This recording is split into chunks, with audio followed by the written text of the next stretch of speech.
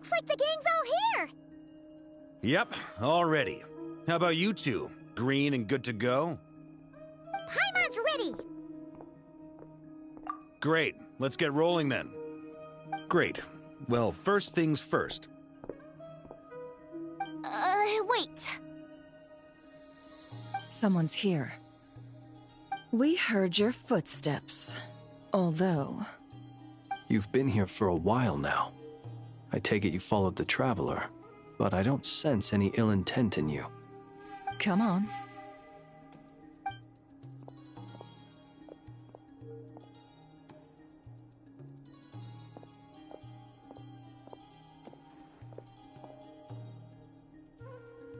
I figured it wouldn't take you long to notice me. I come bearing news from my lady, the Knave. Dottore went through the motions of returning to Snezhnaya, but it was obviously a facade. However, he has not returned to the Kuvaki Experimental Design Bureau, nor has he made an appearance in Nasha Town. Well, in that case, he'll be in his lab way up north. I always wondered why he applied for his own private pad. He was planning this all along. Tell them that Sandrone and I will go on ahead. If they still intend to pursue this matter, they should meet us at the research center in the northern tip of Krai. Nice of Columbina's two best friends to think of us. We appreciate the heads up. Our sincere thanks to the Fatui for your aid. Lady Damselette may have left our organization, but at least some of her colleagues remain genuinely concerned for her well-being. Not to mention that the Doctor's increasingly cryptic conduct gives us great cause for alarm. We have crossed swords many times before, but it's not personal. We're just on different sides. We don't lack humanity. And so, as fellow friends of Lady Damselette, it's only right that you should be in the know about this. Arlecchino's situational awareness has saved us a lot of trouble. I'll leave the map here with you. If you do decide to head to the research center, please proceed with caution.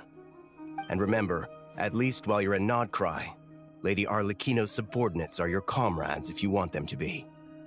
This is very accommodating of you. We can't thank you enough. Just doing my duty. I shall take my leave now. If you need us, you'll find us at the Experimental Design Bureau.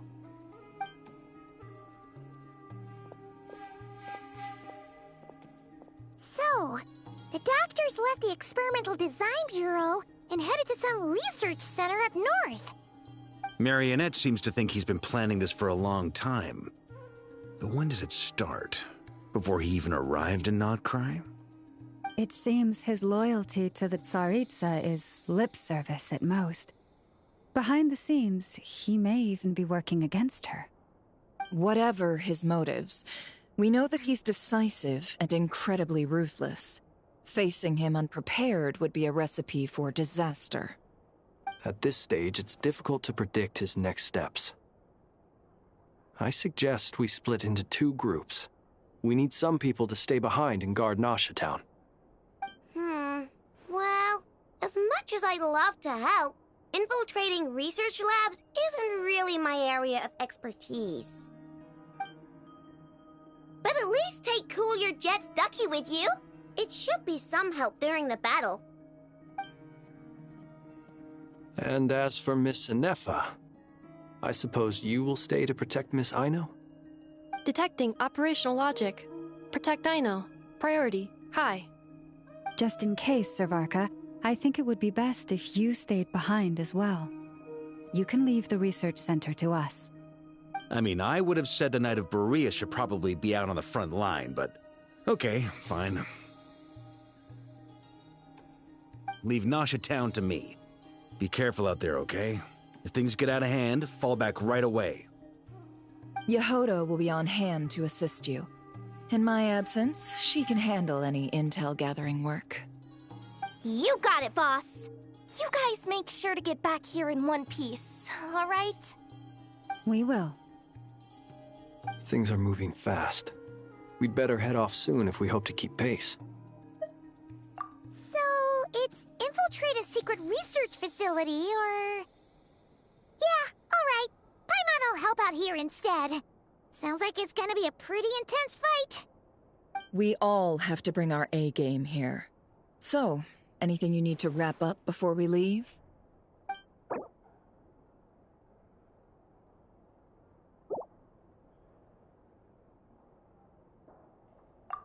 Then you'd better get going.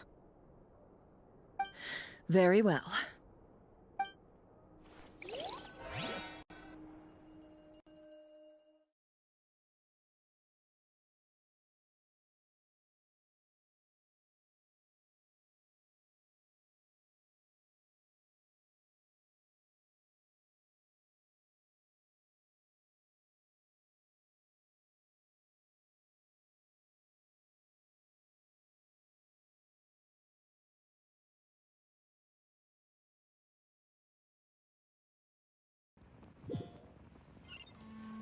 All these broken machines on the ground. Someone got here before us. Could it be Arlecchino and Sandrone?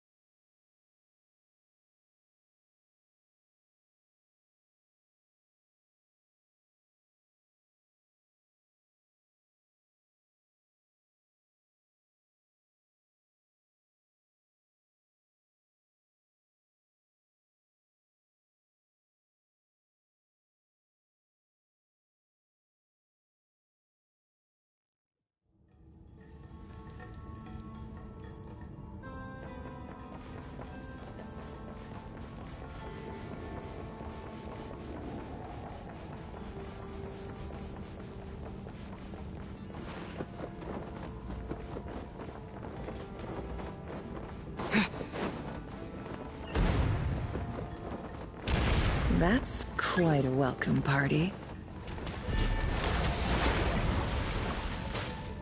With one heart, we... It all adds up.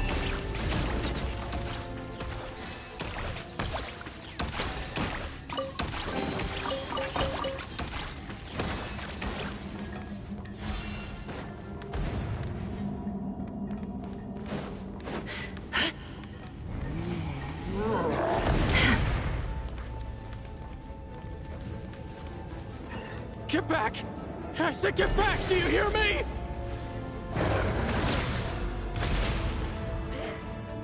Why isn't it working? No! Don't come any closer! Don't!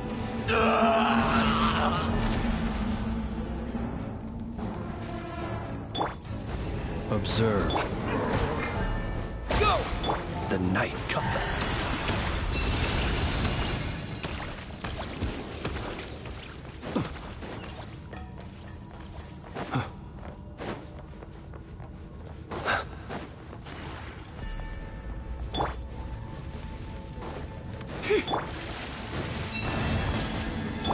Close your eyes.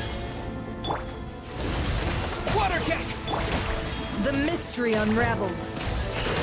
No more lies. Time to come clean. You poor soul. May your spirits find peace. Grab that key on the ground. We'll probably need it at some point.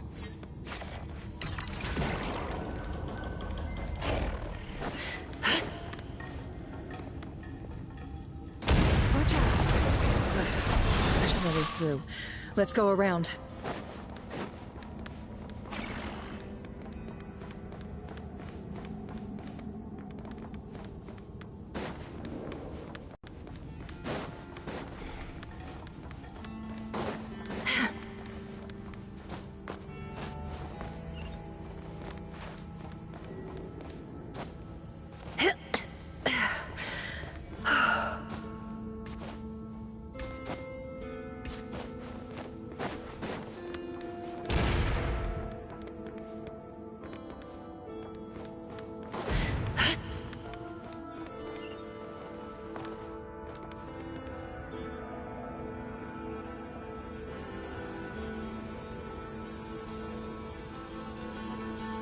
What the? Trespassers? Here? What's wrong with you people? We're looking for the doctor, and we understand he might be here. I see you're fleeing the facility. You looking to settle a score with the doctor? Good luck with that. I don't think you have many chances left. Perhaps. But you might have a chance to live if you start talking. 2 other Harbingers had the same idea as you. They're already inside. But what good is it gonna do? The doctor wouldn't do something like this unprepared. Seems to me that you're not too thrilled about being his subordinate. Also, is it just me, or do I sense monsters nearby? If you'd prefer their company to ours, that can easily be arranged. We need to know what the doctor is up to. Please, if you know anything at all, tell me. This is about more than us versus the doctor. His actions could have consequences for all of Nodkrai, and perhaps even your homeland, Snezhnaya.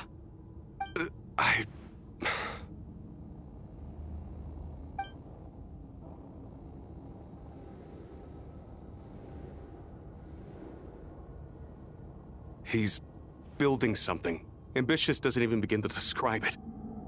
Feels like this could be the big one. God knows how long he's been planning it.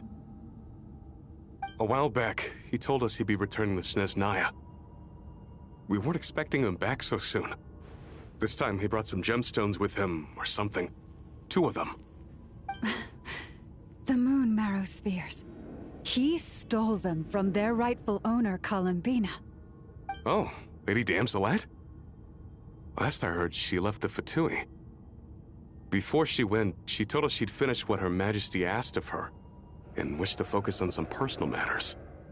I remember thinking that leaving us might not be the best choice. I mean, I always looked up to the captain the most, and... Back when this all started, the higher-ups dispatched 3 units to Nodkrai to execute their plan. They were led by the Doctor, Marionette, and the Damselet, respectively. I was a part of the Damselet's unit to begin with. She never really interacted with us much. In fact, she seemed sort of detached from everything. Not because she was distracted, just felt like she was indifferent to the world around her. Like she had no stake in anything that happened. She always seemed like she was staring off into the distance. Almost as if she didn't see anything worth living for in the present, so she had to look further afield. That's right. She always used to stare up at the sky. The Doctor used to stand nearby and watch her. Apparently they got along well at first, but somewhere along the way, she grew wary of him, and started avoiding him as much as possible. After she left, everyone in our unit merged with the Doctor's. He's similarly indifferent to the world, except when it comes to the moons. He seems to have big plans for them. Right now, obtaining the 3 moons is his #1 priority. He even said, if he can only get his hands on 2 of them, he'll create a 3rd one himself. How would he create an artificial moon marrow? Maybe the knowledge he gained from the Hyperborean phantoms has something to do with it. Thank you for cooperating. We appreciate the level of detail. I get the sense that you'd serve under Columbina again if you had the chance. Would that be fair? No, she's no longer a Harbinger. As a member of the Fatui, my loyalty will always belong to the Tsaritsa. I'm only telling you all this because I don't completely trust the Doctor. His actions do not align with the goals that first brought us to Nodkrai. I understand. We'll do everything within our power to stop him. The Knave's unit is based at the Kuvaki Experimental Design Bureau. Maybe you can seek refuge with them. Well, now we know what's going on here. Artificial moon marrow. He's likely well on the way to completing it. Dottore's technological capabilities are far more advanced than I thought. I fear this could get ugly. Everyone, prepare yourselves.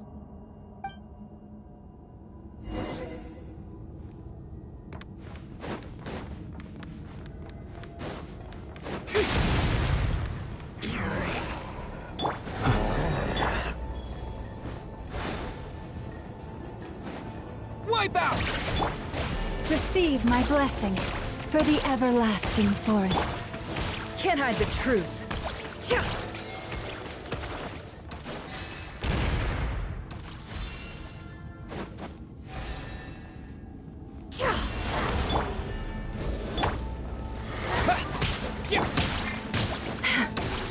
thin.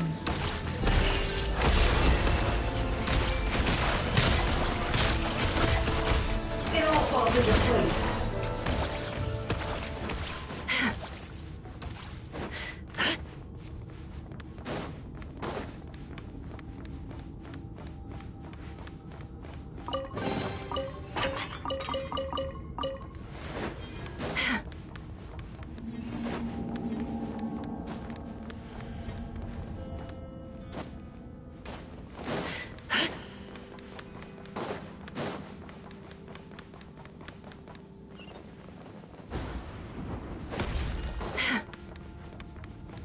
It all adds up.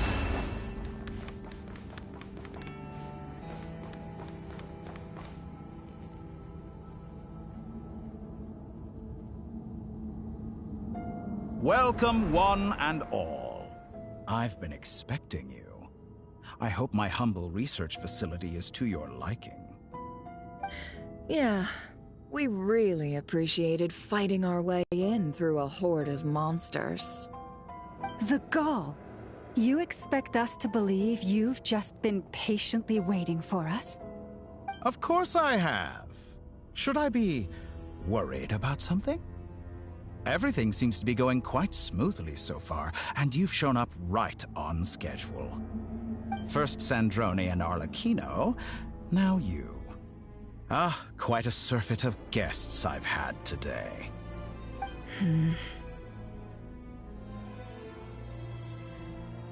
If you were looking for them, I should probably mention that Arlecchino disappeared as soon as she entered the facility. As for Sandrone, why, she stood right here only moments ago demanding answers from me at the top of her voice. Hardly out of character. She never was one for basic courtesy. But I have to admit, I was a little surprised to see her showing concern for someone besides herself. Does everyone you associate with undergo such a change in temperament? Speaking as a researcher, I have to say, it is not a change for the better.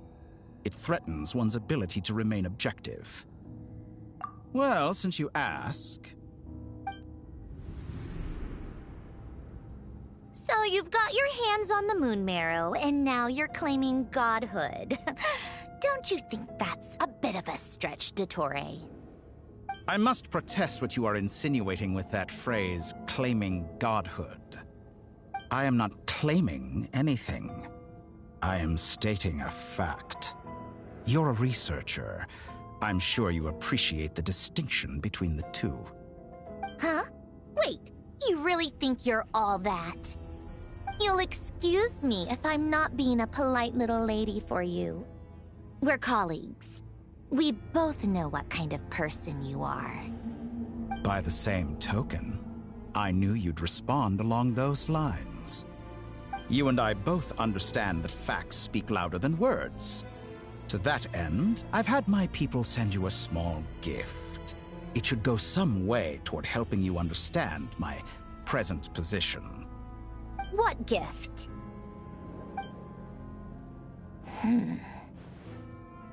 Where have all your troops gone? Who knows? Perhaps they are already marching toward a new world, following in the footsteps of an unknown god. As vulgar and arrogant as you may be, dear Sandrone, I have no intention of taking out my displeasure on your subordinates. They will enjoy equal rights to my own. You sent your people to the Experimental Design Bureau? That's the Tsaritsa's property!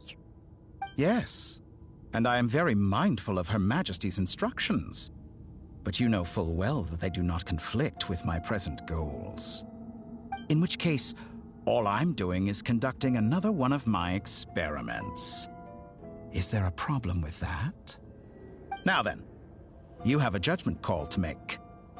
Am I simply lying to stall you? Or is it possible that every word I am saying is the truth? In which case, your subordinates really are in danger. So now you've turned on fellow Fatui soldiers. You're completely insane. I have set a new rule for myself. Each person gets one chance. Naturally, that includes you, Sandrone. If you wish to leave, I won't stop you. We are colleagues, after all. Scumbag!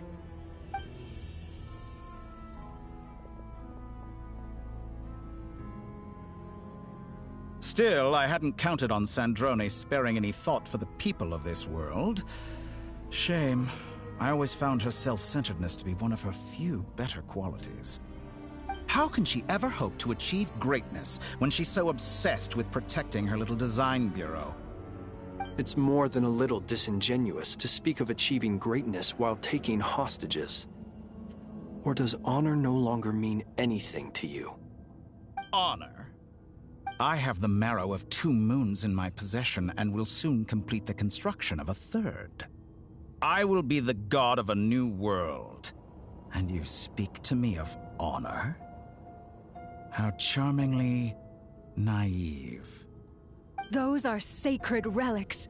You do not deserve them.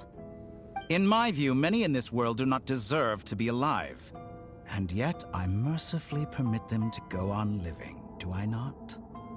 You'll come to regret your actions. Will I now? Let's see if you can make me.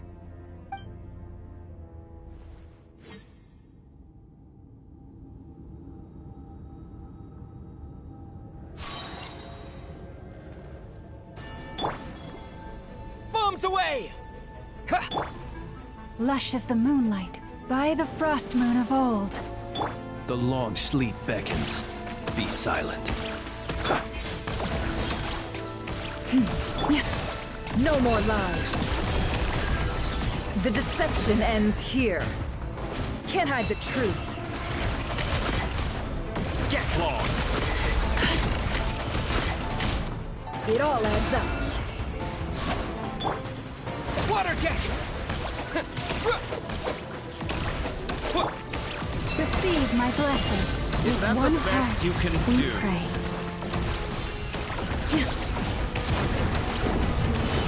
Arlecchino. Thanks for the assistance. Arlecchino.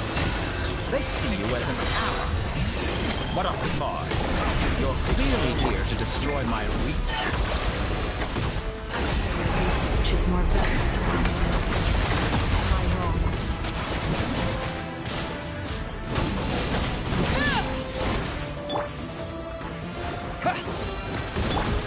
Close your eyes. Branch into song. Can't hide the truth.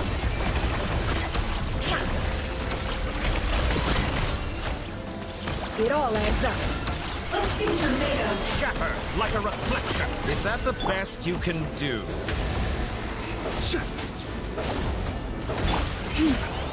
Lush as the moonlight. No more lies. Time to come clean. The deception ends here. Your actions betray your fear of me. Can't hide the truth. Let's see what they're made of. Observe. Receive my blessing for the everlasting forest. Everlasting as the moon! Overruled.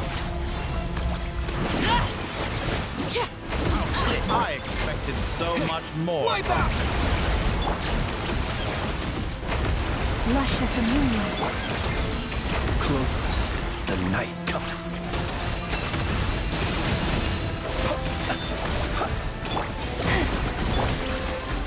Dottore is too powerful with the artificial moon marrow in his arsenal. Fighting him is futile. Quickly!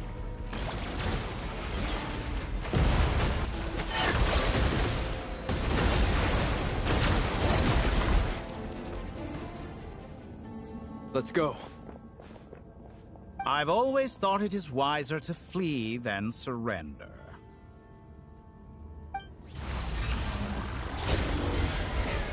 Watch out! What the? Forget about me! You should... Where's the Traveler? It... 'Twas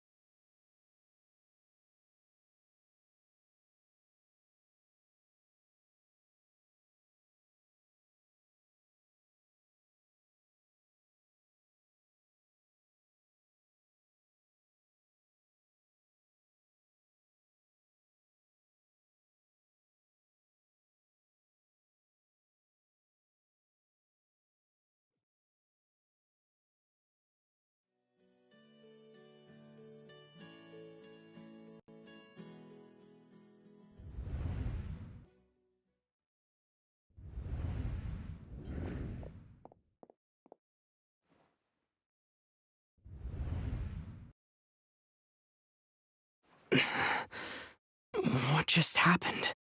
Nasha Town? How did I get here? Strange. I remember being trapped by Dottore during the battle. And now all of a sudden, I'm here.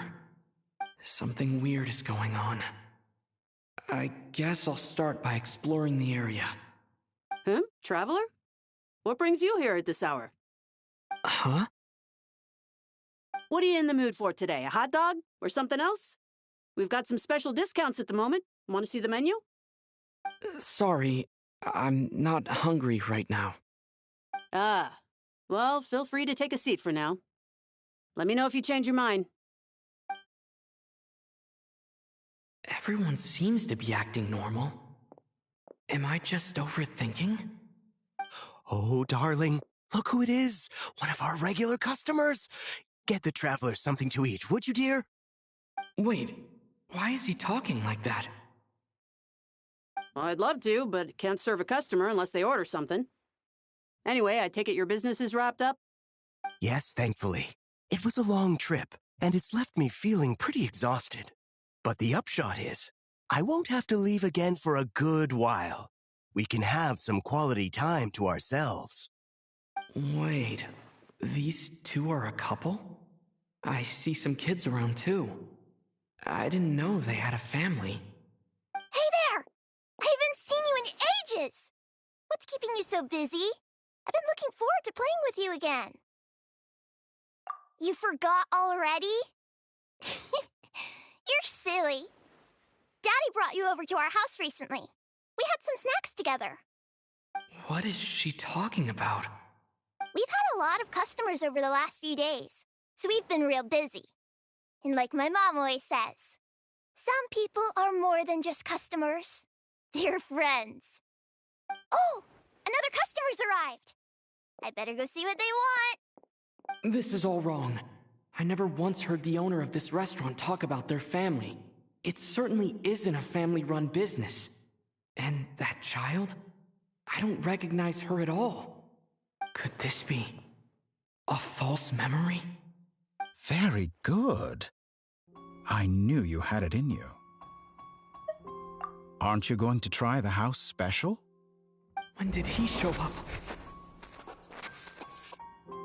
No. None of this is real. You don't seem to like it here. That's fine. We can change venues.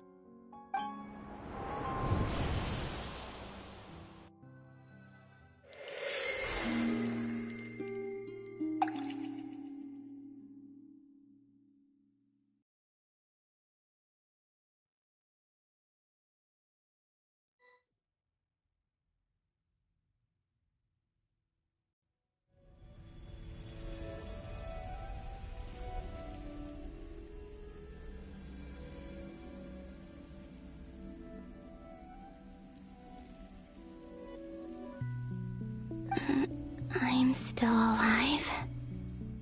Where is this place? It took all my strength to open the moon gate, and then I leapt into it. So this is the moon's reflection? The mysterious realm beyond the gate?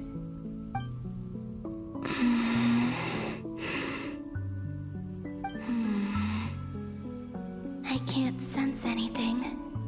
I guess I could try opening the gate once more.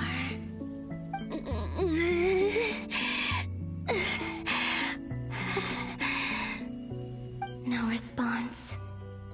Maybe this space can't be opened from inside.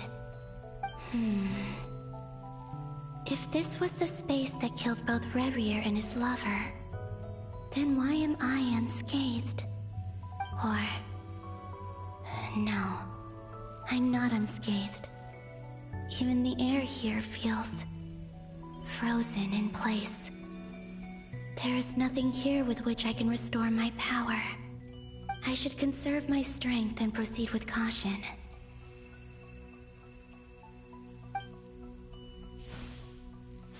I don't believe Dottori's scheming will stop just because I escaped. If there is any chance that I can get back to the others, Any chance at all, I must return.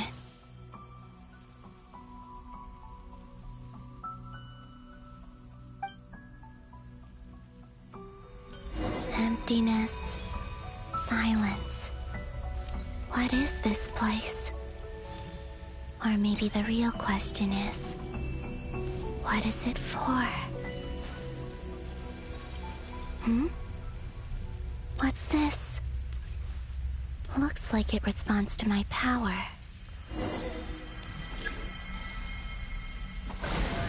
Golden. Like Kuvaki. Is it some sort of guide? And why does it feel so familiar? I might as well follow it.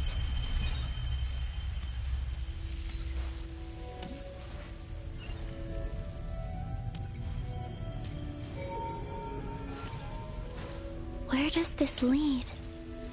Could it be the exit?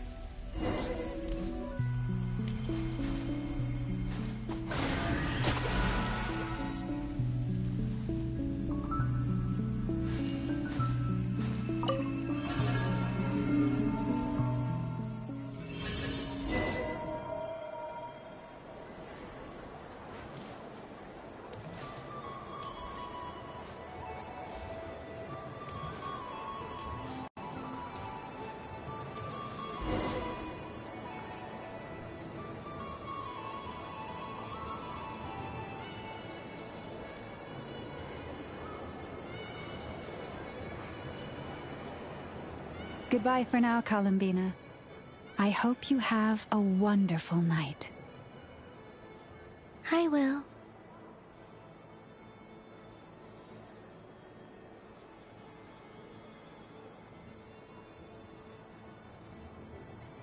Are these my memories?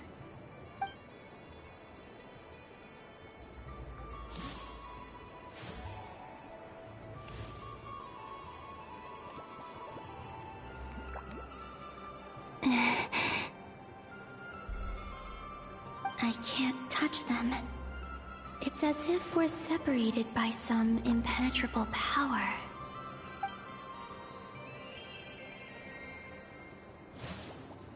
Over here! Over here!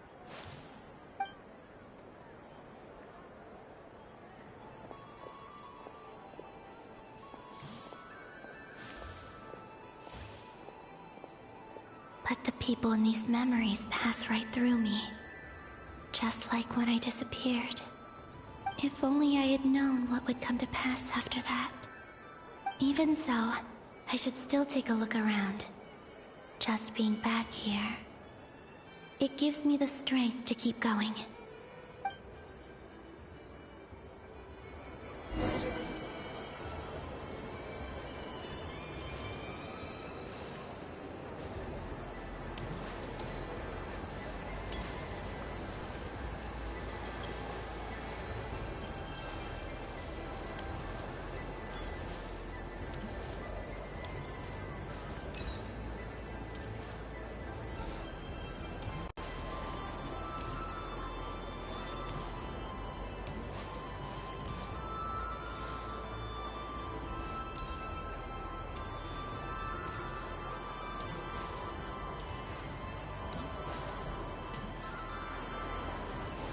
Welcome home, Moon Goddess. Oh, you're the genuine article. Alice was right. This moon prayer night was worth watching after all. Oh, yes. That was the fortune-telling stall run by Barbeloth from the Hexen Circle.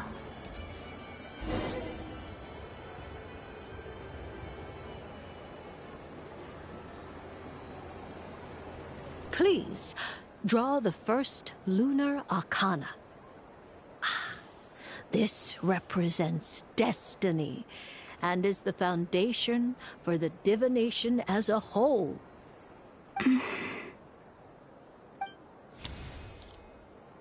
My destiny.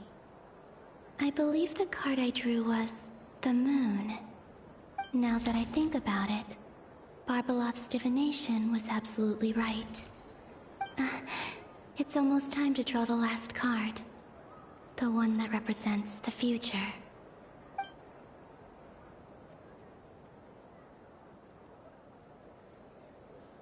That was the card that popped out on its own.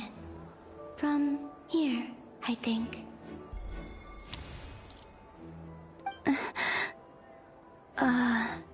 Kuvaki Pulse? What? Fascinating. I've never encountered this before in my role as a diviner. What's going on? Did that card leave the deck? Because of my influence? All I did was try to touch it, and then... Maybe this memory space is not untouchable after all. Are there weak points in the barrier? Or... is it possible that there's more to this space than my memories alone? This card is death. I need to get to the bottom of this. I'll try touching something else.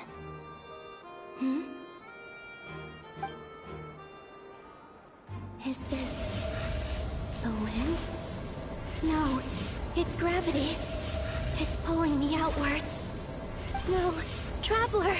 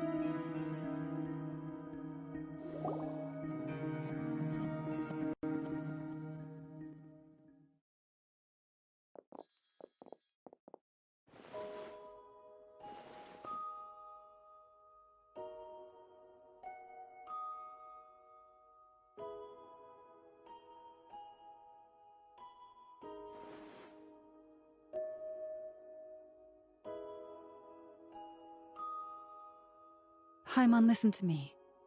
From the bottom of our hearts, we are so sorry. We completely understand how you must feel. The Traveler is trapped, and we all feel responsible for it. Don't say that! Hyman's not a little kid! You didn't leave him behind on purpose! There was nothing you could do!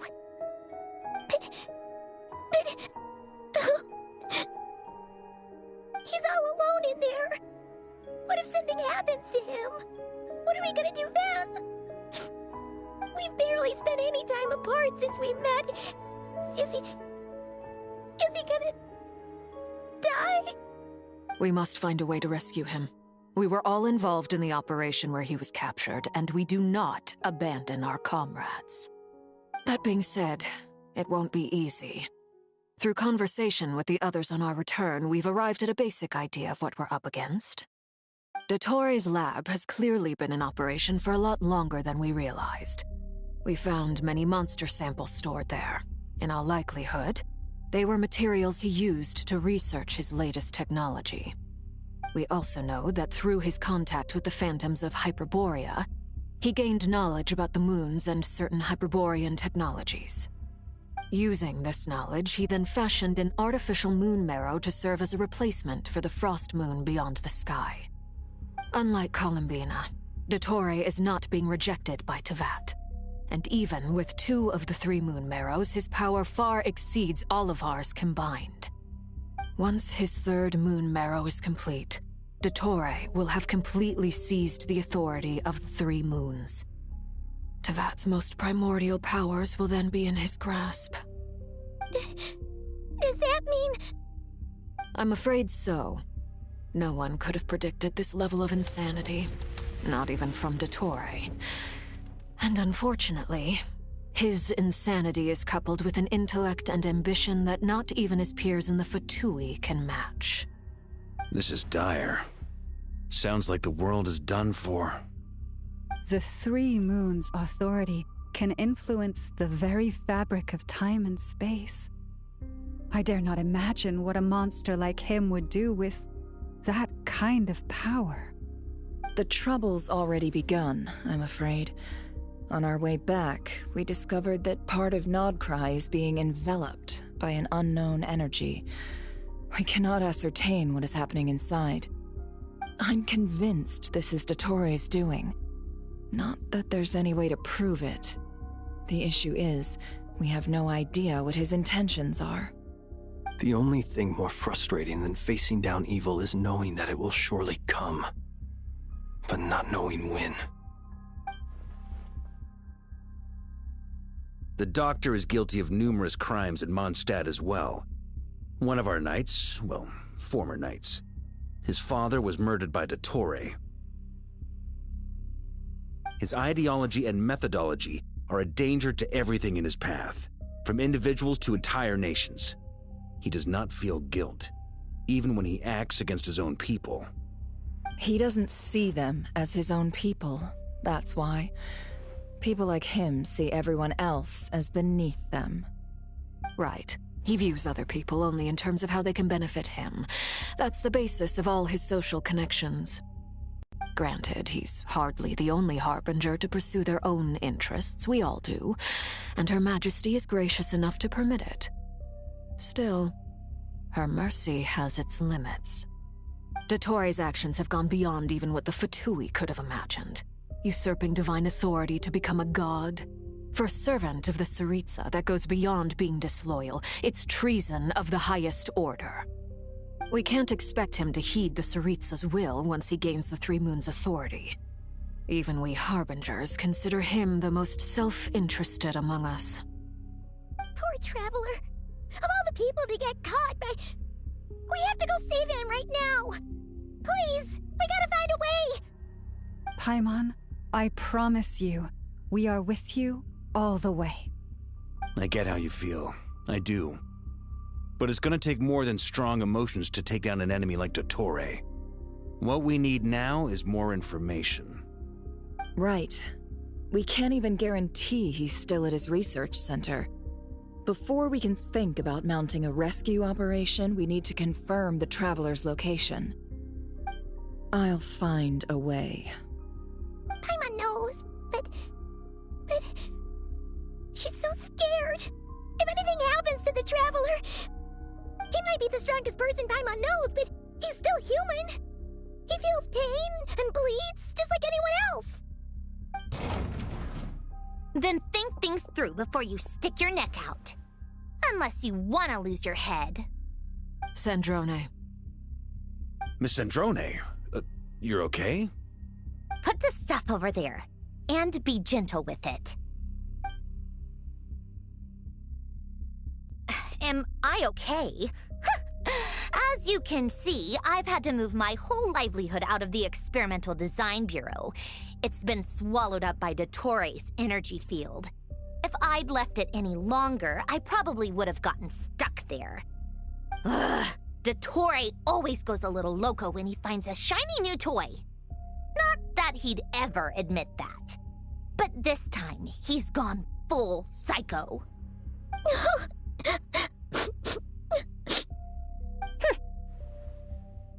Just go ahead and cry already. Sorry. Paimon's not trying to make it seem. It's just...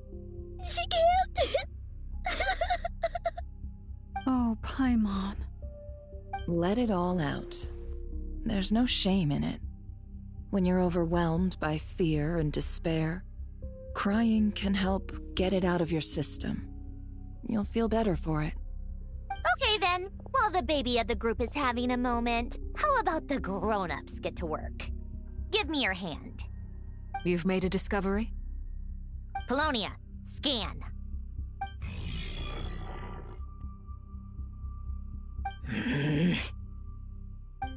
You, hand, now. Oh, I thought you'd never ask, my lady.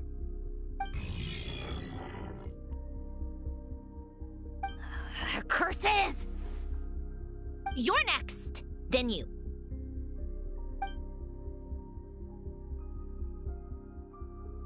Dottore, you son of a...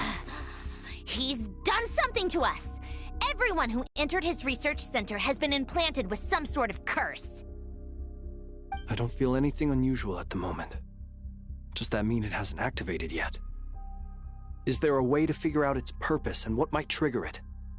My best guess is Dottore created it using the Moon Goddess's powers.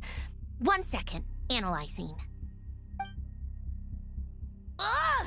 That friggin' maniac! So, what twisted game is he playing this time? The moment I analyzed the energy composition, some encrypted text appeared in my mind's eye.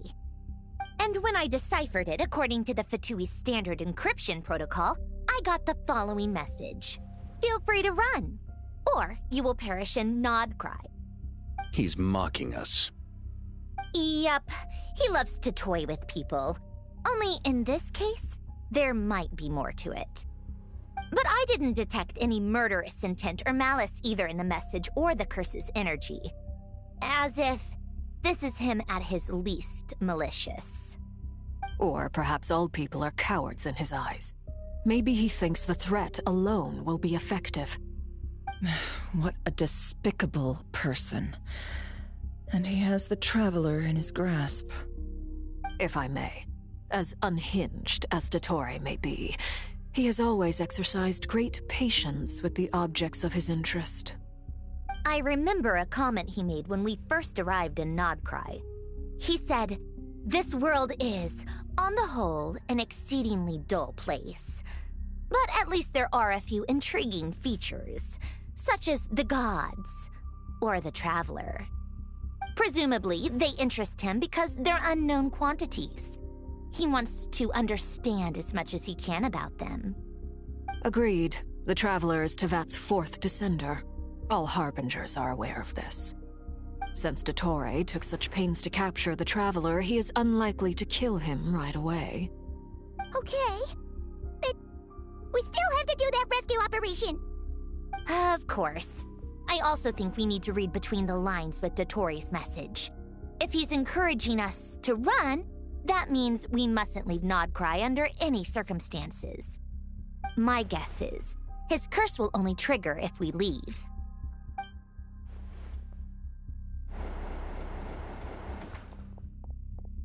We've discovered multiple energy fields. Albedo is still attempting to analyze their structure. He told me to report back first. Each field is slowly growing, swallowing up more of the surrounding area in the process. And the pace of their expansion has increased since we first examined them. He's probably trying to swallow Nod Krai whole. His nefarious ambition knows no bounds.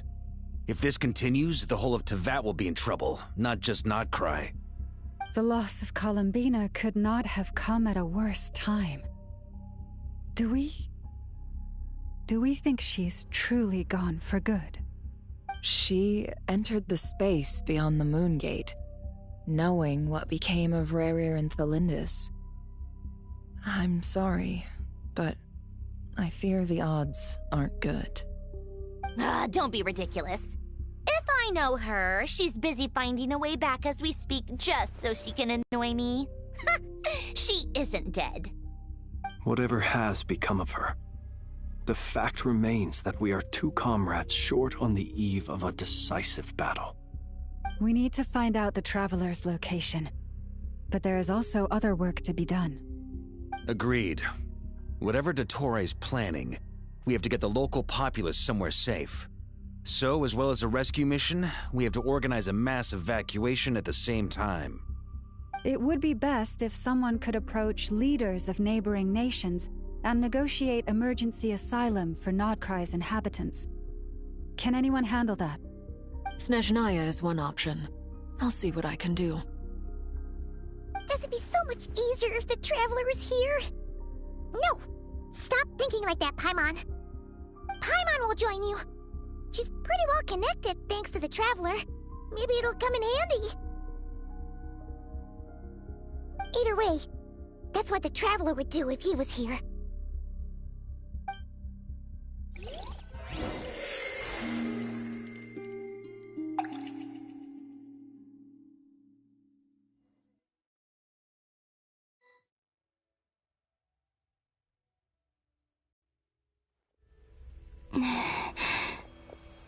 Back here again. That gravitational force that pulled me back.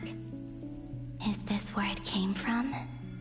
When I saw that memory of Moonprayer Night, I think I influenced reality. Was it just a coincidence? Or... if only I could have sent the others some kind of warning on Moonprayer Night. Maybe we could have stopped Dottore. I feel... so heavy. Does entering that space consume a lot of energy? Well, even so, I have to keep moving forward. Back to emptiness and silence again. I should try and find my way back inside that memory.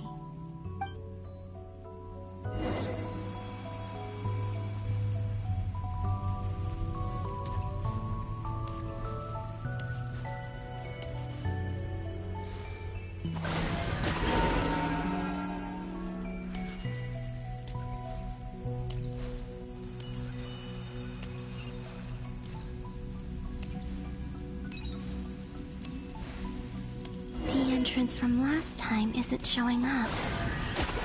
What am I Looks like I need to gather these scattered fragments.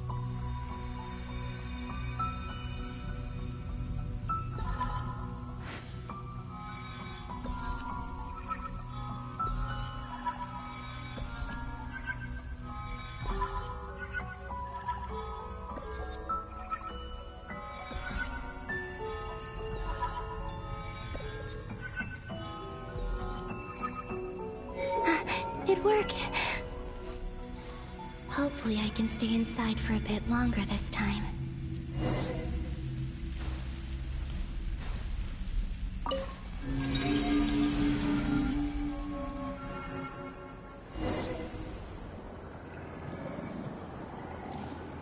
Ad Astra Abyssosque. Welcome to the Adventurers Guild. What? This doesn't look like Moonprayer Night. Extra, extra! Latest issue of the Nasha Express! I don't think I've ever been here. Maybe this space isn't comprised of my memories after all. There aren't any festive decorations around. Is this Nasha Town after Moonprayer Night ended? Did Dottore's plan not affect the town? Or is no one aware of what happened because he used the Three Moons' authority? Let me see if I can influence anyone else.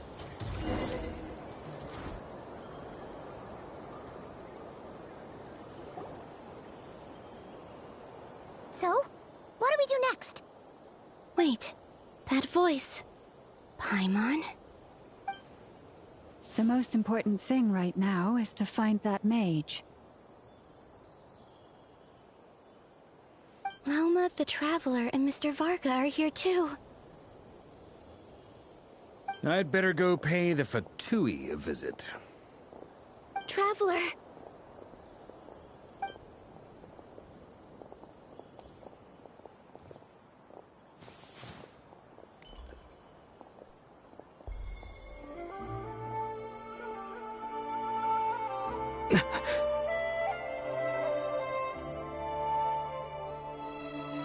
Columbina?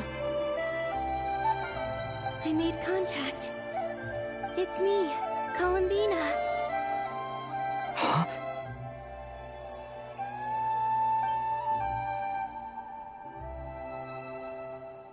Traveler? Let's go! This is no time to be spacing out!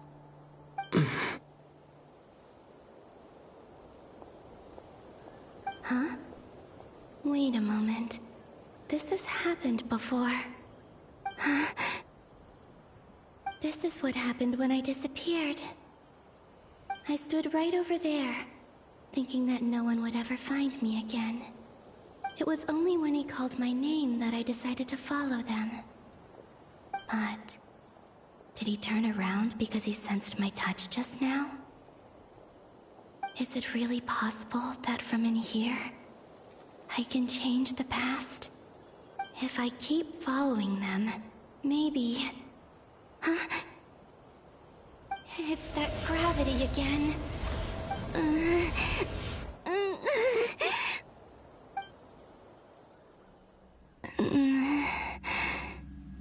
Every time I influence reality within that space, this force intervenes and pulls me back.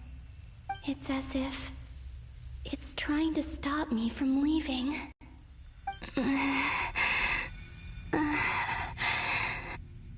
I'm getting weaker and weaker. I'll just have to try another approach next time. Come on, Columbina. Keep going. You have to tell everyone what happened.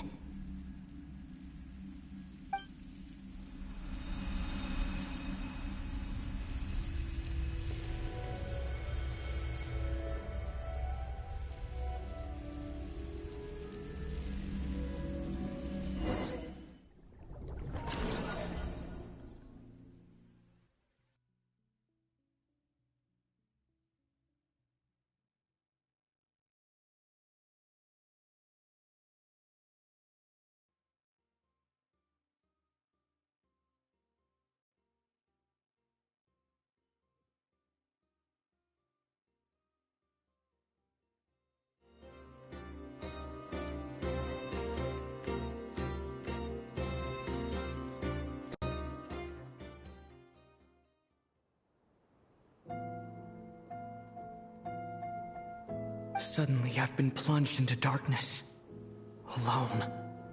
It feels strange. As if something has grabbed hold of me. Is Toray now powerful enough to interfere with space itself? Look at you, standing so still in total silence. I almost didn't recognize you. Hello there, traveler. He seems to be in a good mood. Wait, what's that behind him? Ah, so you noticed. This is the completed Trilune. 2 primordial moon marrows and 1 artificial specimen. You are wary of it. Good. Maintain that reverence. You performed well in that recent battle. Brave and reckless as always. Courage is the sign of a true hero, and impulsiveness is the hallmark of those who strive to advance.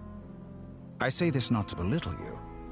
Most creatures are far more timid by comparison. 3 moon marrows? Does that mean the artificial one is now complete too? Well spotted. What do you think?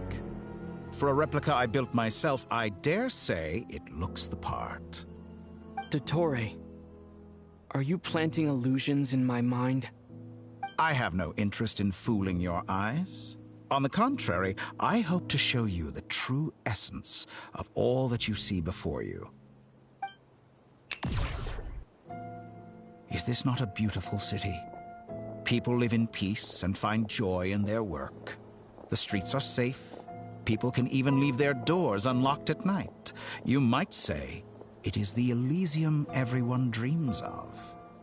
All available data indicates your values and worldview conform with the mainstream. This kind of society should be quite to your taste. False beauty is deceitful. Lies are to no one's taste. I wonder, is it your moral standards that are too high? Or your expectations of reality? Answer me this. If someone existed in a sweet dream from the moment they were born, a dream in which they never once felt pain, which do you think they would consider superior? The dream or the reality? That's pure sophistry. It has nothing to do with your actions. As I suspected. You have yet to understand all of this for what it really is. What do you want from me? You sound impatient. Do you think the only reason I'm keeping you is because I want something from you? If it's not, then why haven't you killed me yet?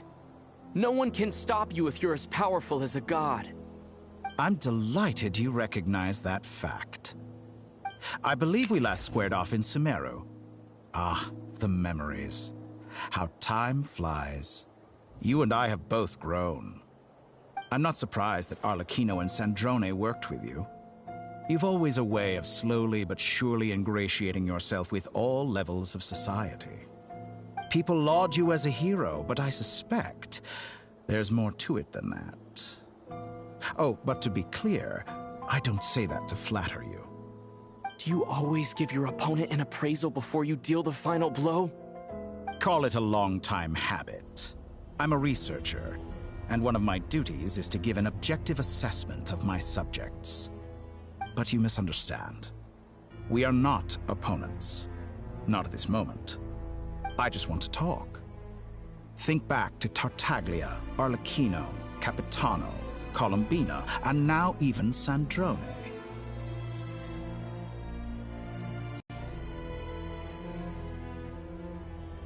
You've worked with each of them in the past. I believe you can work with me as well. What makes you so sure? Well, why not? Should the good associate only with the good and the bad befriend only the bad? I like to think we could have a more mature relationship than that. Surely you don't think all your relationships are grounded in friendship or shared ideals? People come together because it benefits them to do so. If you think of the people you admire, you must surely admit that they have provided some benefit to you. Morality, ambition, dreams. People have plenty of words to embellish the nature of their relationships.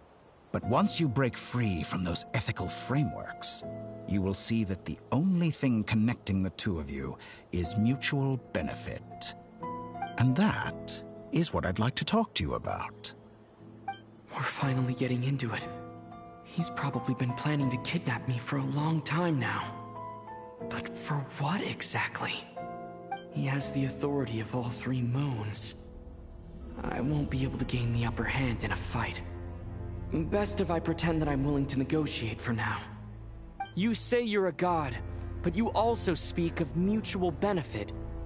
What could a god want that the three moons cannot provide? Excellent question.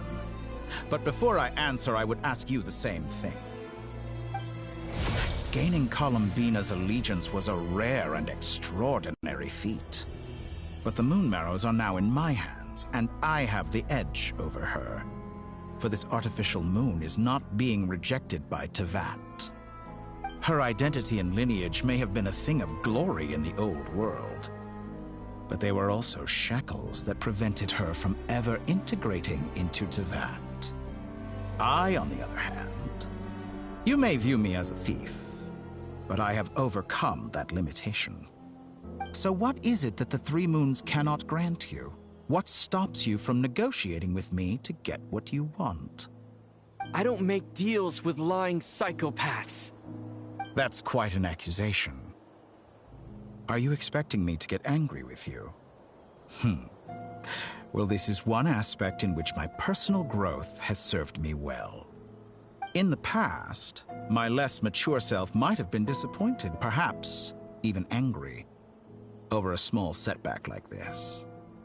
Like when you and Lesser Lord Kusanali joined forces to oppose me, for example. But things are different now. Just as the rich do not quibble with the poor, I no longer find myself perturbed by these trivial affairs. Human relationships end with conflicts of emotions and interests. But relations between humans and gods are different. And ours is even more unique. I have ascended to the highest heights and laid claim to unprecedented horizons. And you were no ordinary person to begin with.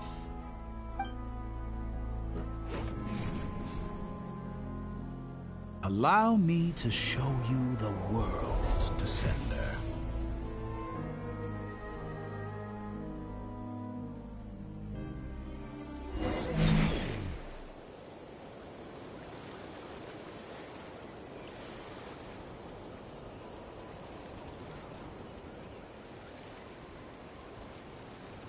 to stand, walk, jump, sit, and lie down.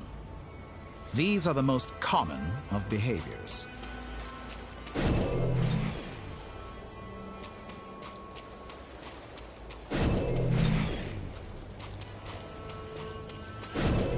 Have you ever wondered why we were born following such laws?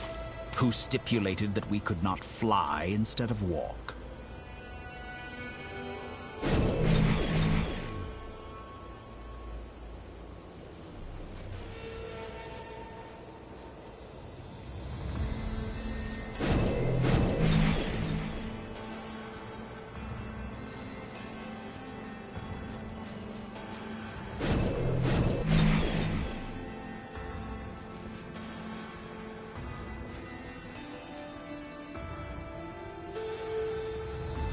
Someone of your talent and experience must surely know of the 4 great rulers who serve the heavenly principles.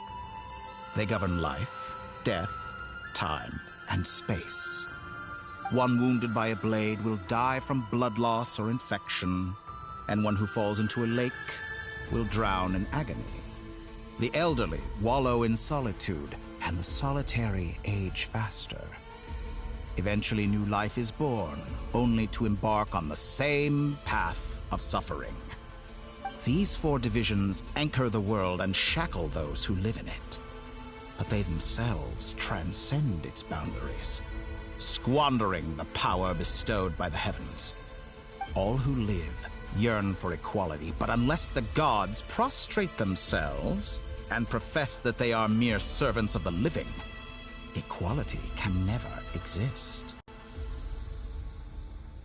Who makes the rules we must live by? Who has the right to restrict us?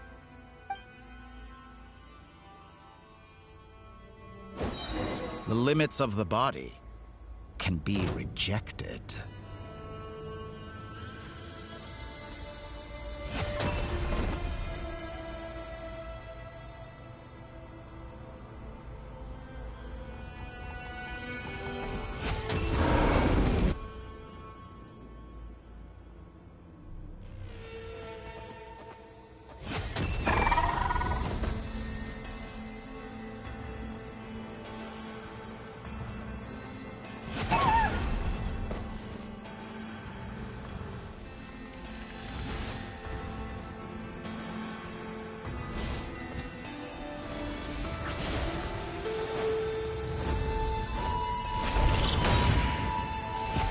How does it feel to be among those with absolute power?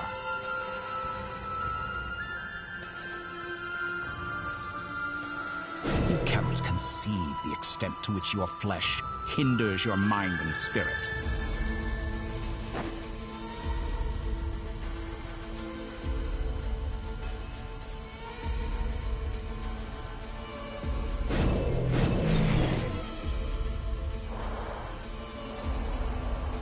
Only by discarding our useless, primitive eyes can we perceive a new world. How narrow-minded we all were in the past. Why should the final answer of the world not be the power that predates those of life, death, time, and space? The power of the Trilune. Through it, I have glimpsed new experimental possibilities. Nature suppressed, authority exiled, souls controlled.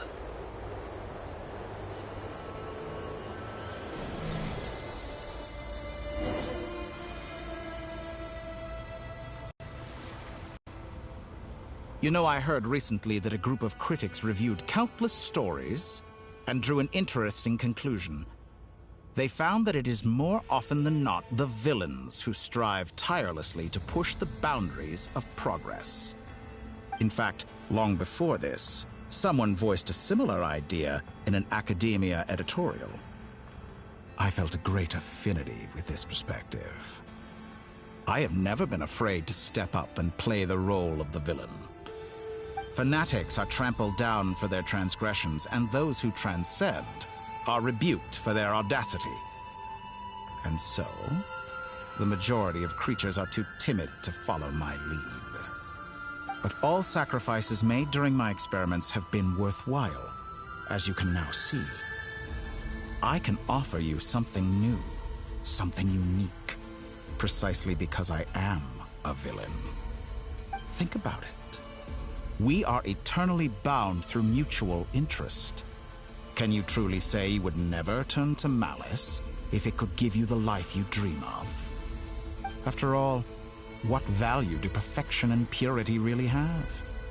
They are fragile and feeble things, utterly tedious.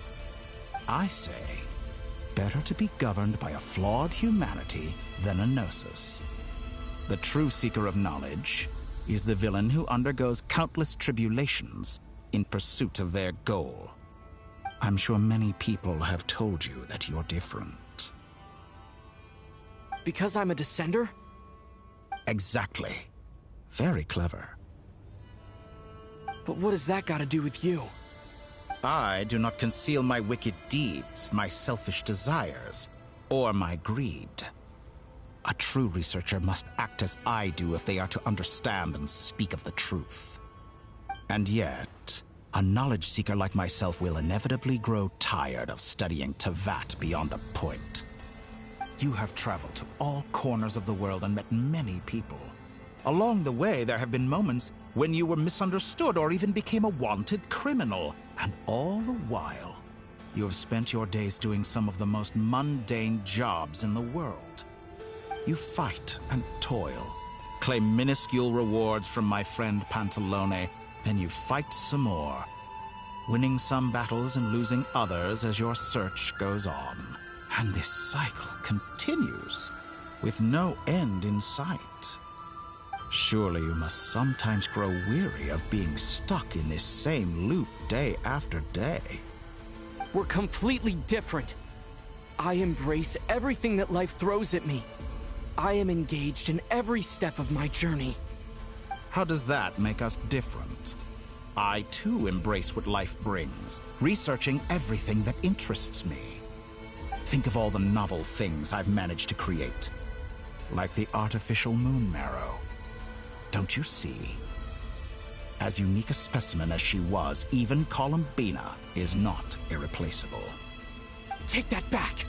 She's gone because of your actions! I didn't say that to anger you. Though admittedly, I don't see what there is to be angry about. Anything Columbina could do for you, I can do better. I know what your ultimate goal is. You wish to walk the path your sister walked, and seek answers from her at the end of that journey, don't you? Someone like you could never understand what it feels like to care about another person the way I care about her. Perhaps not, but that doesn't mean I can't help. I could find your sister right now, bring her before you, and make her give you the answers you seek. Don't be so presumptuous. You'll never begin to understand the situation between us. Oh, no. This is no presumption. I'm only offering what I know is possible with the power of the Trilune. But it seems like you would sooner continue with your journey through this world. Why? Do you truly desire this journey?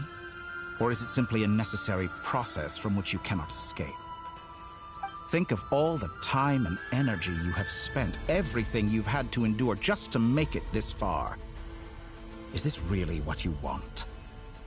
Or has your hand been forced by the promise of that final answer?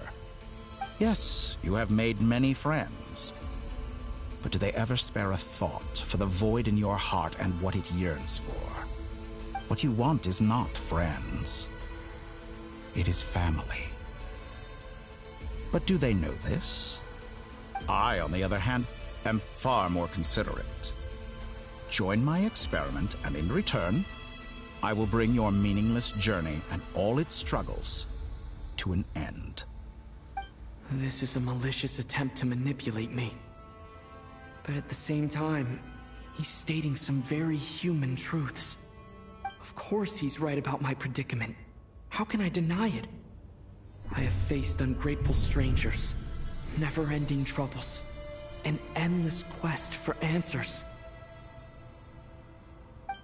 I want to see her. After everything I've been through, words can't describe how much I miss her. How much I want to be reunited with her. Wherever you are right now. Do you miss me too?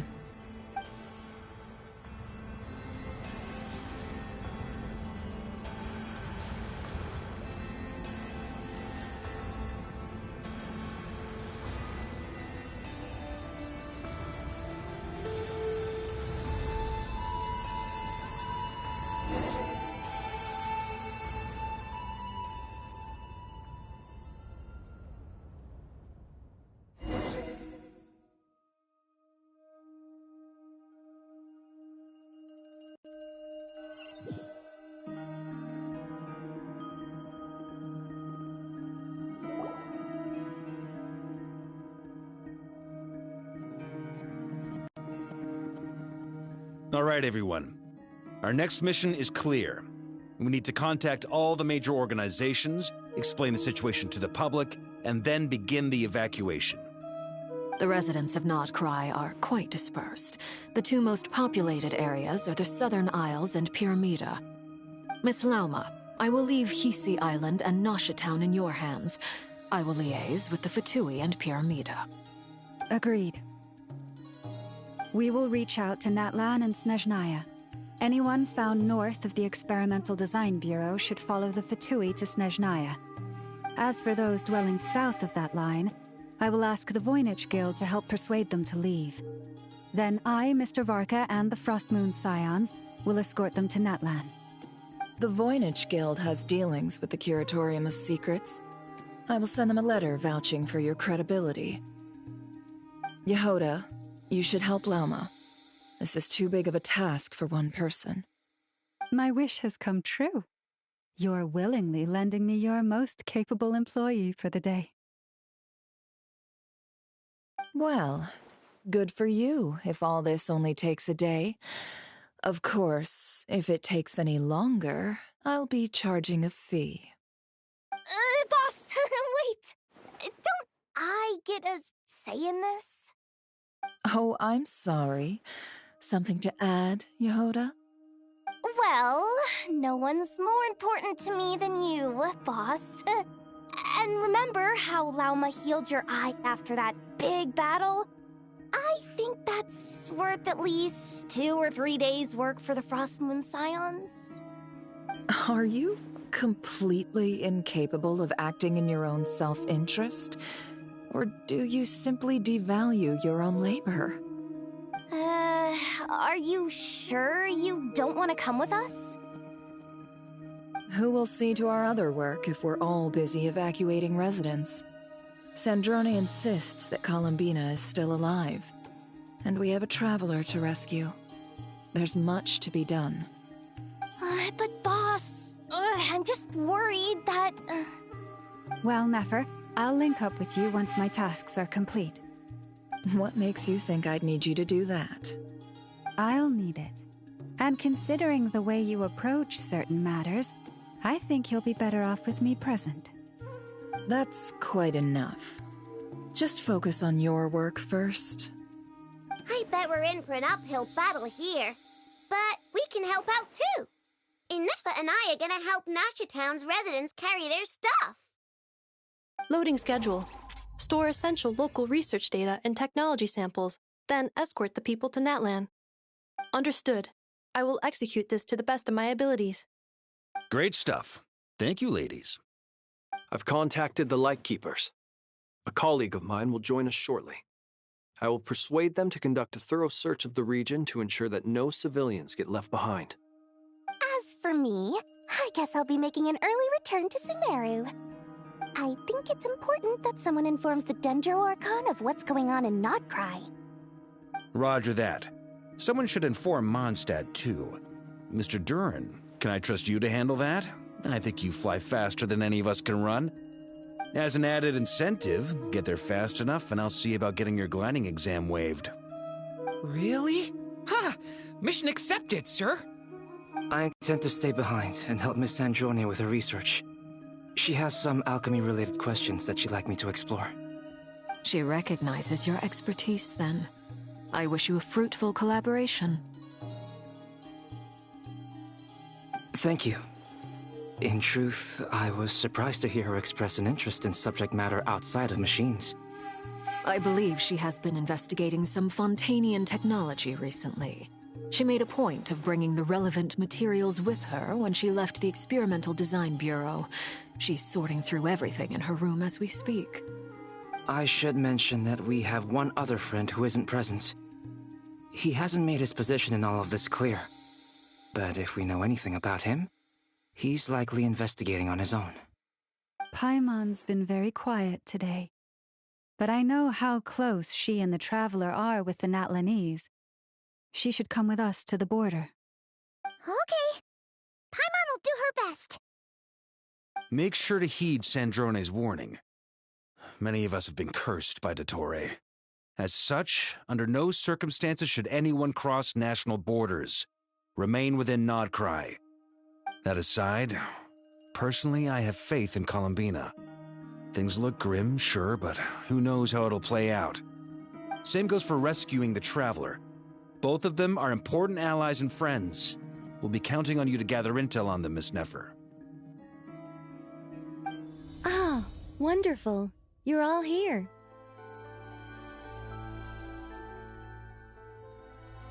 That voice again! Nicole? Whoa, that was loud! And it came out of nowhere.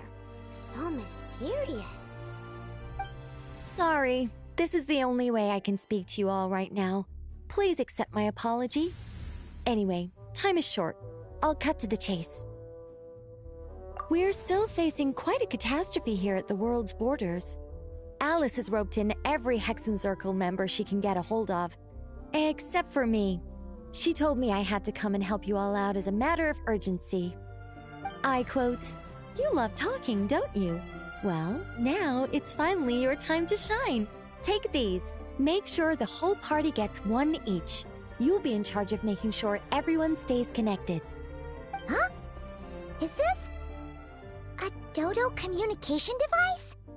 Scanning. Unknown device. Analyzing. Unknown device. Conclusion. Cute.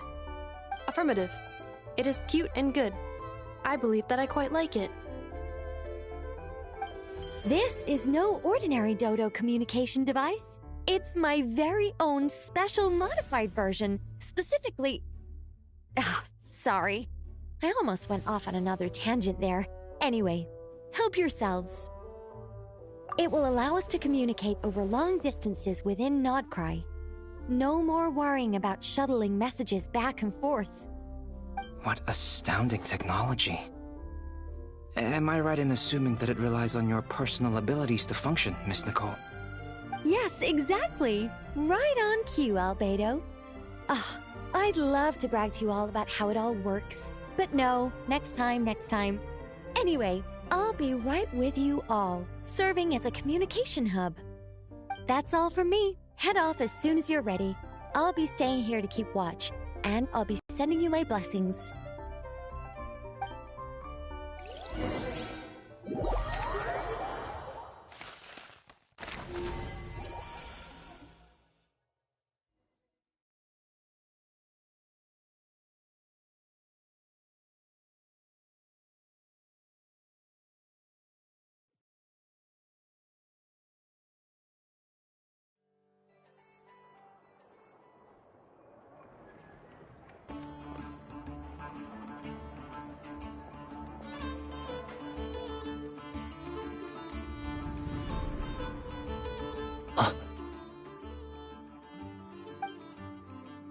Sir Flint.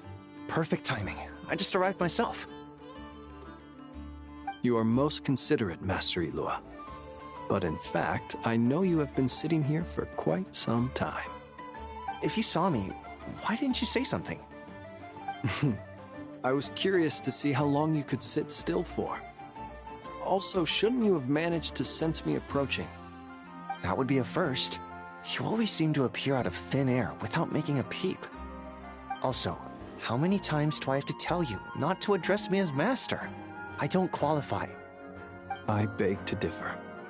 Why should a young man so well versed in social graces as yourself not be worthy of that title? Please, Lord Flint's... Sir Flint's. I'm begging you, don't flatter me into complacency like you do with everyone else. You understand me better than most. My newest acquaintances tell me I love complimenting others. What do you think? I think they don't understand why you do it. You just love puffing people up till they're a big, happy ball of hot air that floats away into the sky. In all sincerity, I can only hope that they bring good tidings when they come back down to Earth. Is the situation that bad? We just held a strategy meeting. Let me fill you in.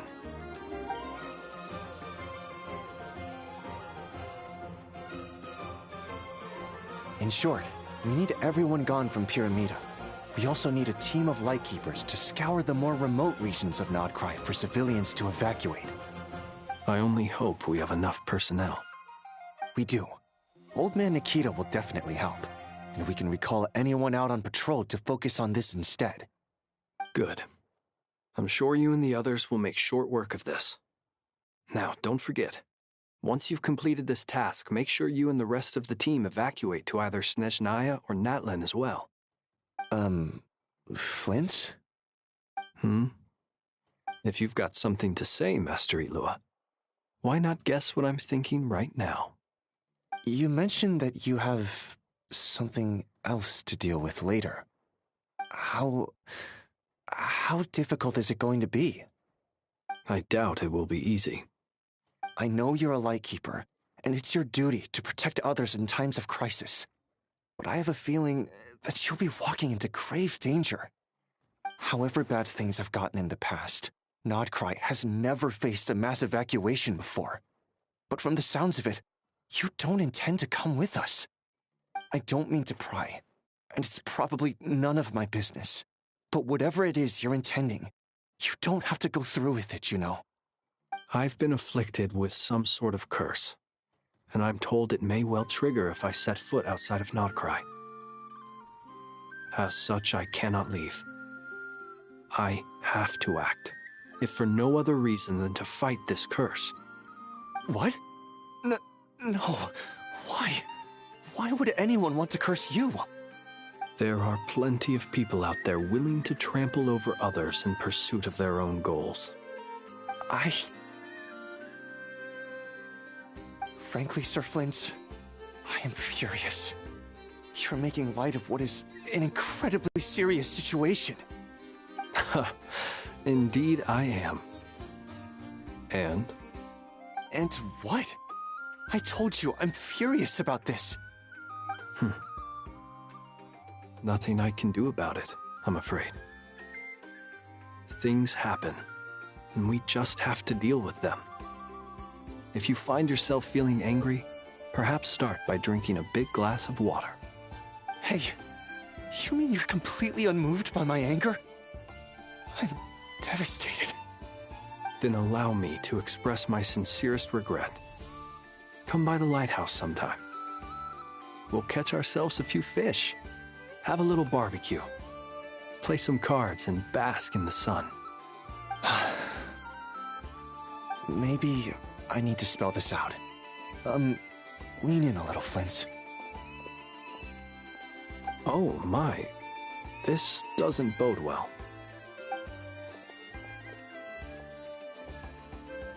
Word is that you were caught up in a real horror show recently. People were amazed that you returned safe and sound. They've been debating whether you're even human. I've returned safe and sound from plenty of crises. When you say people, do you mean other people, or do you just mean you? Fine. I'll be frank. You're not human, are you? Heavens. Now that's a horrifying thought. You know what? Forget it. We'll revisit this once it's all over. A sound plan. Albeit a little ominous sounding. Just promise me you'll come back in one piece, all right? For you, Master Ilua. How could I refuse? Also, please pass my regards on to our colleagues. Tell them, thank you all for your assistance. Please put safety first as you proceed with the operation.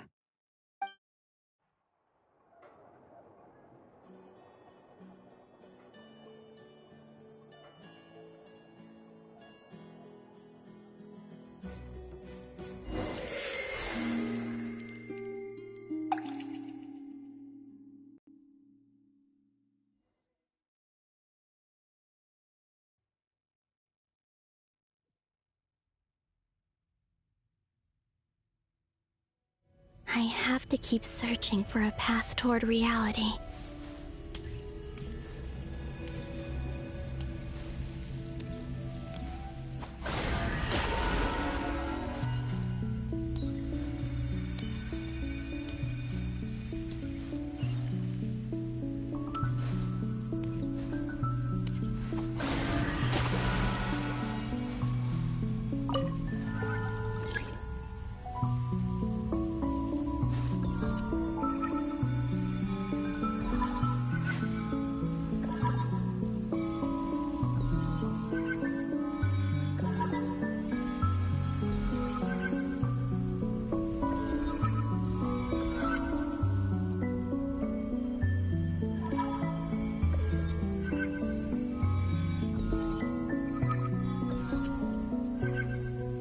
This should do it.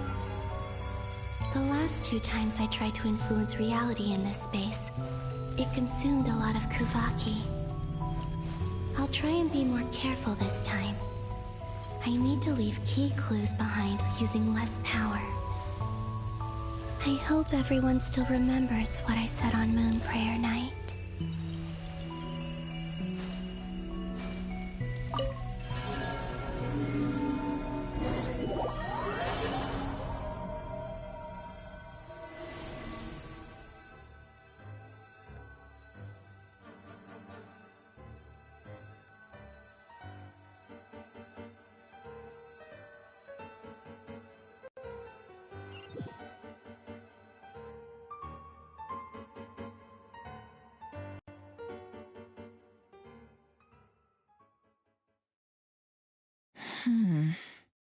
Nothing here either.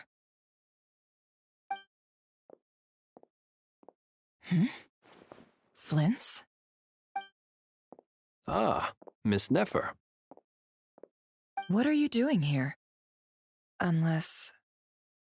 I just spoke with Itlua about arrangements for the search and came for a walk nearby. As for you, why would...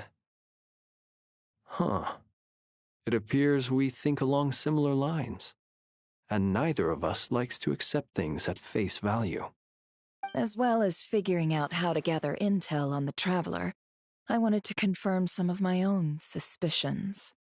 Also, we'll need to bring a lot of force to bear against Ettore, even if we're only looking to rescue the Traveler. We can't leave anything to chance. You don't think Columbina perished either, do you? I'm merely considering the possibility that she survived, just as you are. How much can we really know about a deity like her anyway? Do you remember what she said on Moon Prayer Night? About using moonlight to send messages to us? Of course.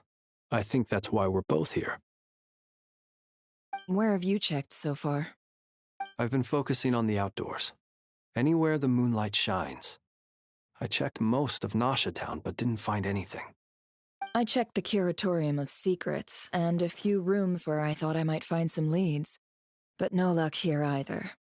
The only places I haven't looked yet are the rooms in the flagship. But process of elimination isn't the only thing that brought me here. Oh, really? What's your other reason? After all that build-up, our mystery ally never showed up even once!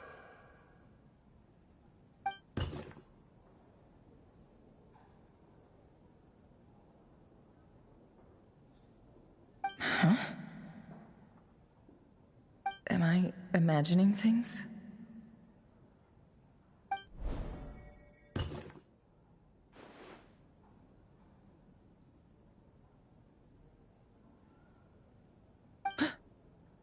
Come on, let's see what's going on. Oh no. I knocked over a vase as soon as I came in. It must have been caused by a Kuvaki fluctuation when I entered the space. Although, it seems like I'm not about to be pulled away this time. It looks like as long as I'm careful with my actions, it doesn't count as influencing reality. Anyway, is this the flagship? The Traveler mentioned that's where he was staying. I only went into the lobby last time, so I've never actually been here before. How does this space work? If nothing else, I can now be sure that it is not simply memory. He mentioned where his room was. I think it's this one.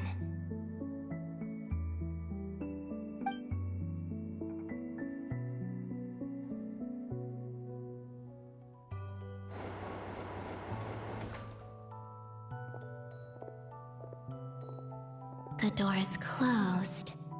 But if this is anything like when I disappeared, then maybe...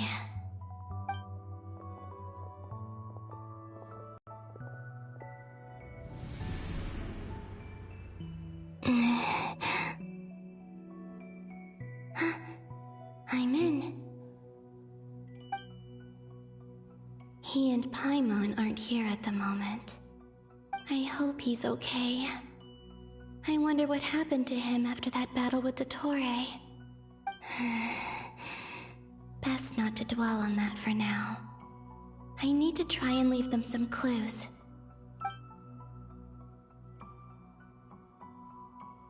Please, Traveler.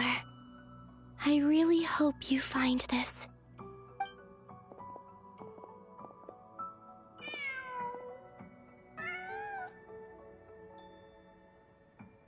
Huh.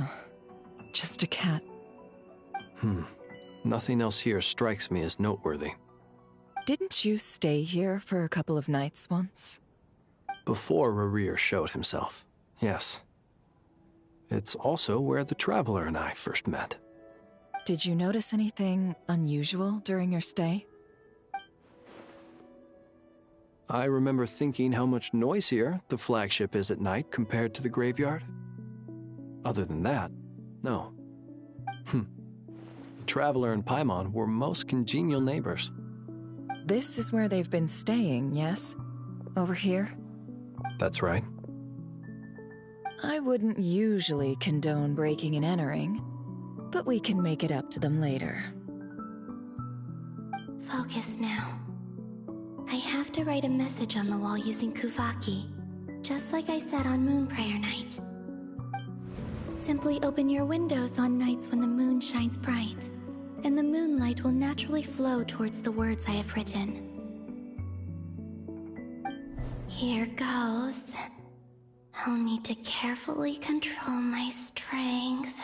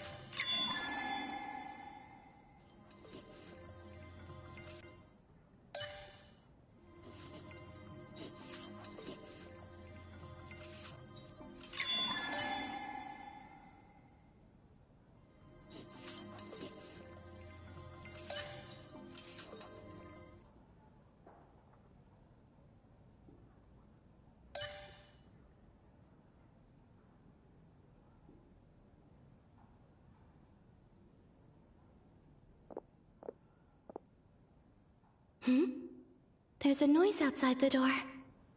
Is he back?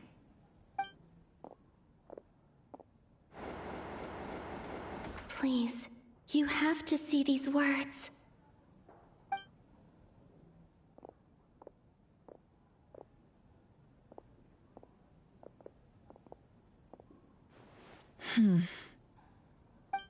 Well, do you sense anything? Unfortunately, no. And this place was our last chance. Not necessarily. We've only looked in Nasha Town so far. Miss Columbina said she would leave messages at her friends' dwellings. It's still worth checking where Miss Lauma lives and where I live.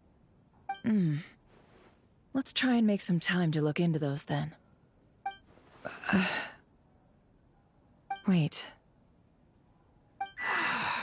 What are you waiting for?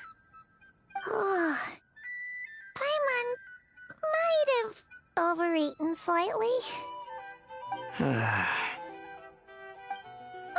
What's that look for? This is a victory feast. It's normal to eat a little more than usual. The Traveler in Paimon. It's really you. But why are they talking about a victory feast? Huh. You worried Paimon sick while you were out there fighting Rare, so this is your chance to make it up to her, alright? Wait. So this is the night after the battle against Rare. How did I end up here? That's quite a long time ago now. Wait. Time. That's it. Every time I've entered reality within this space, it's been at an earlier point in time. Every one of those points has been before I fell into the moon's reflection. And everything I've done to affect reality really did happen in the past. Does this mean that within the moon's reflection, time flows backwards? Starting from the moment I fell in? Not long till Moon Prayer Night now. It's gonna be even livelier than tonight. Although, it's gonna be sad saying goodbye to the damselette. She seems like a really nice person. Paimon. No, I can't. Even if I make contact, they probably won't understand what's going on. And in any case, I'll likely get pulled away again if I do. Instead, I have to find a way to get them to notice what I've written using the moonlight. Wait, even I hadn't thought of doing that before Moon Prayer Night. They'd never conceive of that possibility. Is there truly no other way? Don't lose heart. We'll find a way somehow. Huh? Oh, you say that, but the Frost Moon is beyond the fall sky. If we wanted to go visit her, how would we make it through to the other side? We might not have all the answers now, but I'm sure we'll find a way one day. Huh. Guess someone's gotta be the optimist. The present. The future. That's right. There are still things I can do. What's your plan? Flint's, when you were staying next door, did you ever open the window? No.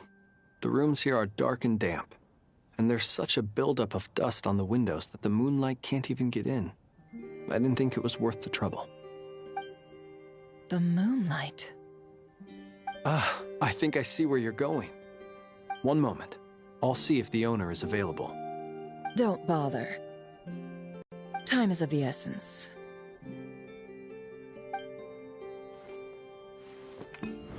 Time. Even if no one sees what I've written at this moment, maybe someone will remember what I said after Moon Prayer Night. I need to write down as much information as I can. And maybe one day...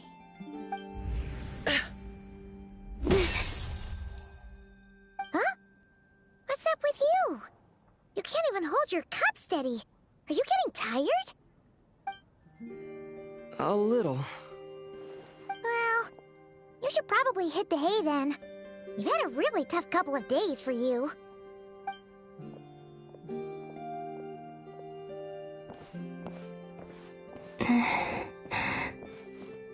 You truly have.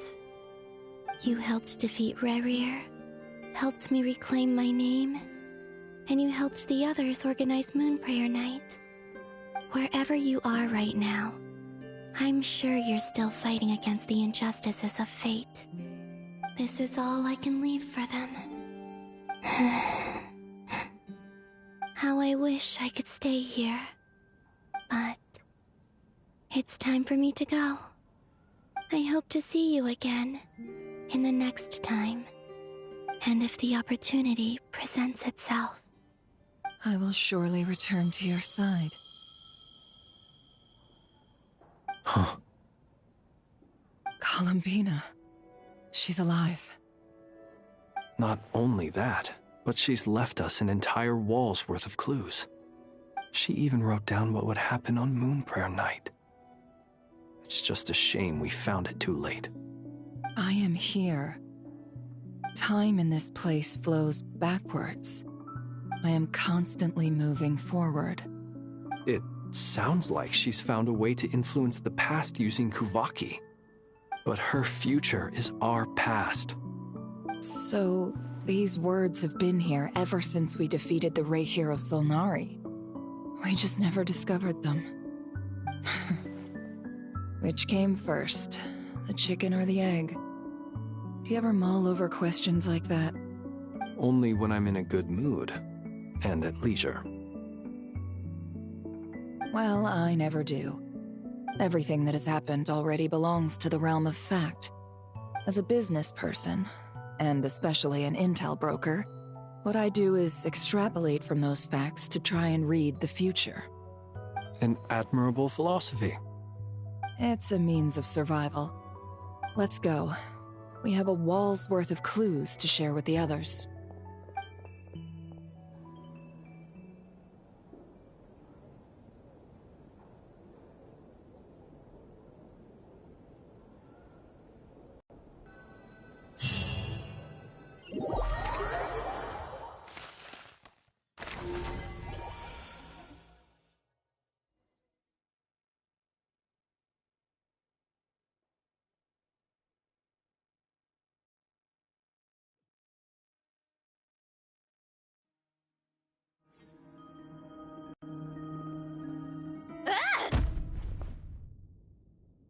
It appears that the doctor's energy signature has changed to something similar to Kuvaki, but not like the Kuvaki we're used to. Not Krai's Kuvaki devices will only have a limited effect on it. I can see why you've chosen to place your hopes in alchemy instead. Also, I must say these books are rather profound. My subordinates just shipped them in from Fontaine. Some of them are from the Narcissenkreuz Ordo. Some are incident reports from Petrichor, and then there's a few test reports for these junk machines. Additionally, after some further scanning, I've discovered something extremely annoying. What's that? Teyvat's skies contain multiple moons. A long time ago, when I did my first scan, I detected 3, just as the legends say. But when I checked again just now, I detected 4 moons. So there's one extra? Yeah. Originally, I thought that if I could still find 3 moons, that would at least mean Columbina's still alive. But then it occurred to me that apart from the Frost Moon, Teyvat's moons are just husks. And husks surely shouldn't show up in the scan, since they're not alive. It's weird, isn't it? If we can't even distinguish between a dead and a living moon, how are we supposed to know whether a moon goddess is still alive? Or does this mean that the moon marrows are equivalent to the moons themselves? It's certainly possible. In which case, the 4th moon you detected may be Dotori's artificial creation. So he wasn't bluffing. He really built his own moon marrow. Ugh! I'm so mad right now! It's easy to get overwhelmed when you have too much on your plate. Maybe you need to relax. Perhaps try going for a walk. Or simply take a few deep breaths. Nothing can calm me down at a time like this. I need more time, and I need progress.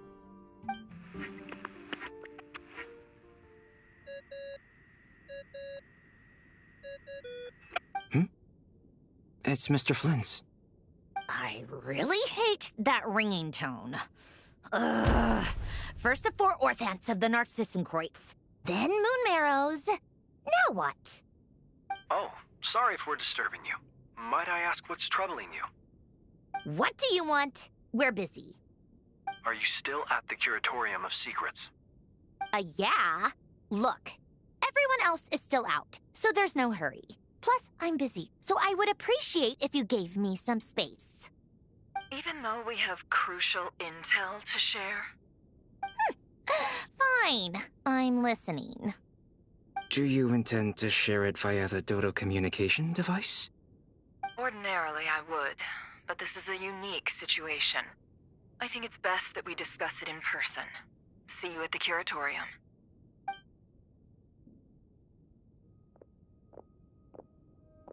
All right, then. So, what's the situation? The rest of the team is still out working on their missions and evacuations, but we've decided to fill you in on the most crucial information first. Sandrone, you were right. Columbina is most likely still alive.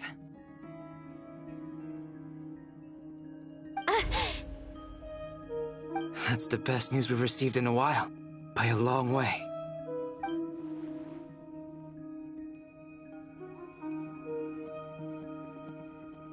Random locations. Appearing in reverse order? Are you serious? So not dying isn't enough for the moon goddess, huh? She has to show off too. Anyway, does this mean we can deduce her condition from the moon marrows? Miss Androne, there's nothing wrong with simply admitting that you're happy to hear the good news. I'm not. And she's the least of our problems. We're facing a huge crisis. If she can't control the flow of time in there, she's just gonna keep moving backwards. Different points in time won't intersect, and she'll never find a way out. Let's say life begins with a drop of water. When did time begin? The moment this planet came into being? No, that's not right. Her final destination would be the moment at which the space she is in was created. But it doesn't seem like we can influence that space from the outside world. So how can we help her? Also, if she's alive, Rerir and Thalindus might be too. But as far as we know, neither of them have come back out. That space may not have an exit at all. I'm afraid I must concur with Miss Nefer in this. Can't exactly argue with that. Let's leave it there for now. I've taken notes on everything you said. Will it help with your research? I doubt it's gonna help with breaking Dotori's energy fields. But who knows when it might come in handy. Better to have it all written down than try to remember everything when I need it. All right, I need to get back to my research. Mr. Albedo has made a lot of suggestions that will require my undivided attention. Sure, I'll stay here. I have things to work on.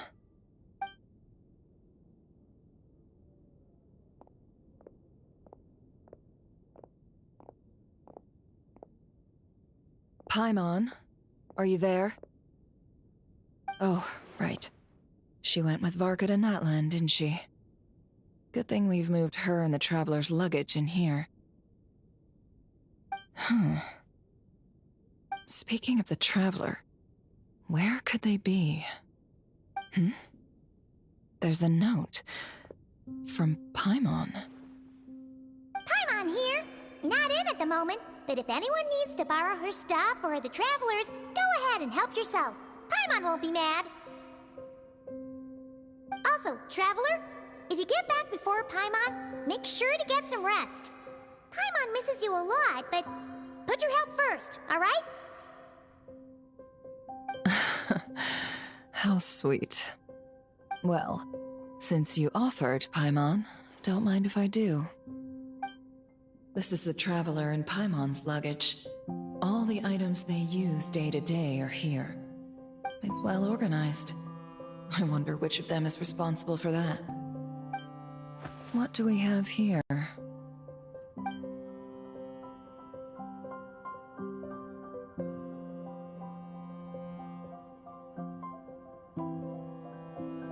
The camera captured a special moment that can only occur between people who are close to one another. You can really sense how the photographer feels about their subject. I wonder why this picture was placed outside. Is it because Paimon recently looked at it?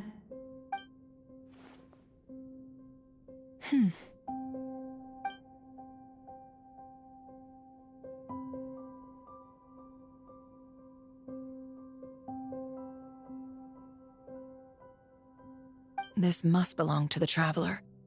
Perfect. I'll use this. Hang in there. We'll find you.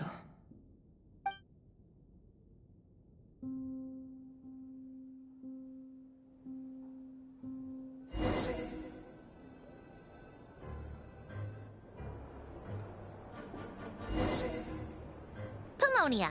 Search keyword world formula and bring me all relevant books.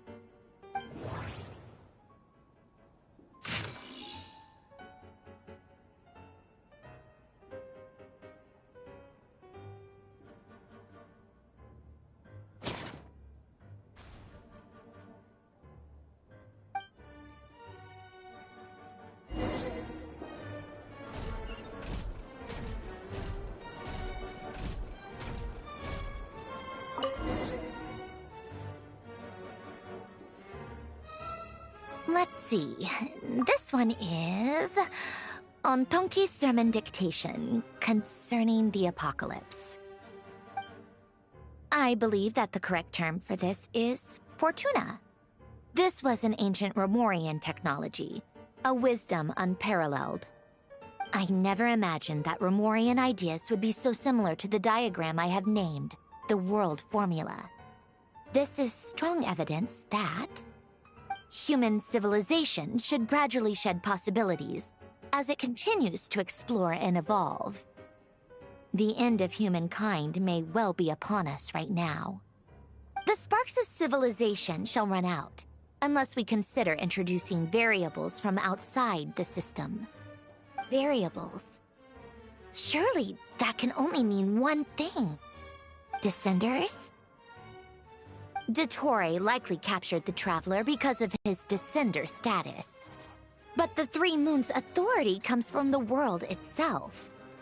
Why would Dottore need anything beyond that? Where does this variable factor in? The world formula calculates the fate of an entire world. Introducing a variable would therefore give us...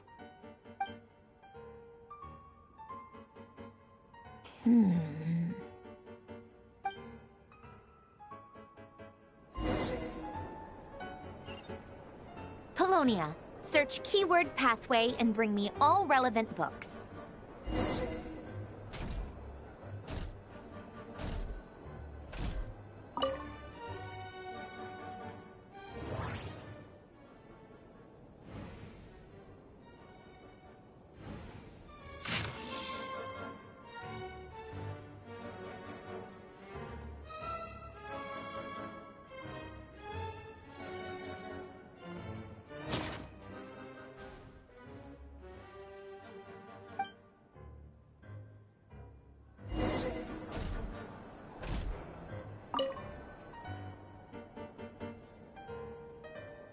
Otonki Sermon Dictation.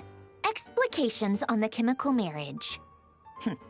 These titles are pretty esoteric. Observe and compute the pathway displayed in the guidance diagram. Deconstructing and reversing its effects could generate potential ideas. So, it's one of Renee's draft lectures. Deconstructing the pathway. I suppose that could lead to a breakthrough.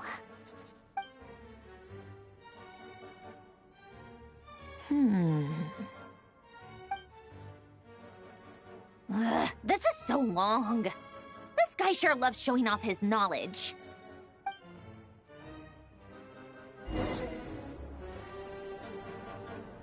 Polonia. Search keyword tree model and bring me all relevant books.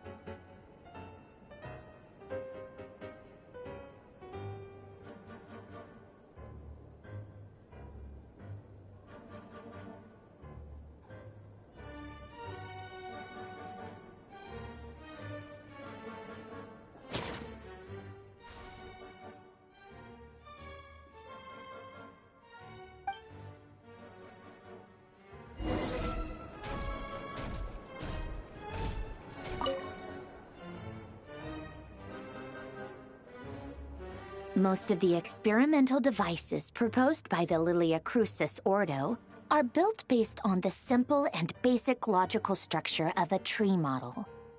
Lilia Crucis. Guess they were trying to cover up the name of the Narcissenkois Ordo? When Duke St. Germanus departed, he said, "It seems that there's no going back." Alas, he is only a genius when it comes to machines.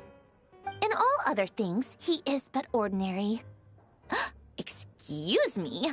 I'm sorry. That's just ridiculous. What kind of book is this? Great Detective Herlock, the Alchemist and the Clockwork Saint? Isn't this a novel? Come on. Still, the author swears that they knew Renee well. Whatever. I guess it's not beyond the realms of possibility that Renee would say nonsense like that on occasion. Memory, wishes, souls, and persona. Frankly, this sounds more like occultism, but if Albedo vouches for it, I suppose there must be some alchemical basis to these techniques. The way Alain Guillotin saw it, the world was comprised of machines. The universe needed machines, and thus his technologies were created. That's why I was born. René, his full name was René de Petrichor, if I recall correctly. Sounds like he and the town must be intricately connected. That place was also the source of most of our information regarding Remurian civilization. Seems like some of his projects were based on their technology. The cutting of souls and storing them in vessels. These seemingly unrelated techniques underpinned René's research. Assuming that the 4 orthants correspond to alchemical categories. The chemical marriage model? Alain would have scoffed at that. He never would have let those theories or parameters anywhere near his mathematical formulas.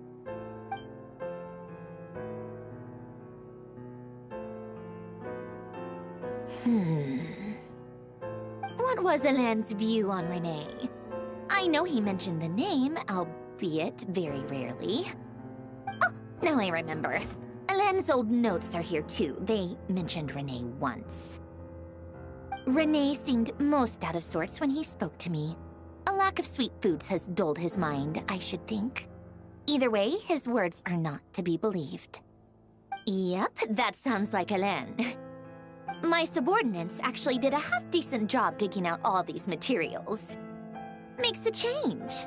Good for them. Some of Alain's old files are completely consistent with these records.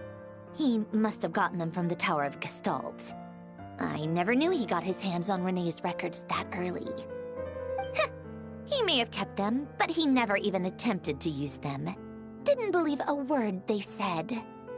Come to think of it, Renee's world formula was filled with calculations of constants. That shows he believed that the fate of the world to be predetermined. As for Elan... it's been too long. I forget what he said. What would he have said? A guy like him, fervent believer in machines, but not headstrong enough. The world can be changed. It is worth persevering.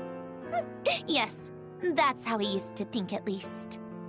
He created that procedure to save this world. Yet the scale of the world's fate proved too enormous. The result was beyond his ability to calculate. He died having never seen the outcome. And there I was, left behind in the ashes of his dreams. Did you really never take a close look at Renee's research? Or did you read it but deem his philosophy incompatible with your model? The very thought of trying to incorporate his ideas probably made you feel sick to the stomach. Well, don't worry, because there's a whole new category of lunatic in town. Next to Dottore, every other madman looks sane. You once asked me what I wished for. Should have asked him instead. He's the one pining for things you'd sooner die than witness.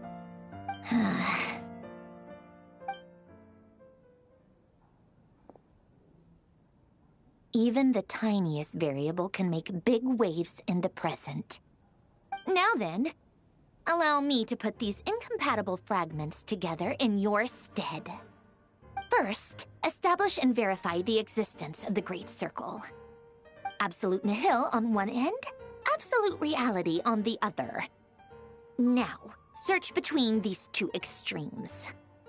Then, the construction criteria. Variables. The sparks of civilization shall run out unless we consider introducing variables from outside the system. Input variables. Traverse the world, space-time, and civilization. Then extract the essential nodes from the records to determine which variables they point to. The primordial power that differentiated itself from the void. The power of light.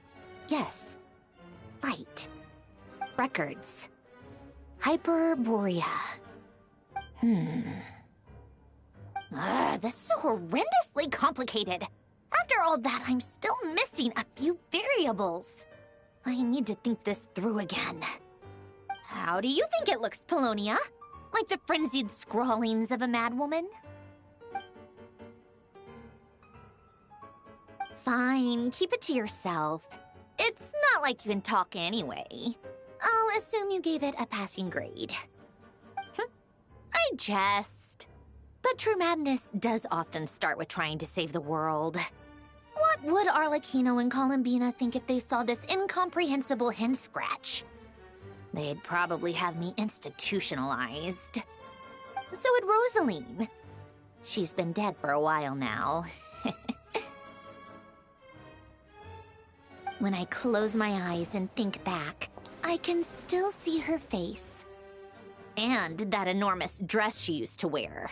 Such a bizarre choice. What possessed her? Oh, and the clack-clack of those heels used to drive me insane. No one's asking me, obviously, but I hope you all know that I never wanted to save the world. I'm not crazy. I don't have delusional ambitions, and that's a clinical fact. The world needs a solution, but I don't need the world's validation. It's the world begging me for answers, not the other way around.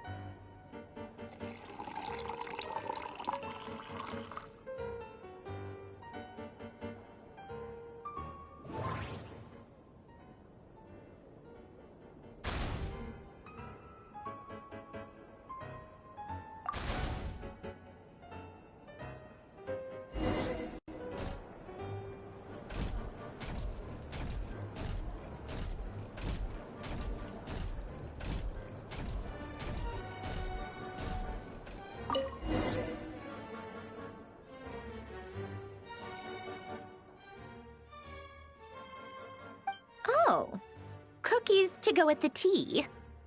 Let's see. They must be from that person who brought those documents. I see they're from Hotel de Boer. Something's written on the box. We are proud to present this homage to the Fortress of Meropede's fun-filled mill collection system. Fortune cookies! Have a lucky start to your day. Sounds like a dumb gimmick to me. Be early to bed and early to rise. Get plenty of sun and drink plenty of water. Then things will surely go well for you. What? Are you kidding me? Somehow I doubt that an early night and a glass of water is magically gonna save a world on the brink of existential peril.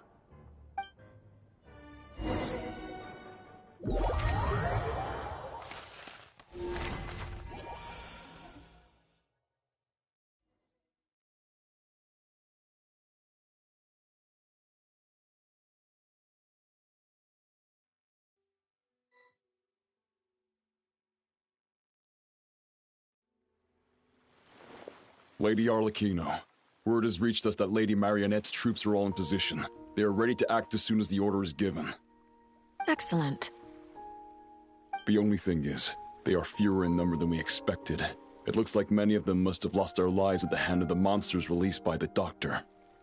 Can't be helped. Allow them to join our ranks, and keep in contact. As you wish.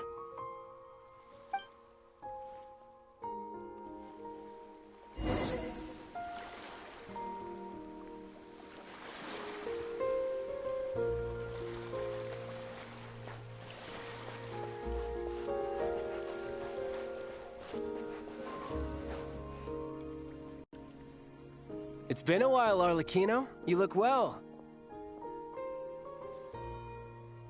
Did Dottore really have to build his lab right on the sole path between Snezhnaya and Krai?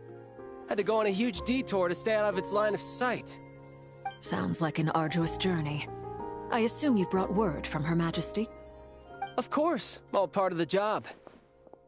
Firstly, the Tsaritsa has authorized Fatui Internal Affairs to review Dottore's case.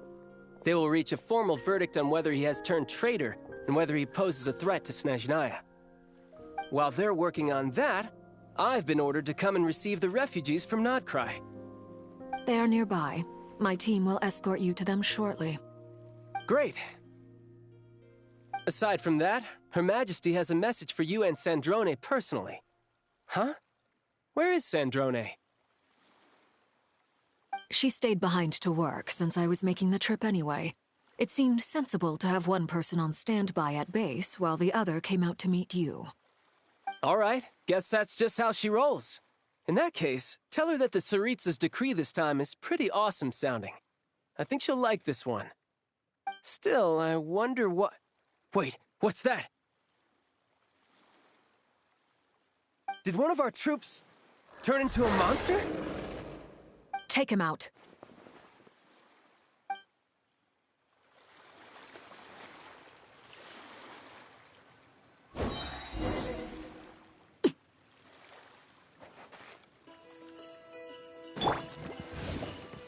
No time to lose. Shouldn't let your guard down. Witness my rise.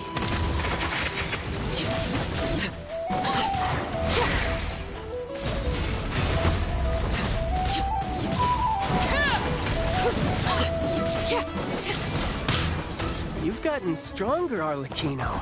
Nice. Stop that right now. I appreciate the praise, but I'm not fighting you today. I knew it.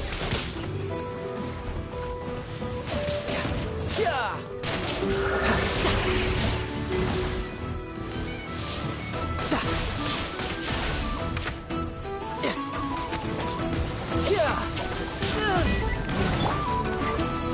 Transfixed.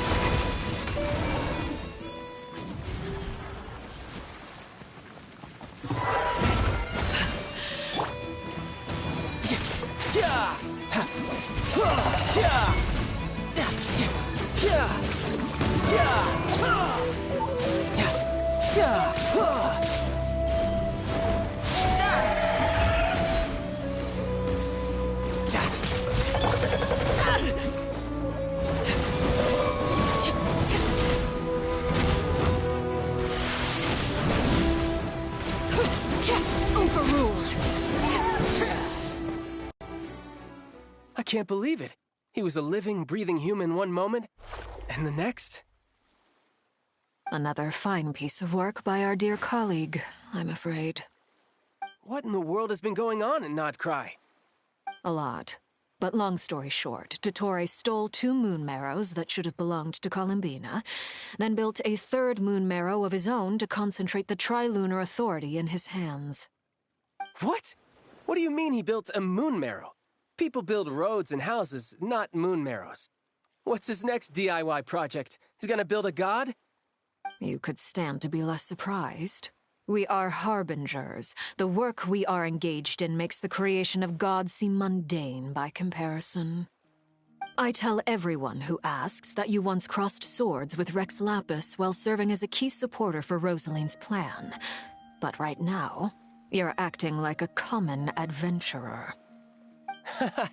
Thanks for speaking up for me. Those 2 really took me for a ride back then. Then again, surely no common adventurer would manage to get tangled up with them the way I did. That's gotta count in my favor, right? It almost sounds like you wish to repeat the experience. I might have to lower my opinion of you.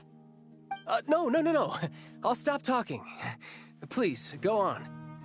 Dottore is currently still experimenting with his newfound power in ways that continue to corrode the outside world. As for the human mutation, I believe this is simply a consequence of his experiments, and not a strategic move. That radiant beast was once a subordinate of Sandrone's. I suspect he was only allowed to live so that he could become an experimental subject. Also, those of us who fought Dottore have been afflicted with a curse. As such, I cannot leave Krai. This is so much worse than I thought. No wonder Her Majesty's decree is so extreme. While these exceptional circumstances persist, the Harbingers are hereby authorized to use unilateral executive powers.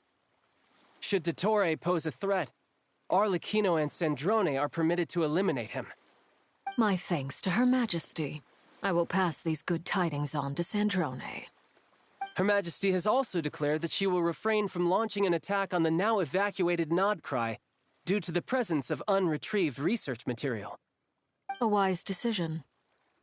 By the way, how's my old partner doing? I'm assuming they're with you? Partner? You mean the Traveler? I'm afraid I have bad news. He was captured after our failed assault in Dottore's lab. His whereabouts are currently unknown. What? Why? Since when does Dottore have a bone to pick with him? That is indeed the question. I'm not sure he does. He must have some other goal in mind. This won't do. I have to rescue him. You can't. We have no idea where the Traveler is. What am I supposed to do then? Stand here twiddling my thumbs? Sandrone is working on it. The best thing you can do right now is complete your mission. Fine. I guess I'll leave this to you then. One last thing. Tell the Rooster to get the message out to the gods and citizens of every nation in Teyvat. Beware.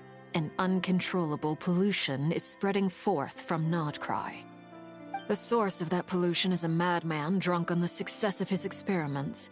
The Fatui and our allies will endeavor to contain the threat. However, if Krai falls, things are likely to escalate. Considering Dottore is one of our own, all Fatui stationed in Krai consider it our duty to stay and fight him to the bitter end. Whatever the cost. Hey, don't be too pessimistic. If it comes to it, I'm sure Her Majesty won't stand by and do nothing. I hope you're right.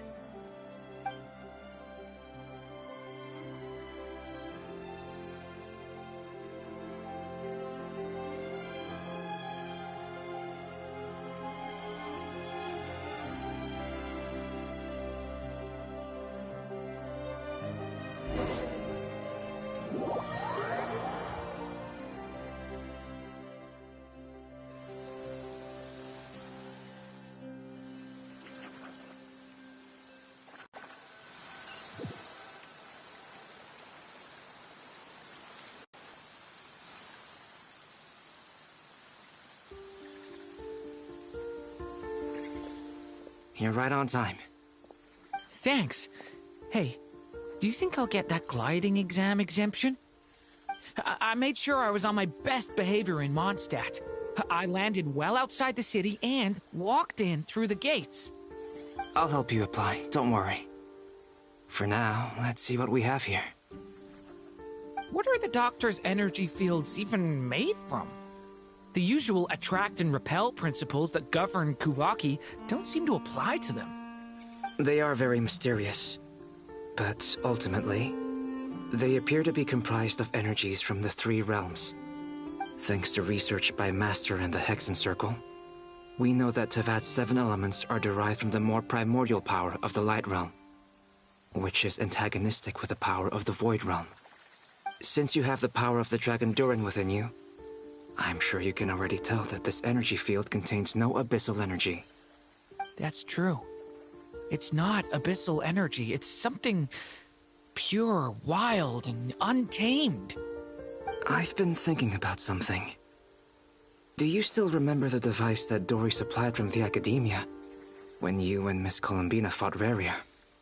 That was one of the most marvelous feats of ingenuity I've ever seen. The design, the craftsmanship, the material selection. I couldn't fault any of it. Not to mention the operating principles. Surely the most ingenious feature of all. Dory didn't go into detail on how it functions, but I have a working theory. The clue was that Miss Columbina was somehow able to use the pyro energy that you provided, despite the fact that, as a moon goddess, she should only be able to use Light Realm energy in principle. Now, all elemental energy is, of course, derived from Light Realm energy to begin with. Hence, I suspect that the device works by restoring elemental energy to its original state. This presumes a theoretical model of the 7 elements akin to that of light refracted through a prism. Perhaps it is no mere analogy. Maybe there is indeed a prism in this model. I almost wonder if the idea for the device was conceived based on direct observations of said prism. It would explain how such an ironclad design concept was achieved. It is at once a masterwork of engineering and a groundbreaking application of the Academia's latest elemental theories. I suspect only Lesser Lord Kusanali herself could have devised such an ambitious technology. But back to the energy field before us. If this is pure Light Realm energy, its relation to elemental energy is one of integration versus division. Or you could say that the former contains the latter. Could this mean that elemental energy can dilute the power of the Light Realm? Should we give it a try? We should.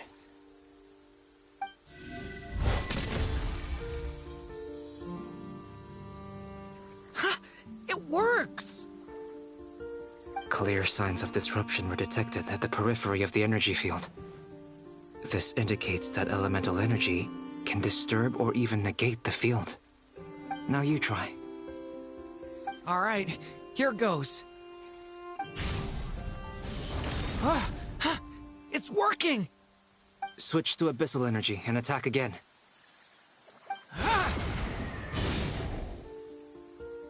No surprises there.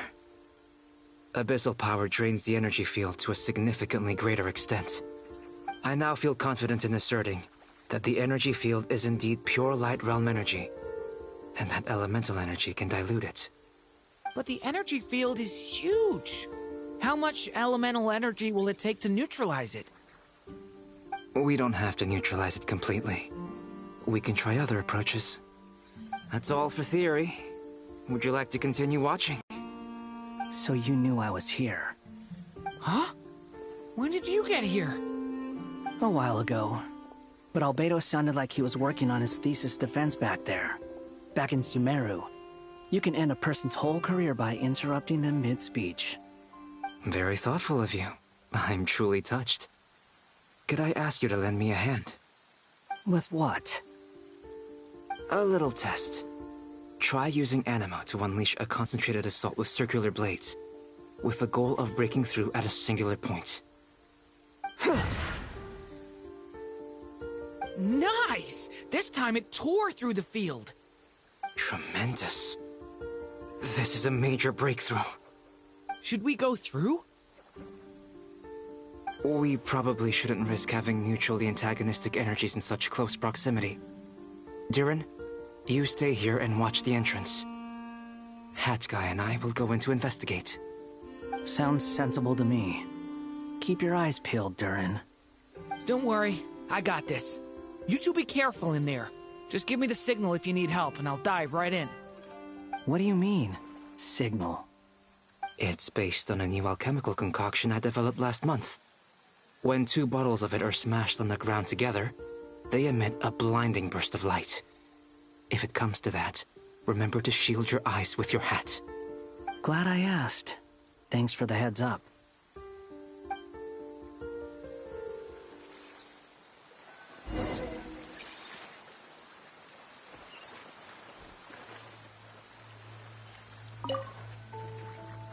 Like I thought. Beyond a certain distance, we can't see the opening where we came in. Maybe that's to prevent people from escaping. Sounds like Dottore style to me. Not much has changed. Things are basically the same here as they were before the energy field appeared.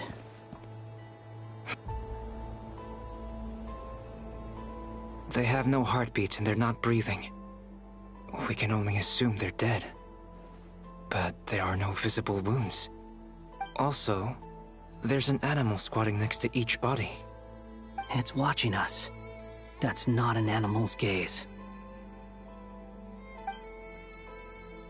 What are you trying to tell us? Doesn't seem eager to talk. I guess maybe it's just an animal after all.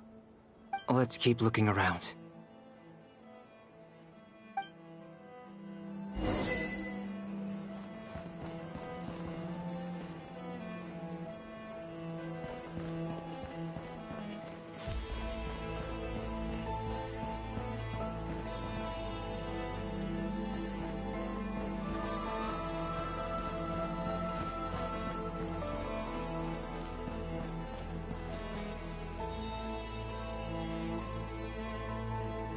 Same situation everywhere. Not a living soul in sight. Just countless bodies with animals standing watch over them. Well, I think we can safely rule out the possibility that they're all pets. Is skirting around the topic your way of showing consideration for other people's feelings? Just being cautious. I don't doubt that you can handle the truth.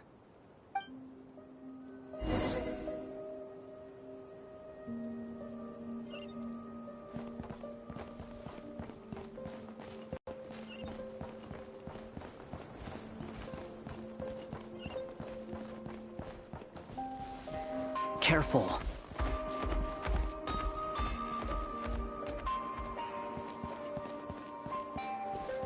Please. Help us. Please. Over there. I hear a voice.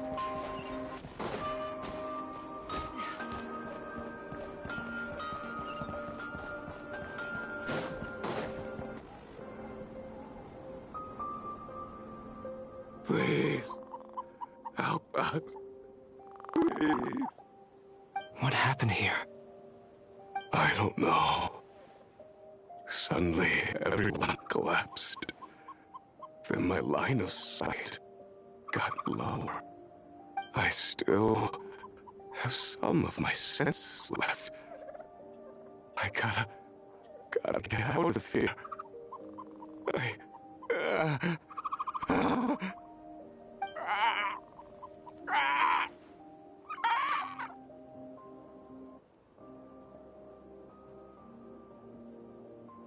It looks like there's a huge experiment going on inside this energy field.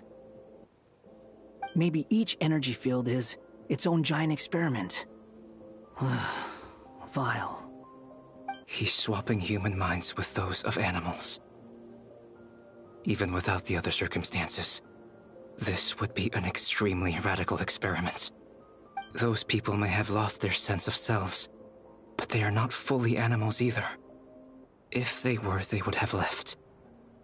But instead, their instincts are driving them to remain by their dead bodies. We should go. No sense in sticking around here longer than we need to.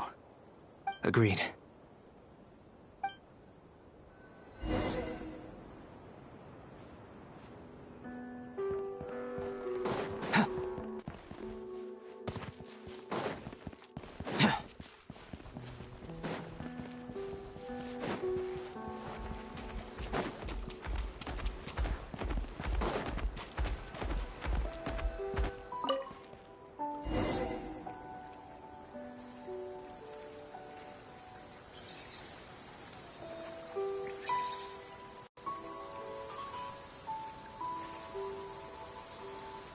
You're back! Everything okay? We saw some things that take a strong stomach. Otherwise, we're fine. We should share our findings with the others.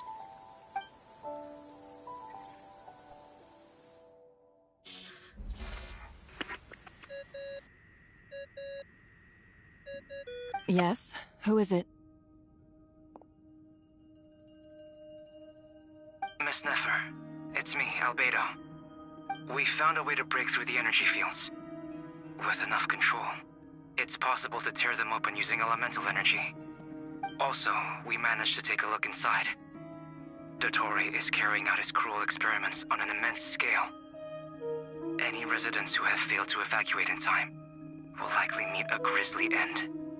Sounds like he's living down to our expectations. Might I ask how things are proceeding on your end? I'm just about to get started. I'll be in touch once I have a result. Understood. Stay safe. I will.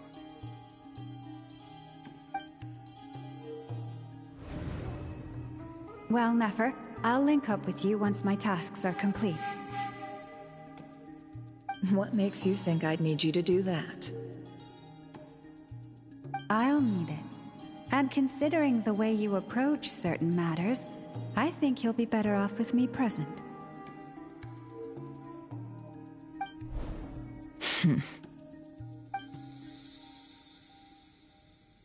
Let's begin. Entering simulation mode.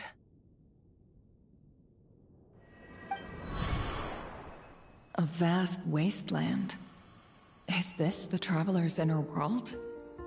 I was expecting something more vibrant, to be honest. Wait, someone's there. What are you looking at? In that case, I'll look at it with you. I want to know all about everything you've seen and experienced. Is there somewhere I should return to? Or should I stay here and be the hero everyone says I am? I don't dislike my current life. Roaming the land, fighting battles, accomplishing missions, earning a living, looking after Paimon. It's not so bad. I guess the only thing that's missing is that you're not here with me. This is the conscious layer, which contains a person's true feelings. It is filled with both longing and kindness. I suppose anyone who lives long enough ends up wishing for someone who can't be there. Maybe it's the only way we can feel truly alive. Time to delve a little deeper.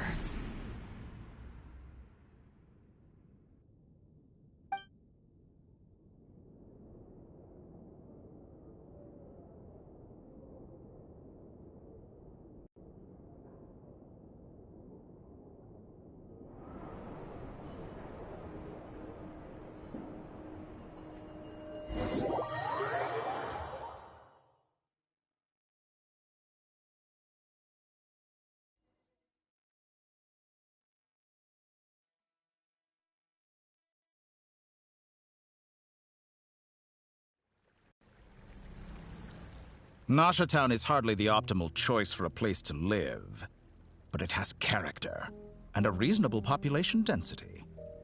What are you trying to say? Oh, don't be nervous.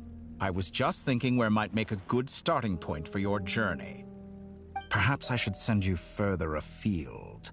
Conria, perhaps. Conria ceased to exist long ago.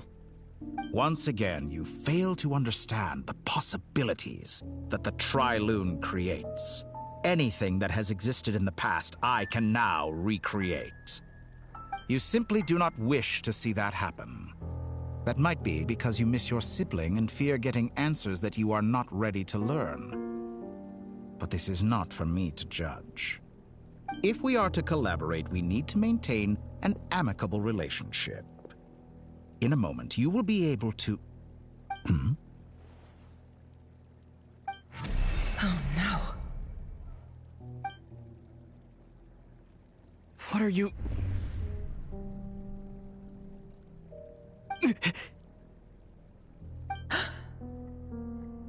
What are you gonna do? Don't move. Something unwanted has crept into... Oh?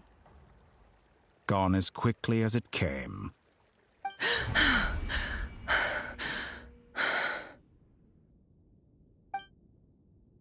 Did you save me?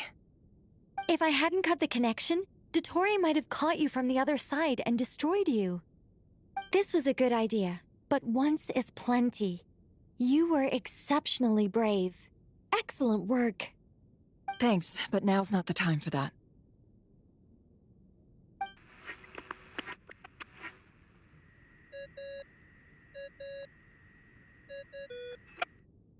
Albedo speaking. I think I know where he is. What is this endless darkness? I can't see anything, even though my eyes are wide open. But why? What happened? Ah, sorry about that. I take it you didn't notice. Just now, a friend of yours took a little peek into your mind. Could it be Nefer? How did she do it? Did she use something as a medium to connect to me? Do you think she's aware of your current circumstances?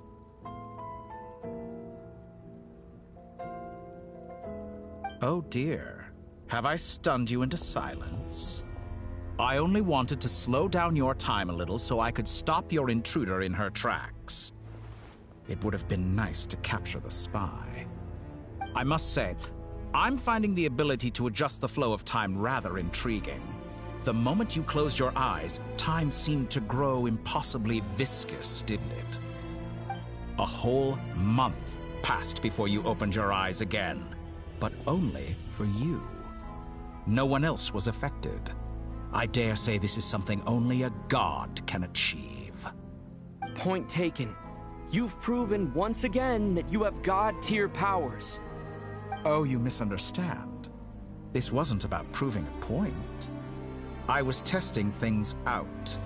I find I learn best by doing, and I have to admit, time is not the easiest dimension to control.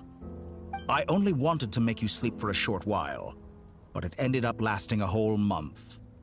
Clearly some finesse is required to wield the authority over time as I wish. I hope you're not angry with me. It was only a month's discrepancy, nothing too serious. Had I been off by a year, a decade, or even a century, that would have been quite a different story. You could have frozen me for millions of years. So much for collaboration. You aren't showing much sincerity. Millions of years? To what end? I wonder if you don't understand humans all that well. They are very pragmatic creatures who understand only that which they can perceive with their senses. If I had you sit here for a week, I imagine people might sympathize. But if I left you here for 100, 1,000, or 10,000 years, the sheer size of that number would cause it to lose all meaning to them. They would not have the capacity to comprehend your suffering, and thus they could not empathize. Unfortunately, while gods do exist in Tevat, it is ordinary humans that account for most of the population. Their lifespans are so limited, their bodies so fragile. Did you ever really hope that they could begin to understand someone like you? Your long life and unique origins make you fundamentally different from them. How long will it be before they start to treat you like the alien you are? Before you are ostracized, outcast? Alien? Even I feel bad for you sometimes. This world has made you into a slave. So many times you have served its will, and not once have the powers that be ever thought to grant you the one simple thing you wish for. You have been treated most unfairly. I can change that. I will grant you special privileges and give you back the status you rightly deserve as a descender.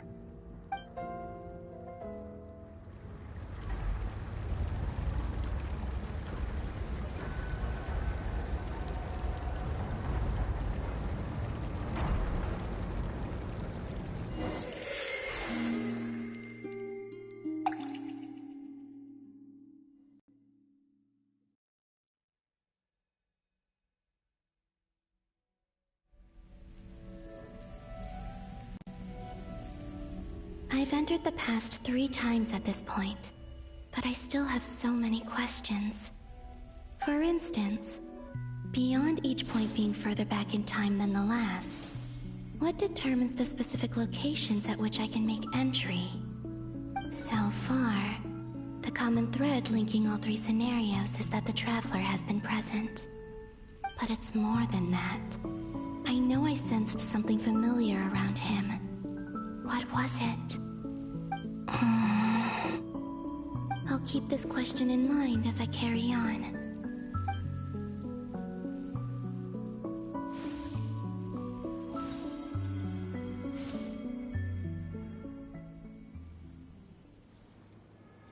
Humans, you never change.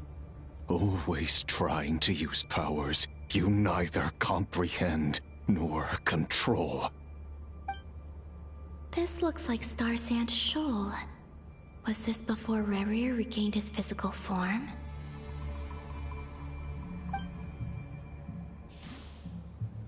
You've messed with the cannon again, huh?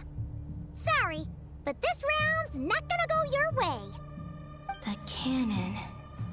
That's right.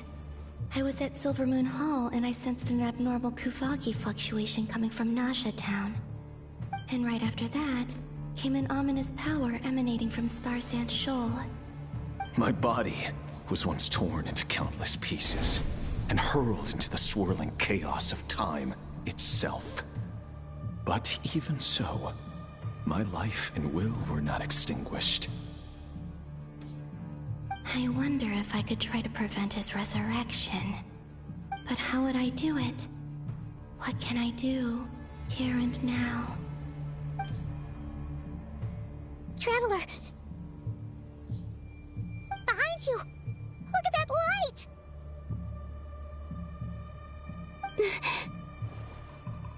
No, I won't make it in time. He's using the Kuvaki shield, like I taught him. Is he going to use it to block the cannon's beam? He's strong. I'm sure he can manage. But the force released when the beam impacts the shield might lead to collateral damage. Easy Island. The Frost Moon Scions will be exposed to lethal levels of Kuvaki. A question, if I may. Kind Miss Columbina. When the cannon's Kuvaki beam was deflected earlier, I saw several bolts of energy streak toward Hisi Island, only to be blocked. Did you also have a hand in that? Maybe that really was me after all. Well, future me. But I don't know if I have enough power left. Sigi sato pasa sais, niti ipotofutos. There's no time. Osestikos paratin tiram to risu iku, to pir to aithion feraton. I have to make it. Oh, Frost Moon. Oh, great land. Oh, slumbering moonlight of Not Krai. If you can hear me, if you can sense my call, then please, heed me once more!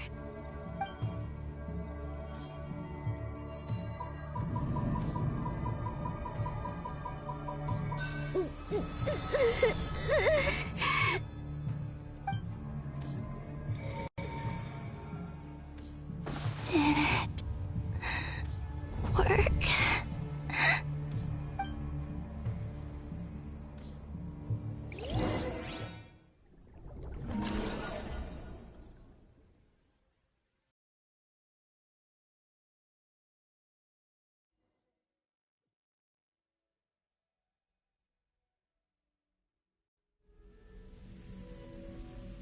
Hey, wake up. Hey, did you hear me? Columbina, I said wake up, now! Oh, good morning, Sandrone. It's 3 in the afternoon, actually. And could you kindly not use my quarters as your personal nap room next time? But I feel so safe here. And your coffee, right? It's so bitter, but it smells lovely. It's like you were raised by wolves in a forest or something. What did you drink growing up? Grass tea? The Frost Moon Scions certainly led a more frugal existence than the Fatui. Then I'll bet you've never eaten one of these before. It smells delicious. That's because it's a Fontanian recipe. I had a little free time today, so I made a batch. Rosaline will be here shortly, but if you really can't wait, I guess you can go ahead and... Hey, at least let me finish before you start eating! Did the Frost Moon Scions not teach you basic table manners? Or did the rules not apply to you because you're the high and mighty moon goddess? These are so tasty. Of course they are. I made them. I was worried they might contain traces of machine oil. What?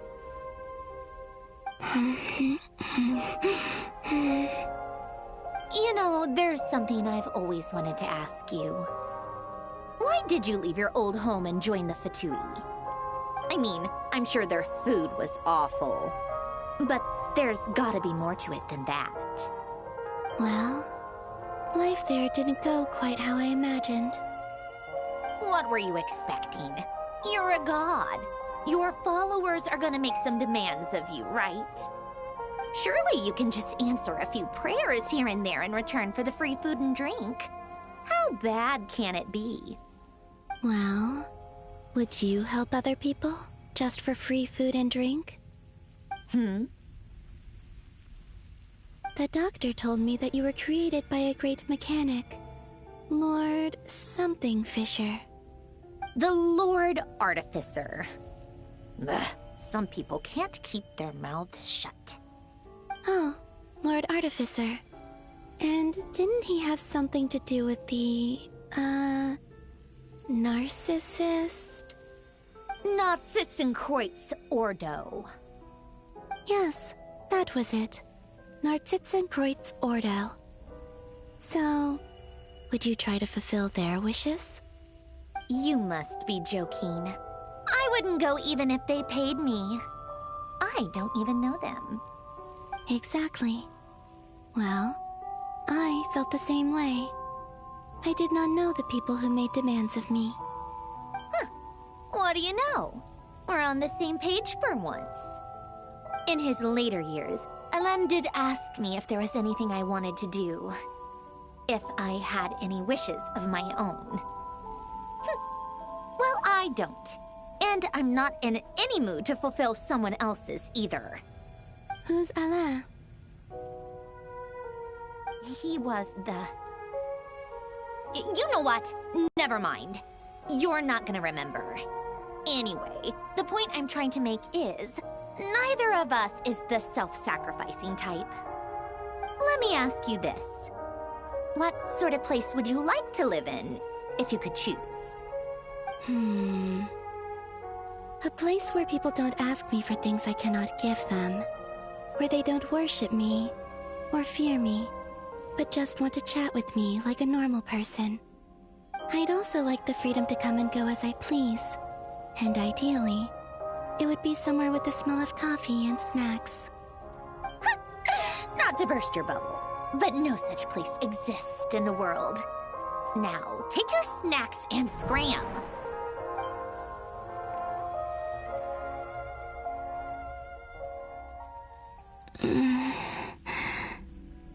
Did I pass out? Of course. I'm back here again. I dreamed of events from my past. Sandrone. Traveler. I miss you all so much. Back there. I guess I managed to harness all the Kuvaki energy on Hisi Island. But how did I do it? Time is flowing backwards here, and I can use that familiar power to enter the world of the past. That mystery ally everyone talked about. It was me all along. I can sense that there isn't much more power remaining up ahead. What lies at the end of all of this? Will time keep flowing into the past? And will I ever find my way back?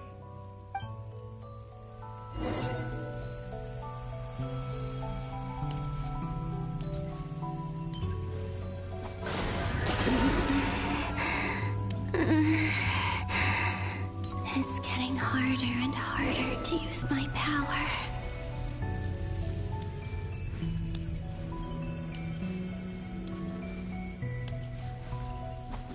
I'm no match for the Abyss in this state.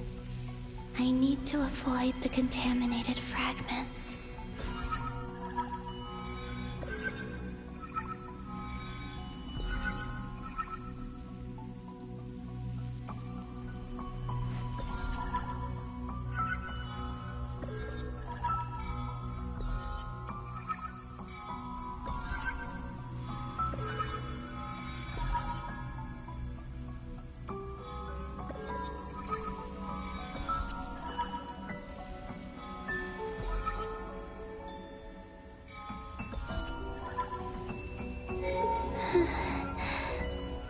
Time to go. I wonder where I'll find myself this time.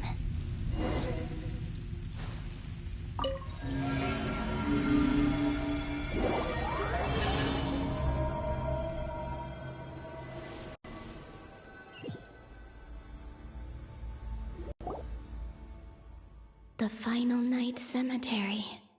This is where Flint's is based.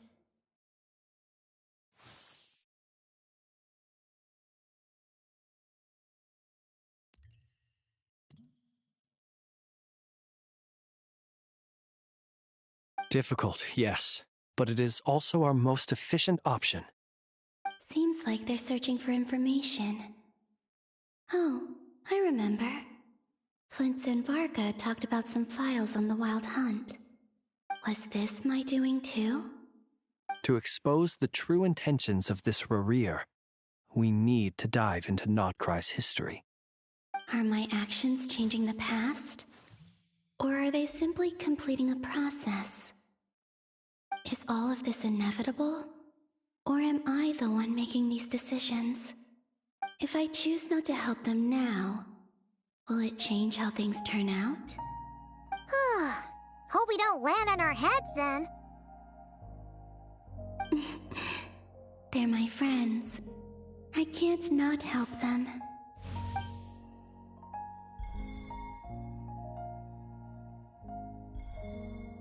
Ghost!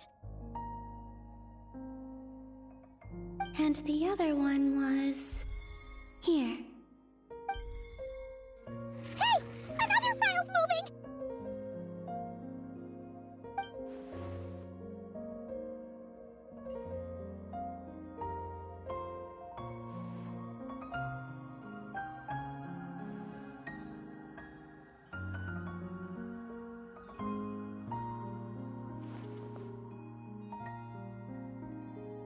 That should do it.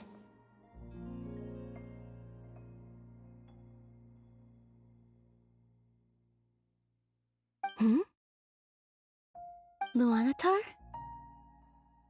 You can sense my presence? Wait!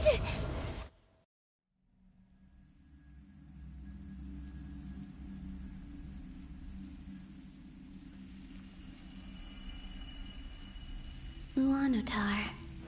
So she's that familiar presence I've been sensing all along. She's always been by the Traveler's side. That explains why the Traveler has been there each time I've entered the past. But why Luanatar?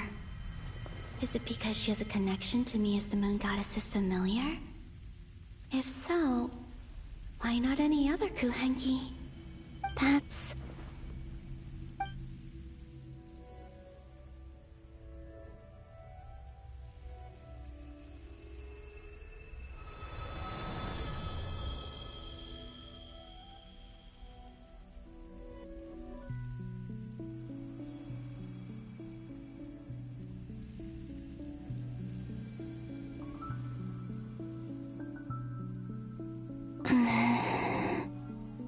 I cannot sense any power up ahead.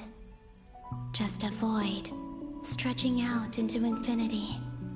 This is likely my final chance to enter the past. It's now or never. I have to find a way back.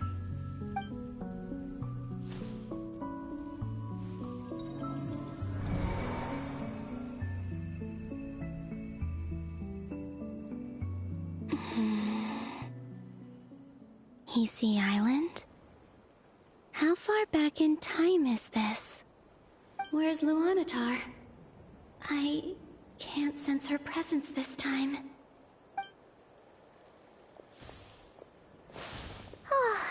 Seeing Enefa and Aino reunited like that sure was heartwarming. Traveler, Paimon!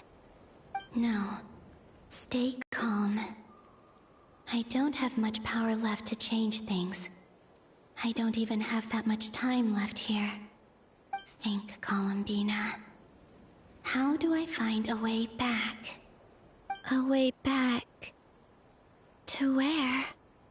Do I go back to Moon Prayer Night? Or to the future that followed? And if I return in my current state, what will become of me then? Dottoro's actions that day proved that he'd been planning that for a long time. He had already seized the power of 2 Moon Marrows before capturing me. Even if I managed to get back, how can I fight against him when he wields the Tri-Lune Authority?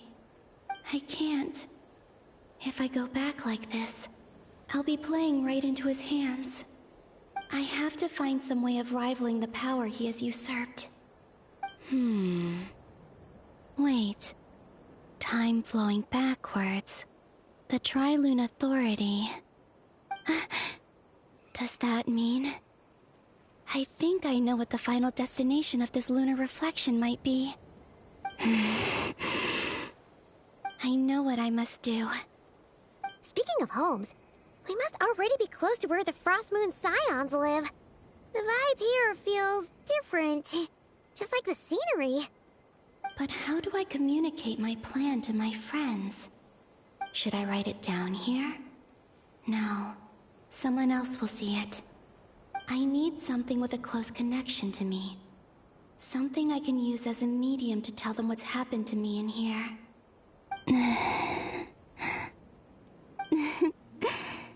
Now it makes sense.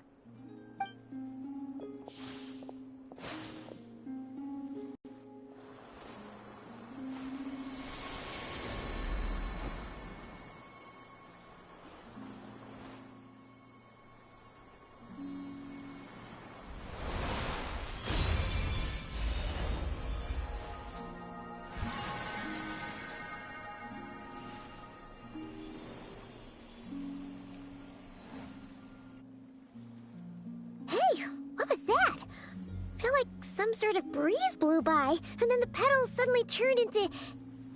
Huh? It was I who brought Luanatar into being. I gave up a piece of my own soul to create her. That's why I could sense a familiar power from the moment I entered this space. It also explains why she's been present in every past location that I've entered. Because we have a deep connection. Hey there! What's your name? And the reason why there are no more gates to the past after this point is that Luanatar hadn't been born then.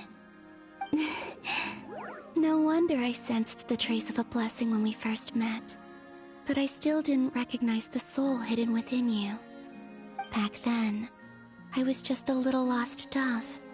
I had yet to become Columbina Hyposelenia. Go on now. We've got stuff to do. Best you find someone else to hang out with.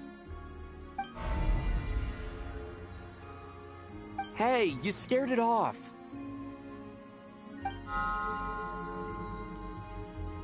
I'll be counting on you. Remember to stay by the traveler's side, guide him, and help him in my stead. Oh, and bring him to the garden where the moon prayer blossoms grow. There's a little lost dove there who will need his help.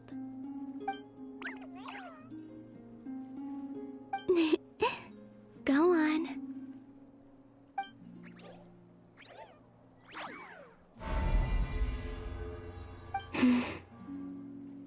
You too.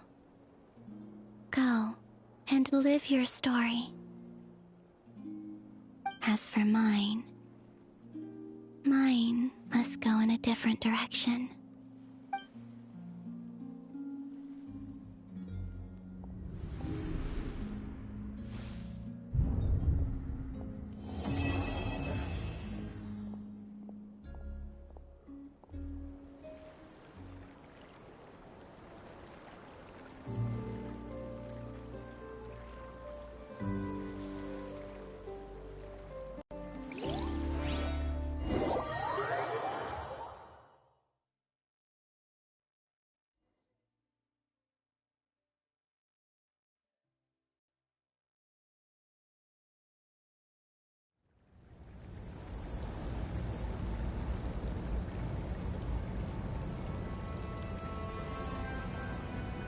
How would you like to experience the thrill of never being held accountable for your actions? You could crush people like ants without consequence, or tear off their heads or limbs as you please. Believe me, such a life is but one small step away. What point is he trying to make? Freedom? But the freedom to kill? To do evil and get away with it? Why would you offer me that? The creation of a world is the ultimate scientific experiment. I have taken my research to the highest level, where I shall be not just a god, but also a servant to many sacred spirits. I shall heed the truth and perform holy deeds. A god's laboratory is the perfect playground, but it needs the right occupant to explore its full potential. Mortals are found everywhere one looks. Not so with Descenders. I'd prefer my first guest to be a distinguished individual such as yourself. And I know you could make the most of the opportunities it offers. So the condition for entering the new world is to take innocent lives. The same dilemma that Rerir once faced. Could I really bring myself to kill others for my own benefit? Rerir did. And look where it got him. Have you made up your mind? I can't do it. Your playground is no place for me. You're putting your hopes in the wrong person. But we both know I'm not quite the hero you say I am either. I have my own reasons for the journey I'm on. And they aren't all selfless. You've grown a lot since we last met. But there are still things you are unwilling to compromise on. This will only hinder you. Why don't I lower my requirements a little as a gesture of goodwill? I'll give you a little time to learn to be a less noble soul. That'll make things much easier for you. I really doubt I could live that sort of life. And yet you already sound less defiant than a moment ago. The benefits appeal to you because you can read the signs of the times. Why don't we return to my research facility? Your last visit was so rushed. There is much that I have yet to show you.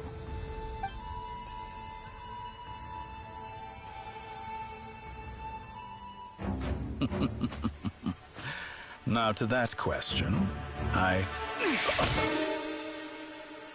Heroes don't attack from behind. Guess I'm no hero. This is most disappointing.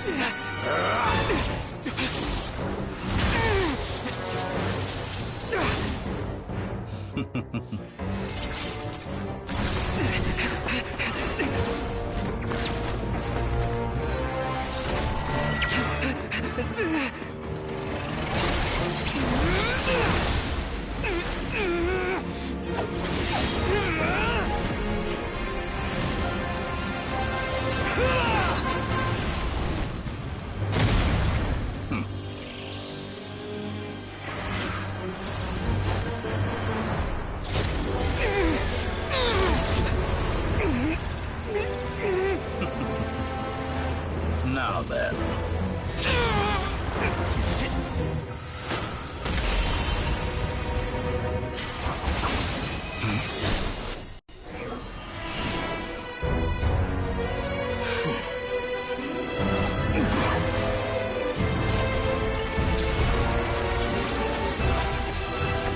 A new face. Interesting.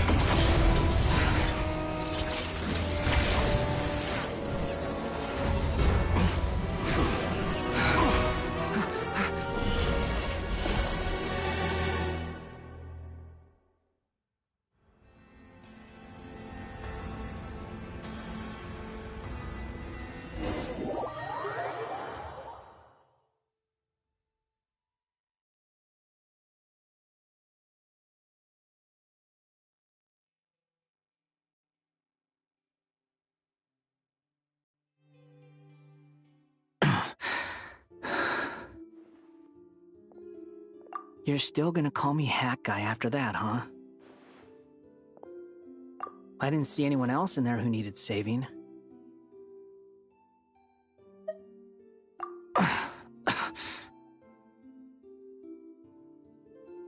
It's nothing. I'll be fine. Why are you looking at me like that? Is it that shocking that I'd come to your rescue? I owed you a favor back in Sumeru. Now we're even.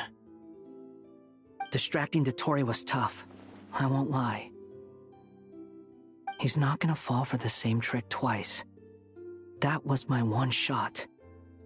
I'd hoped to use it to take him out. Ugh. I never wanted to obliterate someone more than I do right now.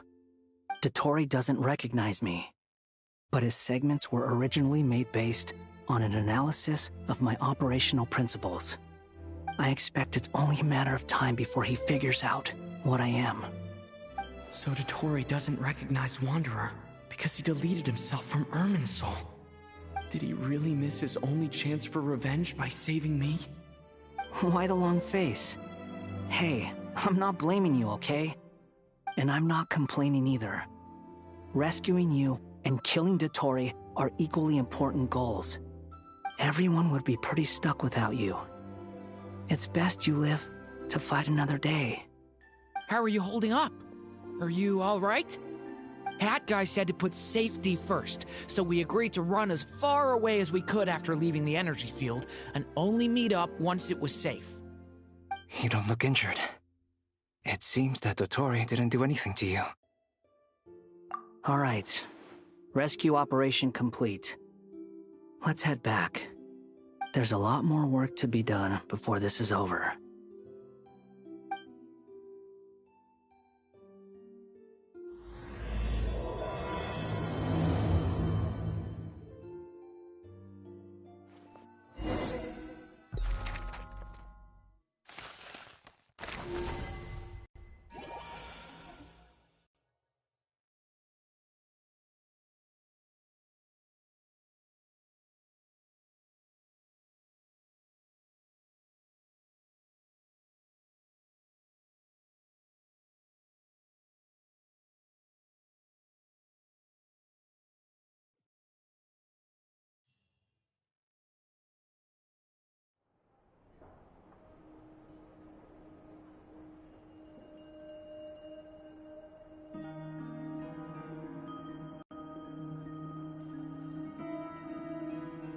Understood.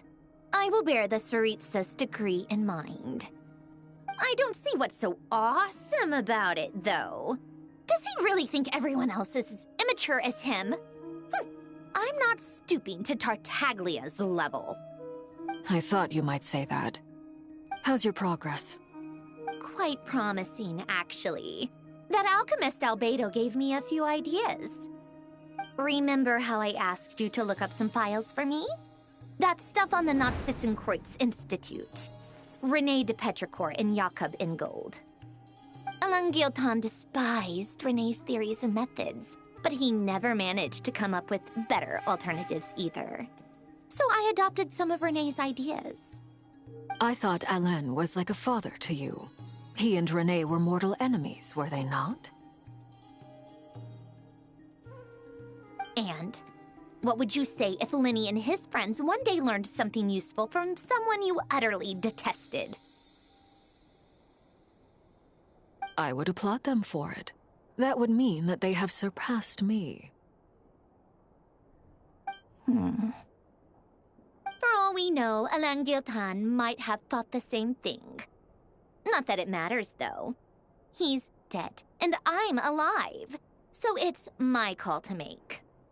Once you die, it doesn't matter how great you were in life. Only the living get to decide what happens next. Hey, come on out. They're back. Huh?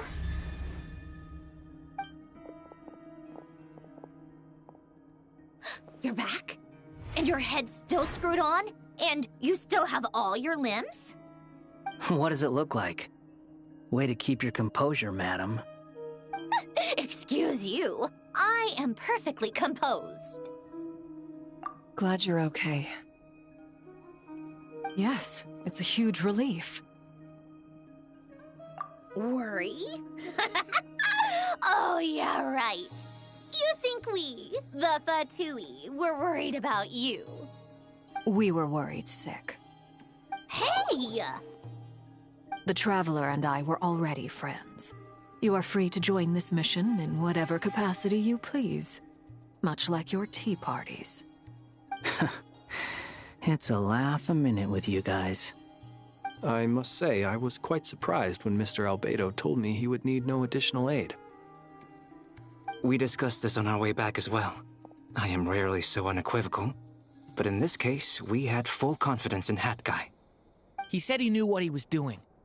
Albedo and I pretty much had to just wait outside on standby. Meanwhile, Hat Guy broke into the energy field and rescued the Traveler solo. You didn't have to mention that. Well, I'm thoroughly impressed. You are a force to be reckoned with, Hat Guy. Is he back? Is he really back? Traveler! It's really you! Oh, thank goodness!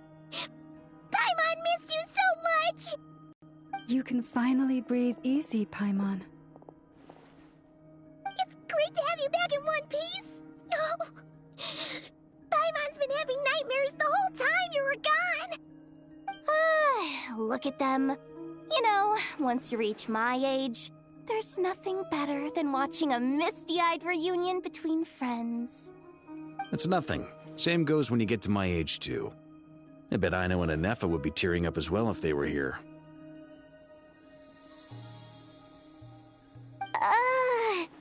Varka, I'm not sure Anefa can cry. Oh, yeah, good point. Hey, your eyes are looking a little red and puffy. Come here, let's hug it out. What? Ew, no! No, thank you. You're not my dad, okay? Knock it off!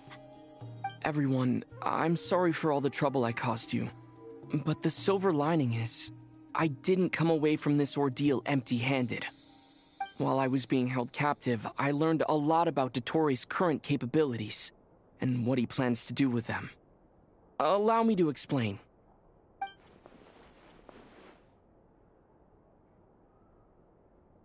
The three moon goddesses were even more powerful than we imagined. No wonder Dottore believes himself to be equal to the gods. maybe even superior. Utter blasphemy. While everyone was gone, Nefer and I made an interesting discovery, and I believe Miss Sandrone has something to share too. Ma'am, perhaps you could do the honors?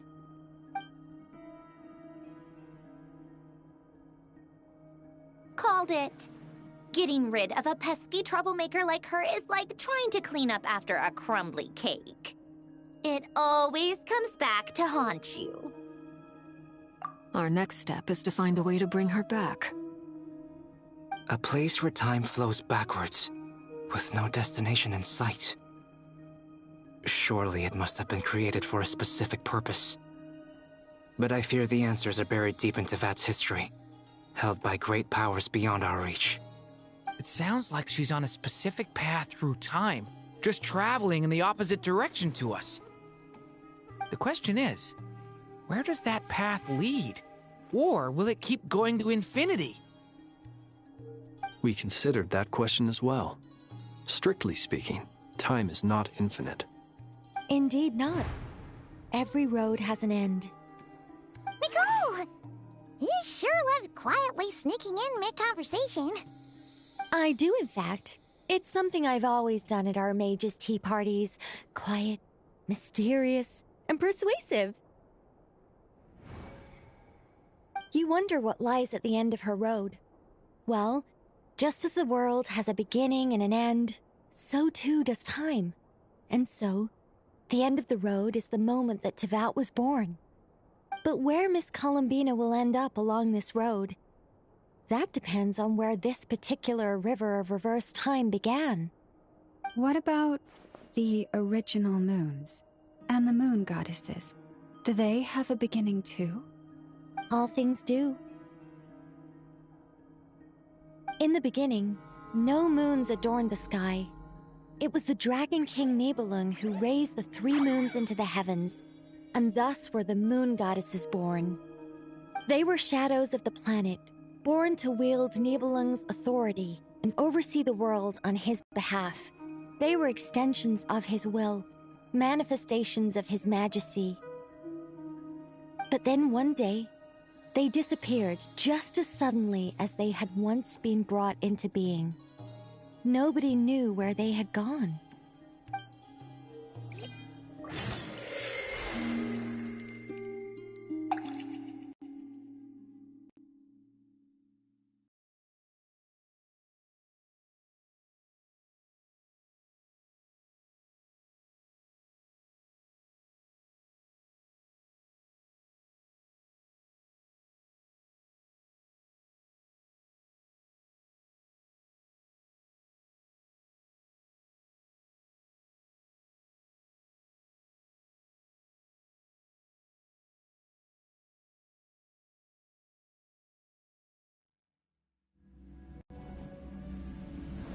Like I thought, no more paths back to reality have emerged since.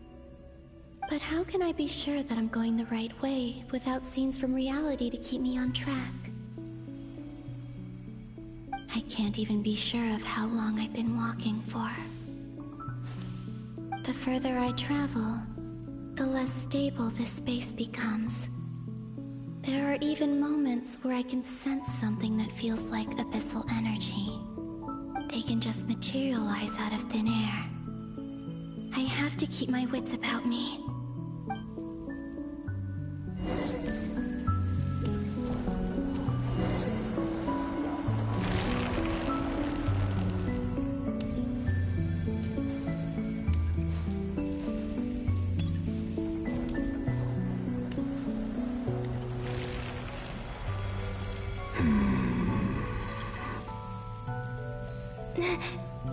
Is that the Ray here of Solnari? I can't believe he survived.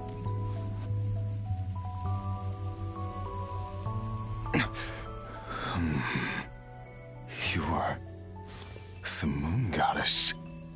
But how? Please, there's no need. I'm not interested in fighting anymore. I find that a little difficult to believe.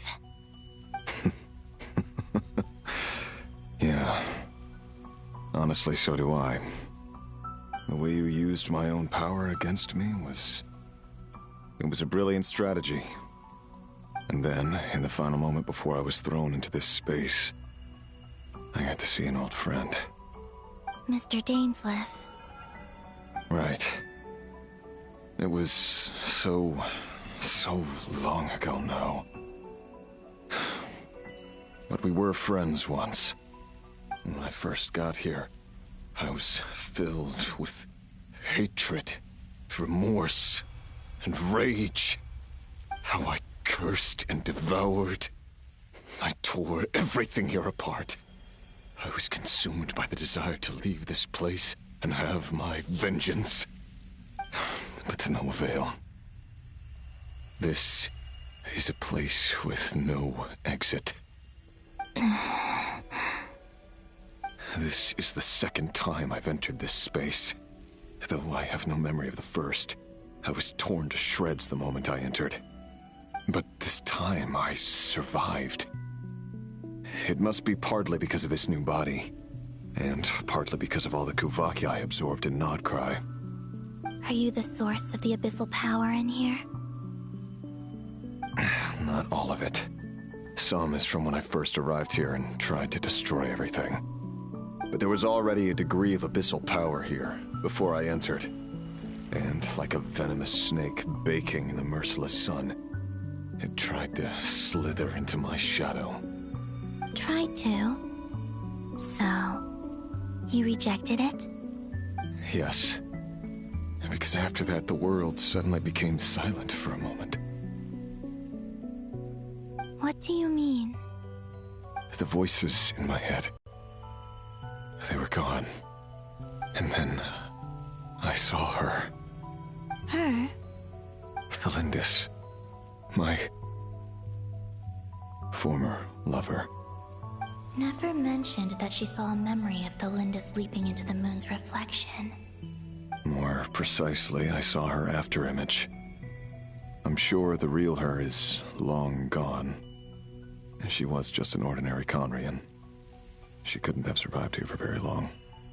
Anyway, why have you come here? Didn't you know it was a dead end? If I hadn't escaped through the moon gate, my friends would have been in far greater danger. Oh, I see. Because of your power. The power of a moon goddess. What? You'd like to know how I know, wouldn't you? The one who resurrected me said so. I could hear a deep lust for power in his voice. Do you mean... Dottore? Dottore. So that's what he's called. He'd been collecting fragments of my body for a long time. All so that he could resurrect me at the moment of his choosing. I had no interest in his research. But being as corroded by the abyss as I was, we were aligned as far as hunting the moons and recovering my strength were concerned. So that's why the Wild Hunt suddenly became so active in Krai. When I left the Fatui in my weakened state, Dottore must have felt that his time had come. Moon Goddess, could I ask a favor of you? What? I know this is a lot to ask, especially from someone who tried to kill you. If you refuse, I won't fight it. But this is the only thing I desire now. Nothing else matters. What do you want? I'd like you to take a message to Thelindis for me. Thelindis? But... Yes, she's dead. But like I said, I saw her afterimage. I can sense that some part of her soul remains here. Far, far ahead. Why don't you go and speak to her yourself? I can't. I don't know why, but I can't move freely in this space as you can. All I can see is a glimpse of her, walking away. Just like the moment when I last saw her in life. In return, I will clear these abyssal obstacles for you. No, not in return. I'll clear them for you, whether you want to help me or not. It feels like something I ought to do. Why? Yeah. Why, indeed. I've been asking myself that question a lot recently. Why did I do the things I did? I'm tired of it all. Tired of the person I became. People used me. And then I turned around and started using others. I hurt a lot of people. I think I grew tired of it long ago. But I wouldn't admit it to myself. And ultimately, that's how I ended up here. What do you wish to tell her? All of it. My past. My mistakes. Everything that happened after we were separated. Is it okay if I give her the abridged version? Yeah, I'm sure there's plenty you can skip over. Just tell her the important parts. Whatever you think that means. Like the part where you relentlessly tried to kill us? It's up to you. Love demands honesty. But my relationship with Thalindis was built on lies. We hid too much from each other. But after living my whole life in the shadows, I don't want to hide anything anymore. I will do my best. There.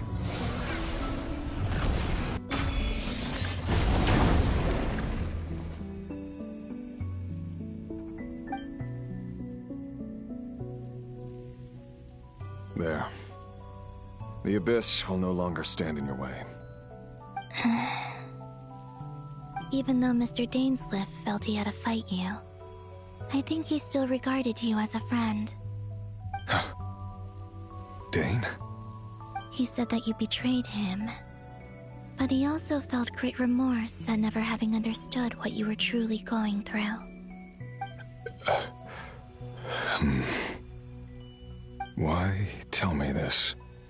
Because if he'd known that someone could take a message to you, I believe that's what he would have said. Thank you. It means a lot.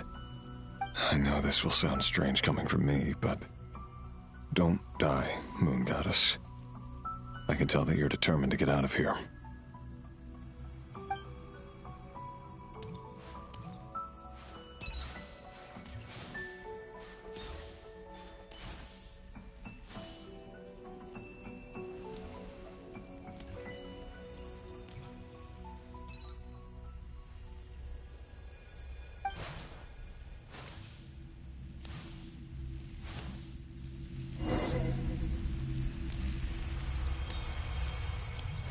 He kept his word.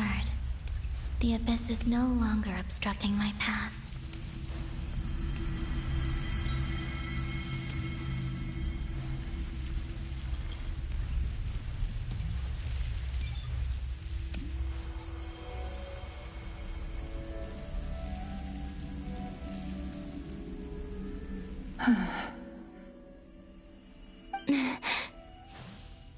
Is that the Lindis? She wasn't far off at all. And yet, they can never meet. Hello, Miss Thalindis. Who are you? How do you know my name? I've never seen anyone else here before. You can call me Columbina. I promised Rerir that I'd bring a message to you. Rerir? My Rerir? Is he well?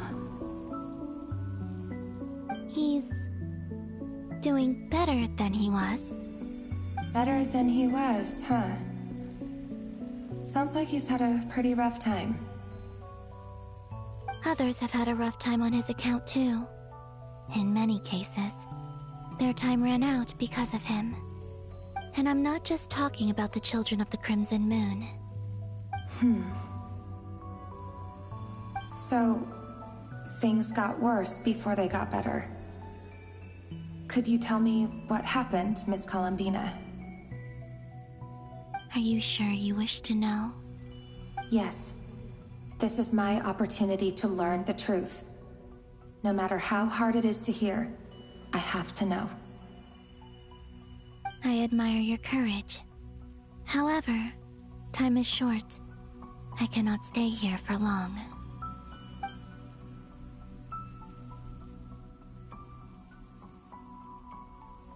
Rerir had seeds of hatred in his heart, and many people nursed them for their own ends. On some level, everything he did was to try and find a way to see you again. But in the end, he came to regret his mistakes. He wanted to apologize for hiding his past from you. Beyond that, he did not say specifically what it was he wished to convey to you. But I'm sure that you've always been on his mind. You are what has kept him going over all these years.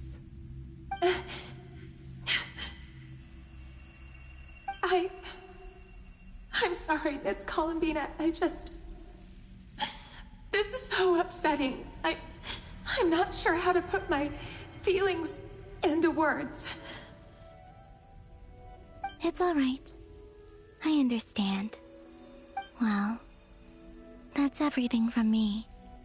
So, I guess I'll be... Wait. One moment. Time flows backwards here. The road ahead only leads further and further into the past. I know. I intend to reach the end of that road. Without a moon marrow, without the 3 moons' power, you won't make it far. Wait, unless... Are you one of the moon goddesses? You could say that. I see. I often think to myself, if life is like a train ride, why haven't I reached the terminus? Where am I even going? And it's not just me, it's this whole place. Wherever it is, it seems like it's existed forever. It's such a mystery. Where is it going? I must seem so ridiculous. I can't answer these basic questions, and yet I jumped right in here without hesitating, only to be torn apart the moment I entered by powerful energy currents. Only my soul remains now. Thinking back, I was suddenly overcome with fear and terror in that moment. Perhaps I too became bewitched by the abyss. I may have been the leverage it needed to control Rerir. I used to be a researcher at the Universitas Magistrorum in Conria, researching the iridescent moon's marrow. Eventually, I came to the conclusion that time in here flows in reverse. Rerir was one of the Venster King's retainers. With me, he was in an impossible position. It plagued him constantly. I wanted to help him escape his lot in life. I wanted him to be happy, so I thought I'd use this place to return to the past. At the time, I thought I could just go back to the day that the Venster King first found the princess. It was only after meeting the princess that the Venster King started going too far with his research into the abyss. That was the day all of our woes began. I thought I could stop the king from ever meeting her and solve everything. I couldn't kill the Venster King himself, so I had to find another way to save Rerir. That's why I wanted to go back, to kill the person who had brought new possibilities to our realm. I'm sure it was a futile endeavor, but the abyss probably enhances the basest human desires. so I naively hoped I could change everything. But I was simply too weak. Like a speck of dust against the whole universe. Look at me. I didn't even survive the journey here. Not physically, at least.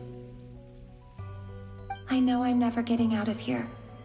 But you're different. You can make it, and I want to help you. I owe you that much. How do you plan to help me? Have you noticed the golden energy that exists here?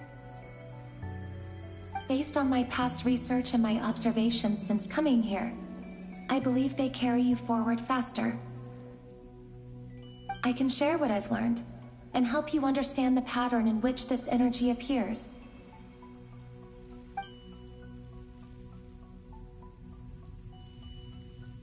I think you just might... Now, I know you will be able to change the past. Also, I've been speculating about where this space ends. The documentation was scanned, but from what I know of the legends about the moons, the oldest ones seem to begin with Nibelung, king of dragonkind. I have no way of verifying any of it by this point, but if it's true, you might be able to reach that era if you keep walking. Understood. Thank you, Miss Thelindis. I'm the one who should be thanking you. If you hadn't entered this realm of everlasting death, what use would my deductions be? Thanks to you, they have some meaning. About Rayrir, I'm so sorry. For everything. It wasn't your fault. That's not true. Because we both feared bringing trouble upon each other, neither of us ever told the truth. And that dishonesty sealed our fates. But enough about that. I wish you a safe journey, Miss Columbina.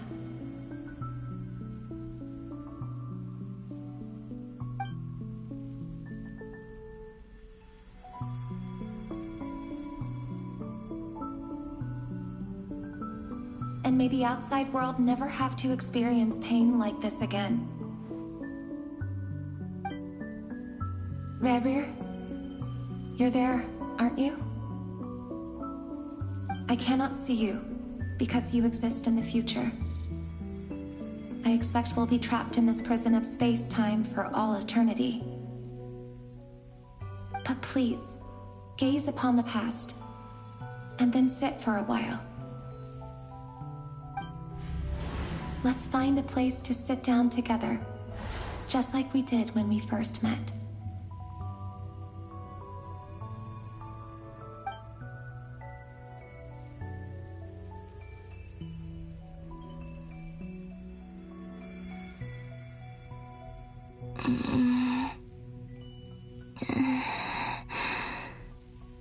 How long have I been walking?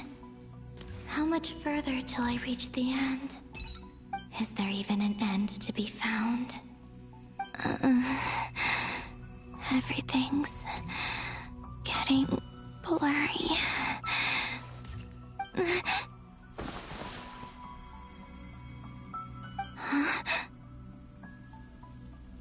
Are you all right, little sister? Have you come from the distant future?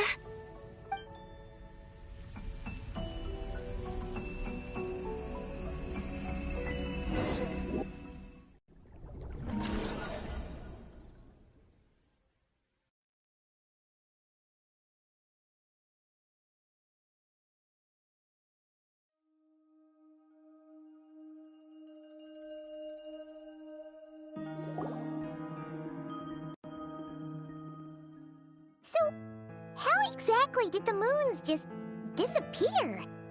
Shouldn't it be a little harder to get rid of major creations like moons?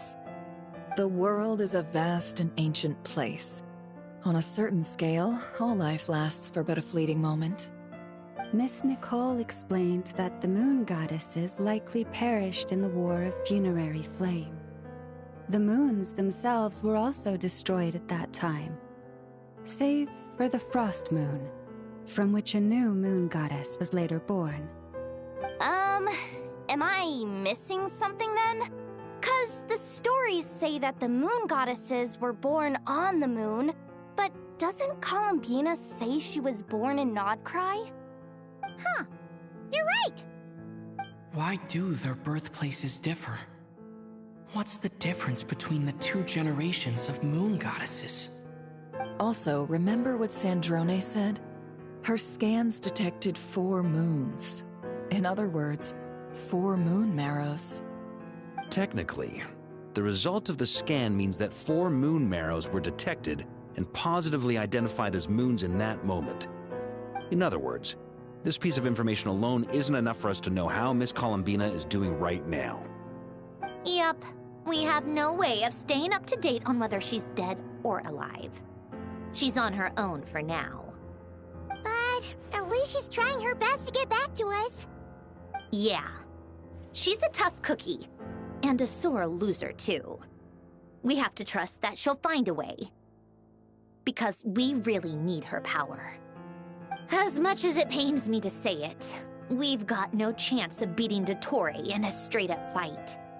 He's much too powerful. It wouldn't even be close. That maniac is going to devour everything in his path until he reaches us. We need to find someone, or something that can stop him before he does anything worse. I'll be frank. Our only hope of defeating this false god is with a real moon goddess on our side. I'm not just saying this because Columbina's a friend and I want her back safe and sound. It's just the truth. And I know that even she was no match for him when he attacked, but I don't have a better solution. We're not giving up on saving her, whether she can defeat Dottore or not. Right. Don't worry, Miss Sandrone. We're all aligned on saving Columbina. No one's trying to argue that we can only justify saving our friend because it will help save the world. This is about multitasking. We want to save both. So, she's more than just a moon goddess to you guys? Absolutely. Duh! She's part of the gang! And you are too, you know. Yes, I know. You don't need to labor the point. I knew that the moment I came running over with my documents that I was part of the in-group. I mean, if Arlecchino can fit in, I certainly can. Anyway, as for how we get Columbina back, I've been working on it constantly. But I think I'm still lacking certain information about the moon. I'd probably get there if I could continue my calculations, but the problem is, I've run out of computing power. Computing power? You mean you need more energy? No, the issue isn't energy, it's processing power. There's so much data to get through that the whole process has just ground to a halt. That's a tricky problem. René de Petrichor of the Nazissenkreuz Ordo once foretold the fate of the world. But I don't know how he did it. My guess is that he used the primordial sea's power. However, that won't work for me. His methodology was vastly different from my own. What's worse, they're incompatible. And, to top it all off, we can't even leave Krai. Ugh, this is so annoying. If I'd known we'd run into a bottleneck like this... Well, no, the design bureau's a bust as well. Curse that Dottore! Couldn't have made this harder for me if he tried. Oh, what do we do then? How about we grab a bite to eat and take a break? Maybe something will come to mind after you've cleared your head. You don't get it, do you? I'm trying to calculate the fate of an entire world here. And I need accurate results, not vague prophecies. Where the heck am I gonna find the computing power for that? Ahem. Anyway, time to shelve the discussion on technical difficulties. Being a killjoy isn't very ladylike after all. Either way, we've done what we can. Rest well, everyone. Remember to let us know if anything new comes up. Hat guy? Is he hinting that we should talk outside? Let's go somewhere a little more private.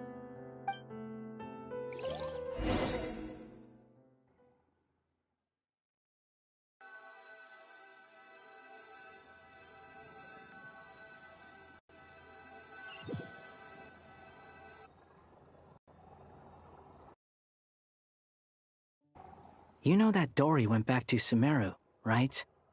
Yeah, she mentioned she was planning to head back. Things aren't looking good for Krai. She's gone to spread the word so that Sumeru has a chance to prepare for the worst. From what I know of Dottore, there are two possible reasons why he hasn't made a move yet. One is that he's still working through some kinks in his new powers. The other is, he wants to see how we're going to react. He'll easily devour everything eventually, so I guess he's in no rush to make it happen. The first false god he made was me. Now it's his turn. Even though my records were erased from Irminsul, Dottore's ideas haven't changed one bit. He once told me that becoming a god was like turning yourself into a hungry wolf or giant serpent to devour the moon. Clearly, he began studying the moon goddess's powers long before he even tried making a god. He's always wanted to get his greedy hands on divine authority one way or another. And in the end, he devoured the moon where I failed. In the desert of Sumeru, there is a chessboard built by King Deshret, also known as Al-Ahmar. I don't know if it was a real game, or if he was just trying to challenge his servants and citizens in some way. But creating games and setting rules, gods do that as a matter of course. That's the kind of power Dottore craves. Now he has the Trilunar Authority. His power is leagues beyond the common people. I don't think there's any point in other nations rushing to the front line. They're better off focusing on defense and hoping they can fend off any threats that spill out from Krai. Either way, Dory will inform Lesser Lord Kusanali, and she will contact the other gods in turn. The Seven will have some recourse available. If nothing else, their protection should keep the rest of the world from descending into chaos as quickly as Krai has. So on the bright side, even if Krai is doomed, your friends in other nations won't be in any immediate peril. That's good to know. But I'm not ready to give up on Krai yet. There's a word for people who refuse to let anything go. It's called being greedy. Maybe it sounds greedy to you, and probably naive too. But whatever you call it, that's what gives me the determination to keep fighting. Battles are fleeting, but the will to fight is a long-term commitment. Give up for even a moment, and your resolve will shatter. Why do you always feel the need to do the right thing? No one is born to be a savior. I mean, who's gonna criticize you if you fail or give up? Don't take this the wrong way, but Dottore said something similar to me. I guess the Fatui attracts people who don't believe in saviors. Not necessarily. It's less about belief for me. I just want to know how determined you really are. After all, I don't owe anything to anyone else here. Only you. You look kinda worried. If your arch-nemesis was about to achieve their ultimate goal, I think you might feel a little worried too. That's true. Dottore is about to become an omniscient, omnipotent deity. That's gotta be a bitter pill to swallow. Still, you're calmer than I expected. Obviously. I have to admit that my past self was a reckless fool who misunderstood not only the point of revenge, but how to achieve it. And as much as I want my vengeance, I know I'm not gonna get it by acting alone. If the world's taught me anything, it's to think before I act. Too bad it never taught me any other virtues, though. So, I am going to destroy Dottore, no matter what it takes. So, what's your plan? I'll get to that. First, tell me, what do you think of Sandrone? Just like Paimon said, she's a friend, part of the gang. How much do you trust her? This is a serious question. Think carefully before you answer. Although she's with the Fatui, she has her own values, and she's helped us a lot. If nothing else, she's clearly going the extra mile for Columbina. I see no reason not to trust her. If you say so. In that case, the three of us need to talk. I have some thoughts about her computing problem. It can be solved, but it will come with a cost. How much? If I can afford it, I'll cover it. Sometimes your heroism really backs me into a corner. You know that? Come on, let's go talk to her.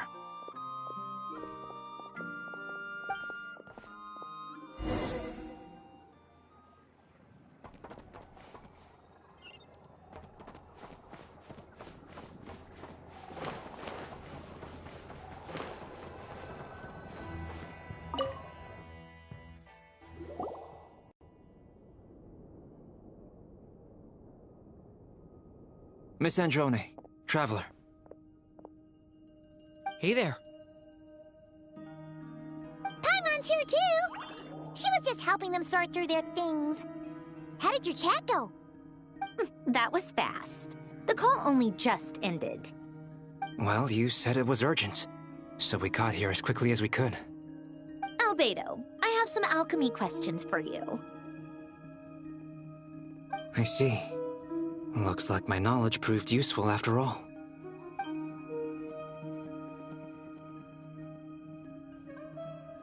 If I might ask, what is the end goal for the modified formula you'll be using? I needed to predict the future of the entire world. But I've run into some teething issues since trying to implement Renee's theory of the four Orthants. I see. I'll have a look at it. Still, computing power is the real issue here. How do you plan to solve it? About that, it's been sorted. Oh, with the Traveler's help? Actually, you're not wrong. He found the person with the solution. Was it Hat Guy? Yeah, it was him. Wow! Go Hat Guy! Seems like all that time studying at the Academia is paying off big time. But where is he? Wasn't he the one who asked Albedo and I to come here? Come with me.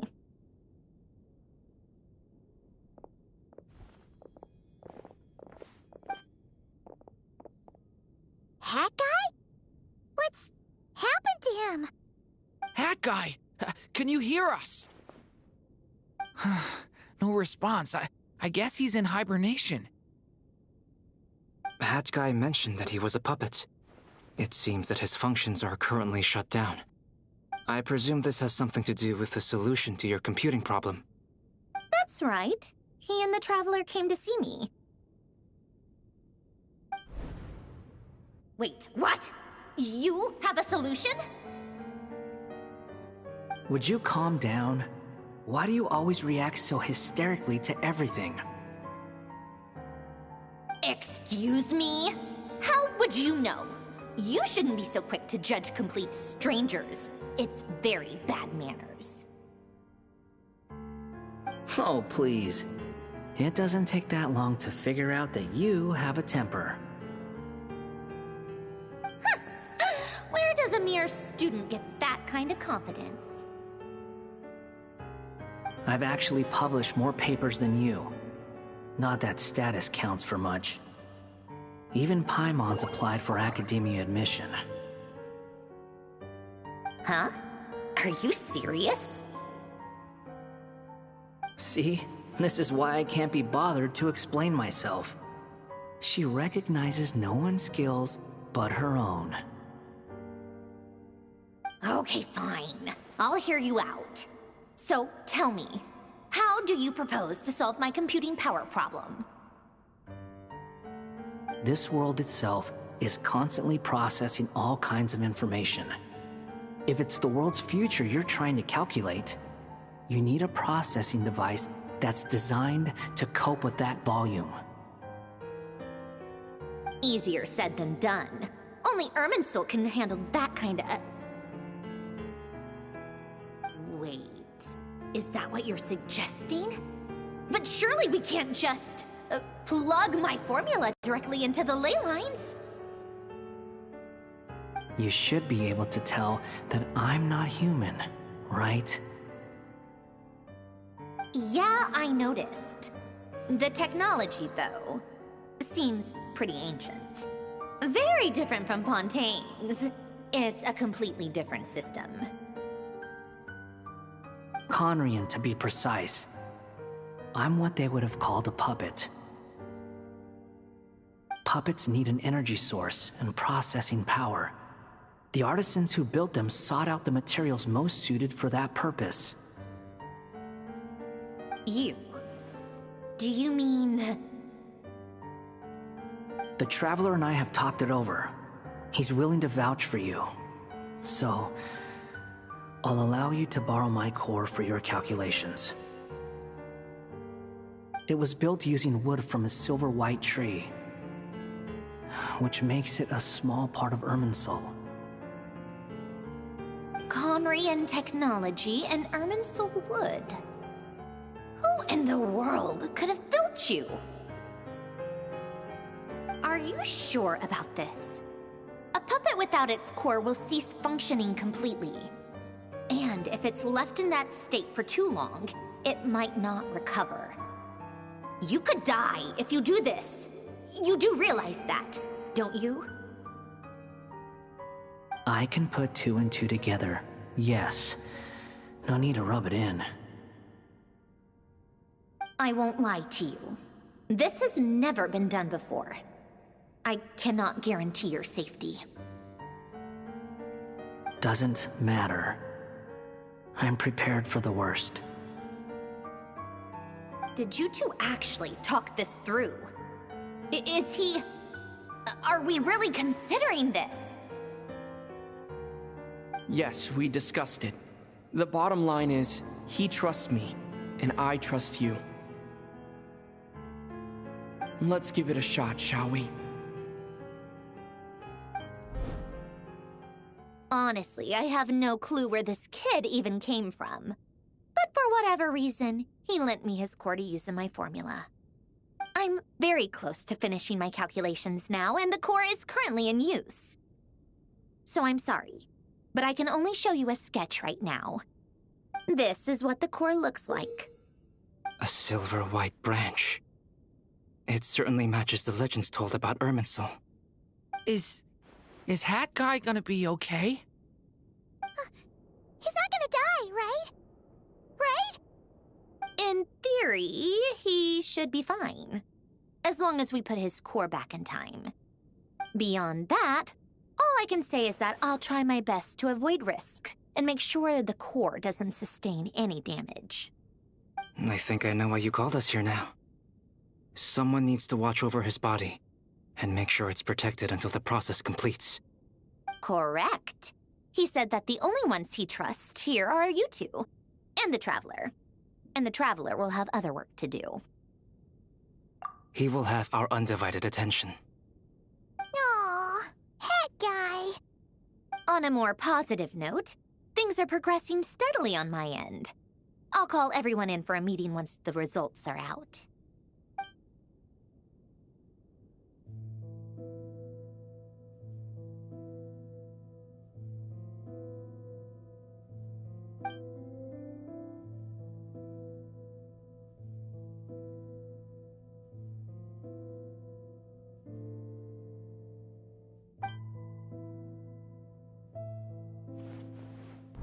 The worst-case scenario with the core removal is either a system reset or a total loss of function.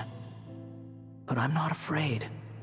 A quiet death should have been my fate long ago. A core is completely different from a heart. It's like another vital organ entirely. I never believed it could be a true replacement for what I sought. But in the end, it turns out the core was more useful to me. Pretty funny when you think about it. It's like the punchline of my entire life. Do you think there's any difference between a puppet and a human? If not, then this would just be another samsara. I have already experienced both a past life and a next life. Part of me wonders whether I'm only capable of making this decision because I've become a real human. What's with that expression? Isn't this a good thing? Sandrone will succeed, won't she? She has to. She will. We all have to persevere until this is over. That's right. And I'll protect you all until a moment of victory arrives.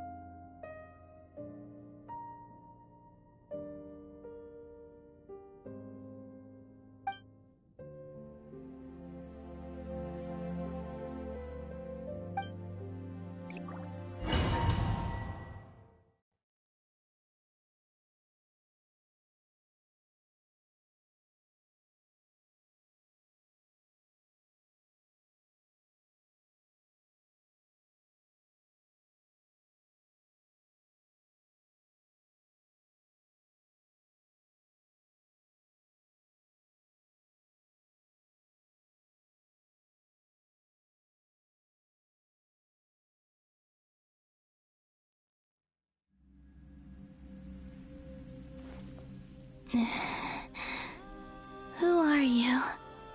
Call me Sonnet. You have the same power as Canon.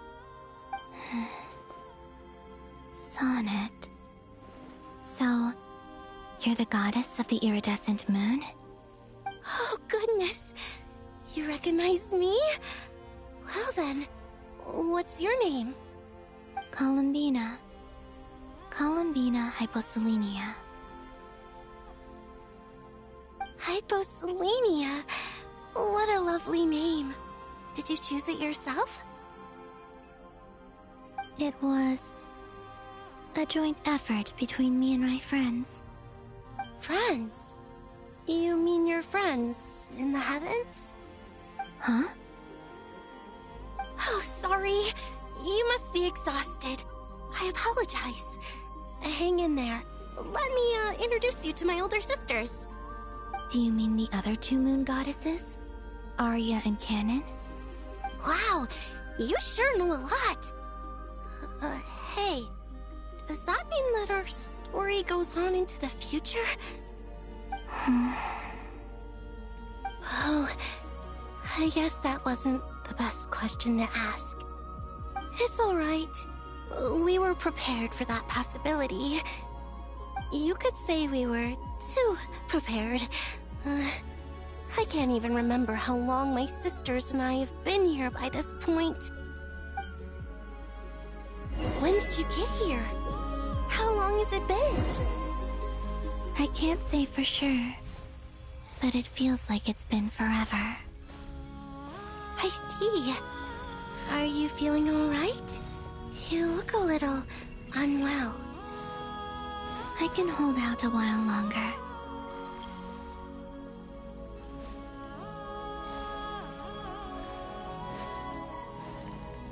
We don't have far to go. The place where my sisters and I are based is just up ahead. Don't worry, they're both really nice. I'll introduce you.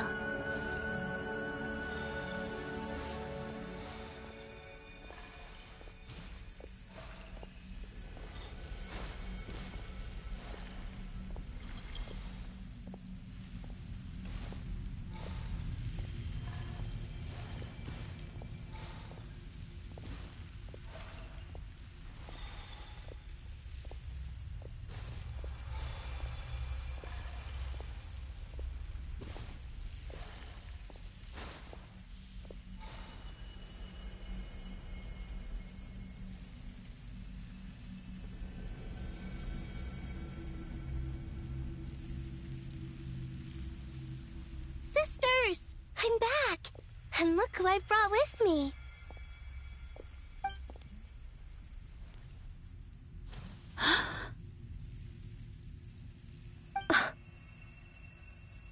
It's our lovely little sister, born in the far future. The pleasure is all mine.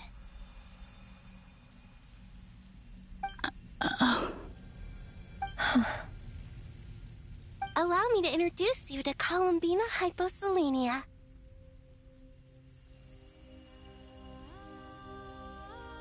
This is Arya, the goddess of the eternal moon. And this is Canon, goddess of the frost moon. Canon, don't you think Hyposelenia's power is similar to yours? Hello, Columbina. I apologize for our startled reaction just now. And please, forgive our little sister if she's been annoying you. She tends to talk a lot. It's fine. You seem shy. Don't worry, Columbina Hyposelenia. No one can hurt you here. Could you tell me where here is? Please. I must know.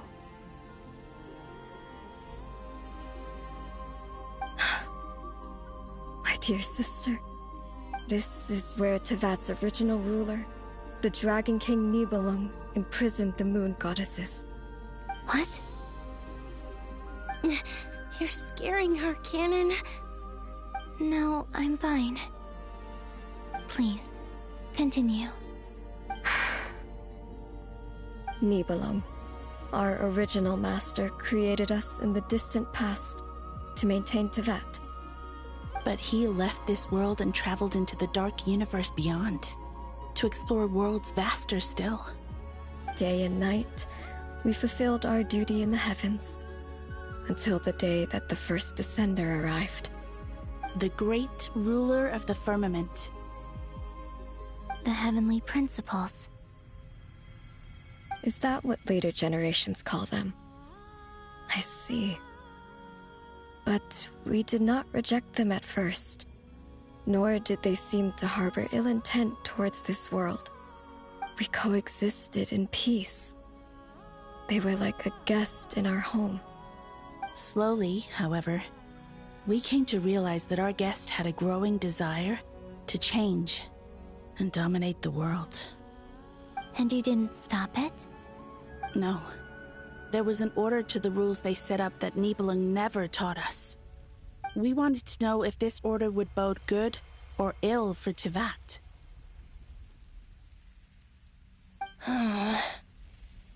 All right. Canon and I wanted to know. Sonnet was against it from the outset. Later, we discovered that this great ruler of the firmament bore an almost paranoid hostility toward the desire of certain life forms to seek power. Or perhaps they feared them. They would even cast down celestial nails as manifestations of their power, to punish the civilizations of the world below. Only this was far beyond mere punishment. Right. Their rules brought order, but the price people paid for merely testing the limits of those rules was far too great. I did everything in my power to help the punished escape catastrophe, but still, too many lives were lost. The ancestors of the Frost Moon Scions were some of the ones you helped. But just when we had decided to take countermeasures, the Dragon King, Nibelung, returned. And so began the War of Funerary Flame. So, that's the name the world gave that war in the future. Well, who won in the end? As far as I know, the Heavenly Principles won, although it came at a great cost. They remained in Tevat, where they continue to rule to this day. And the world's original master, the Dragon King Nibelung, was destroyed. And what of the moons? Are there still 3 moons in Tevat's skies? you can tell us the truth, Columbina. We know we are but remnants of a bygone age. We are prepared for the answer. Only the frost moon remains. But it has been cast beyond the false firmament by the heavenly principles. The eternal and iridescent moons were both shattered during the war. So death finally came for us in the end. Sonnet. But you're still here, aren't you? A moon goddess cannot live without her moon, Columbina. She's right.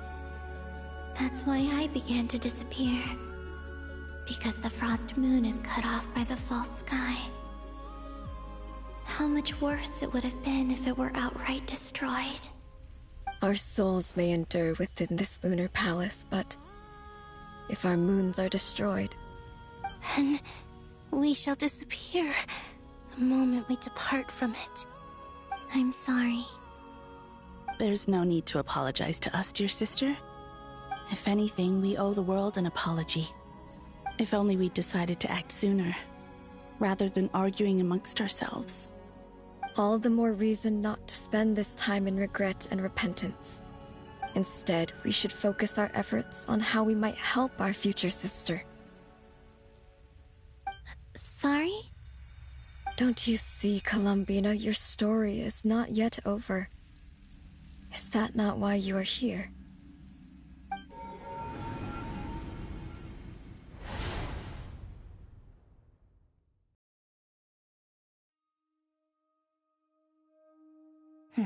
It's done. Initiate numerological array.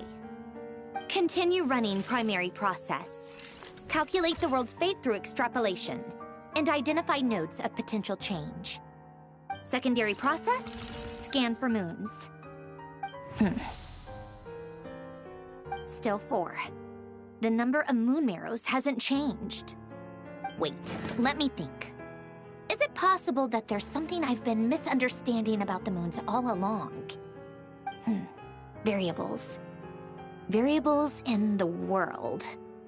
I know where potential variables within the world come from. So what about the moons? Are there any variables there? Like their life or death, for instance. What if being alive or dead makes no difference to a moon? But that's so strange. Even immortal gods can die. Why would the moons alone be... Wait! I've got it! I've got it! If alive or dead is considered a variable, we might have had this wrong the whole time. No one ever said that a moon marrow equals a living moon. We just made that assumption ourselves. Initiate secondary process. Scan again. This time filtering out interfering perimeter, moon marrow. I don't care if they're natural or artificial. Get them out of my search results! Why? It says 3 moons still exist in Teyvat, even after excluding the moon marrows. But we know for a fact that 2 of them are dead. Redo the scan. Narrow the results to living moons and real moons. No, scrap that. Narrow it down to moons that have lunar authority and remain alive.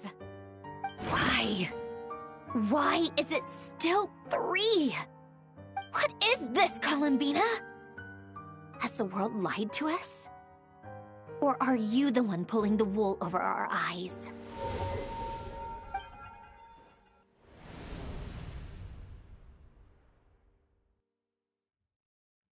So, you think that the moon's reflection might be where Nibelung imprisoned the 3 moon sisters?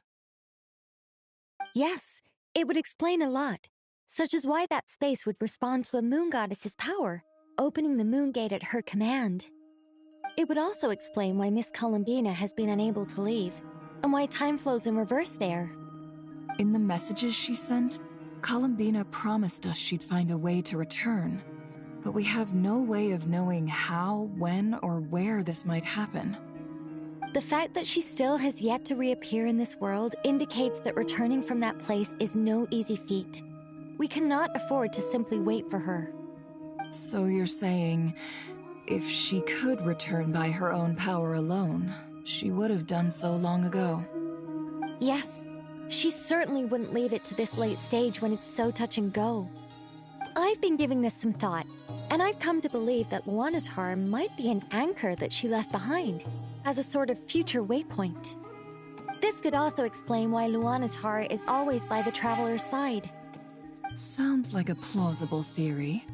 If that's the case, there must be some criteria we need to fulfill to allow Columbina to return to the present. The question is, what could they be?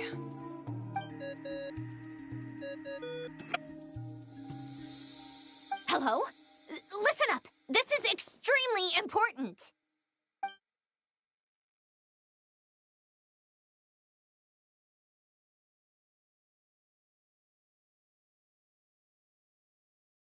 Not only is Columbina alive, but she may well exist in a form unimaginable to us. I'm still unclear on the details, but she's done something truly inconceivable in the past. And the clue to what she's done lies in the moon and Tevat sky. Truly amazing. Oh, I'm so delighted for her. I'm sure we all feel the same. And I'm sure Columbina is ready to get back here and fight by our side. I'll keep my calculations going and try to find some way of coordinating with her. But that's not an excuse for everyone else to slack off, okay? All of you had better keep trying to think of solutions. How can the dead moon still live? And Luanatar...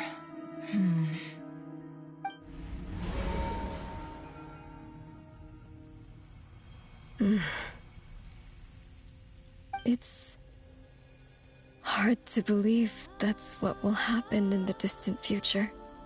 Our authority is linked to the most fundamental rules of Tevat. I suppose it's no wonder that many would covet that power. I didn't realize that when you said friends, you meant people who live down in Tevat. That's so lovely. I always wanted to go down there and have some fun. Have you ever tried leaving this prison? Of course.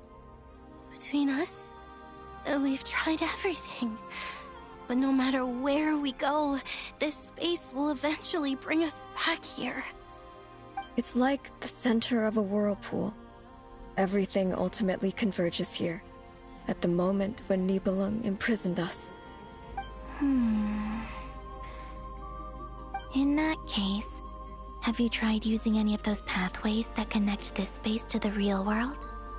Sorry? What are those? They're passages through which you can make small-scale changes to reality by using Kuvaki. Or am I the only one who can use those passages? Because part of my soul remains in reality. Kuvaki. What is that? You don't know? It's a unique kind of elemental energy found only in Krai, the land from which the moons arose. Oh.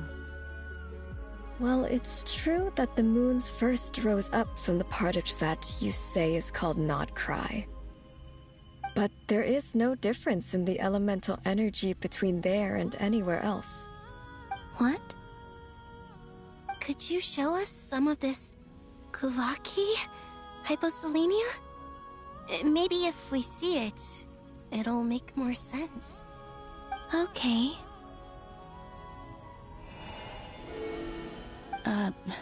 Isn't that just your power? What? But it's everywhere in Krai. In the air, in the land. Even the creatures who live there have adapted to its influence. How curious. This Kuvaki certainly did not exist anywhere in the world before we were imprisoned. Let alone influence living creatures. So, how exactly does it affect them anyway? Can they float in the air like us? This is so strange. Why would their reality differ so much from mine? Columbina, You're looking for more than just a way out of here, aren't you? Yes. If I am to help my friends, I will need tri-lunar authority on par with that of our foe. You mean... you'll need our power? This sounds extremely risky. The Three Moons' powers are not mutually compatible. Concentrating them into one goddess will be a very painful process. And if anything goes wrong, it could tear you to pieces. I know. But I'm willing to take that risk. Even so, let's say we successfully transfer our authority to you. How will you take it outside this prison? Niblin constructed this realm specifically to prevent us from using our powers to interfere in his war. No moon goddess can leave this place alive. What if I don't leave alive?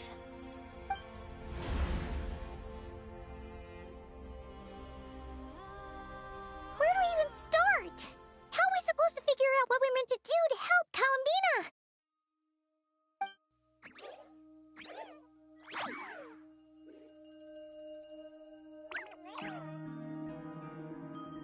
Columbina? What do you need from us? If she really got to the beginning of time in there, how do you think she'd leave us a message?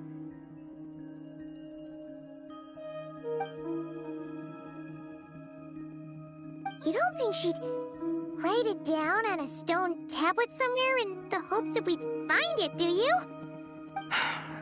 Seems unlikely. Columbina may not talk a lot, but she thinks deeply about issues like this. Let's review what we know. This is the Columbina who fought alongside us against the Reikir of Solnari, and with whom we celebrated Moon Prayer Night. She knows our personalities, our ways of doing things, even our unique strengths and abilities. So, if she wanted to tell us something from a long, long time ago, what would she do? Oh.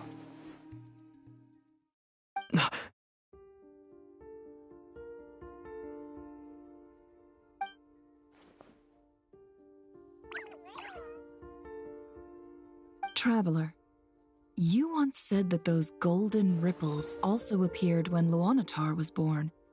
What if Columbina left Luanatar here, not just as an anchor to the real world, but for some other purpose? If she is part of Columbina, and Columbina knows that I can see past events through her... Oh yeah! Like when you peeked into Rarer's past through his heart! Nefer, wait! If you're right about this, and you can really see past events through Luanatar, your eyes, they'll... Oh, I know. Looking at Rerir's past in Conria was already enough of a strain on my eyes. Looking this far back into the past, it'll surely blind me. But it's our only chance. This is the only way. Boss. We spoke about this once, a long time ago. Do you remember what I said, Yehoda? The day I lose my sight, the Curatorium of Secrets will be yours to run. But... What's wrong?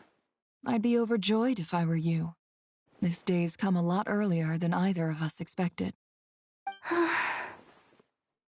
I need to know you'll honor our agreement, Yehoda. Promise me. Yes, Boss Neff. I promise. Are you sure you don't want some time to think this through? What is there to think through? I should have gone blind after our battle with Rerir. Frankly, it's almost criminal that I got away with it for this long. Then at least let me take some precautions on your behalf. And if you really do lose your sight, I'll visit your office every day and make sure you're well looked after. Oh, please, anything but that. I was actually ready to go through with this. Are you trying to scare me into backing out? As if I could ever scare you. I'll assume you're just joking to calm your nerves. All right, enough chit-chat. Let's do this.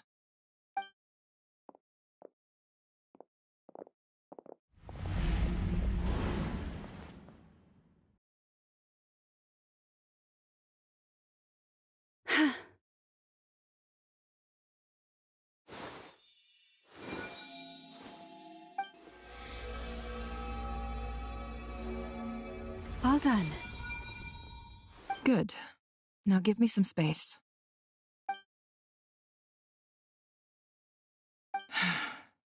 Come on then, little one. Show me what happened in the past.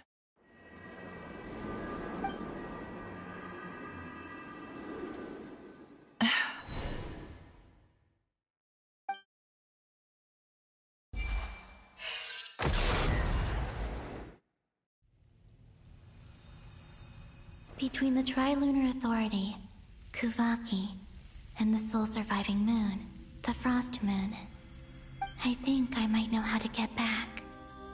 But I will need my sister's help. Time to go talk it over with them.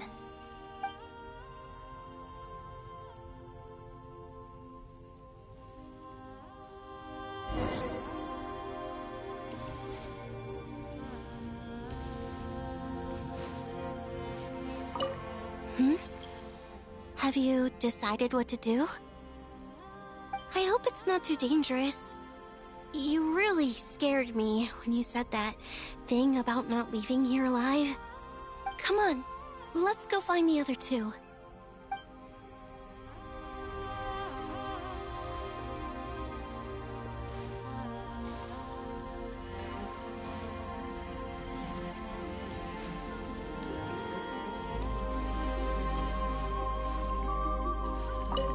Seems you have reached a decision. I'm all ears. What do you propose?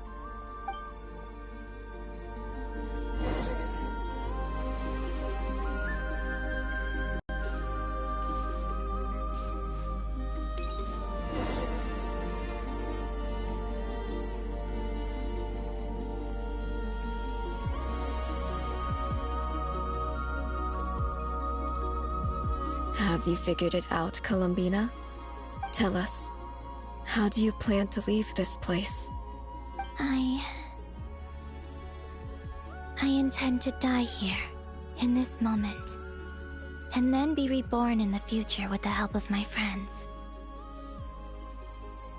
What? What are you saying?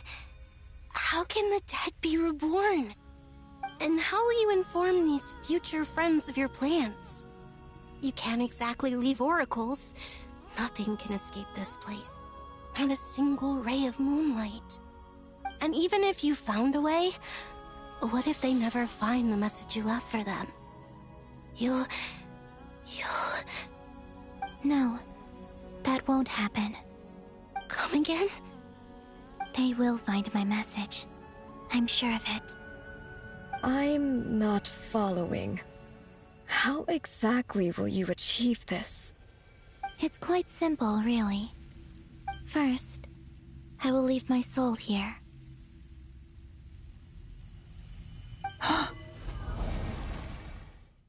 I see it. Your soul? You mean your divinity? Yes. I once left a portion of my soul in the future. One so small that this prison barely noticed anything. In this very moment, she can resonate with my soul across time. When the time comes, I believe that she can serve as an anchor to pull my soul from here back to the future reality.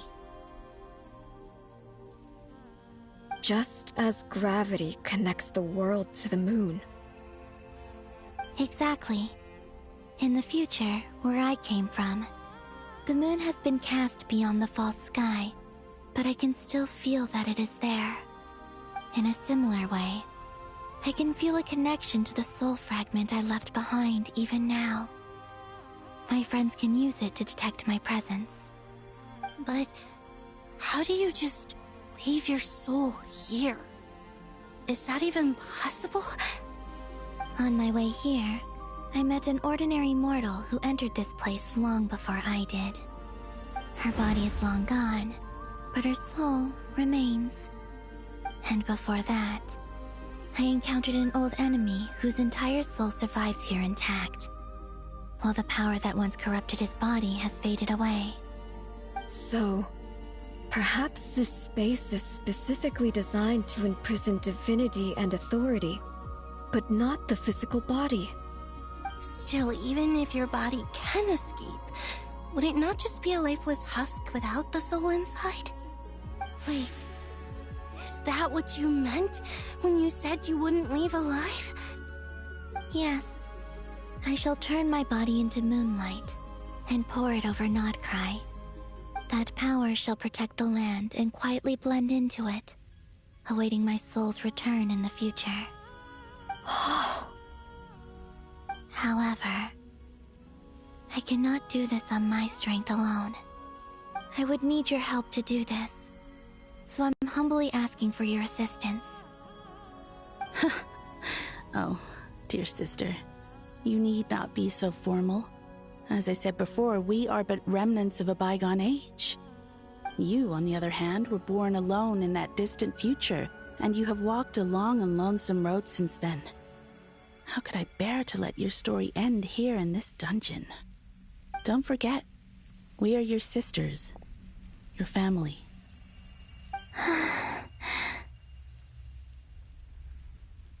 Arya's right. Actually, I've always wanted a little sister. Can you imagine how it's been for me? Getting nagged by two older sisters all the time. Now, I finally get to be the big sis.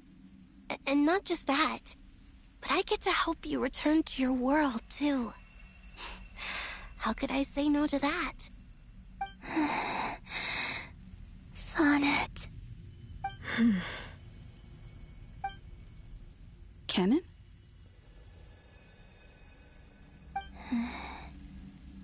I'm sorry. I know this is a bold request. The Frost Moon is rightfully yours, and it remains intact. Oh, no, please, don't misunderstand me, Columbina. I was just thinking back on the years that the three of us once spent together. You cannot imagine how happy I am to hear of the future world you describe. The Frost Moon Scions, your lovely, kindly friends. For the three of us, whose purpose in life was to maintain the peace in Teyvat, it is a great relief to know that the people of this world live in such an abundant future. If your plan can save them, and save Krai, I will gladly give you all that I can. Besides, the three of us have been together since the day we were born. I could never abandon them to live on alone without them. Canon. Still, I do have one question I would like to ask you before we proceed. Certainly. What is it? Why do you cover your eyes?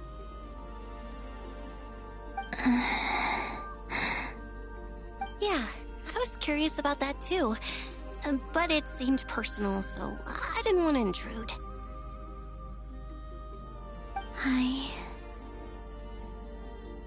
There was a time when I refused to look upon the world. I believed it was full of nothing but lies and falsehoods. I wished to hide my feelings, seal my heart, until I could return to my true home. I see. Perhaps that decision saved you from ever having to see the false sky again. But at the same time, you likely missed out on many true and precious things, like the smiles on your friends' faces. Promise me this, Columbina. When you return to the future, open your eyes, take a look at the world around you, and see your friends. I'm sure that you know this already, given that you long to return, but that is your true home. Give me your hand, Columbina. Aria, Sonnet, you too. Okay. All right.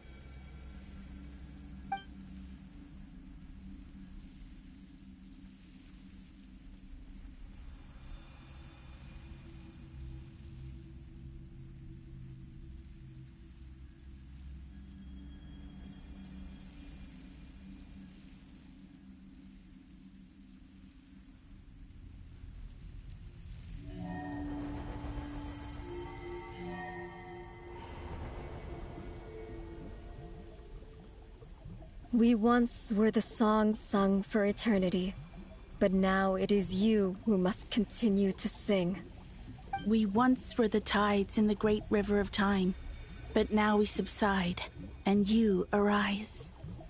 We were the messengers of madness and inspiration, but now the lies have faded, and your truth must endure. We are souls awaiting the sun. You must return to be with those who smile when they see your face.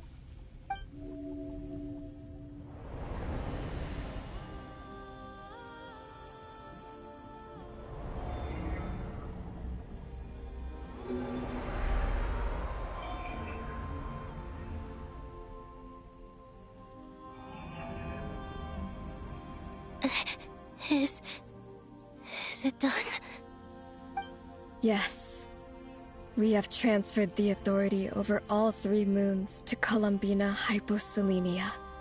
From this moment on, she is the Tri-Lune Goddess, the one and only moon goddess of this world.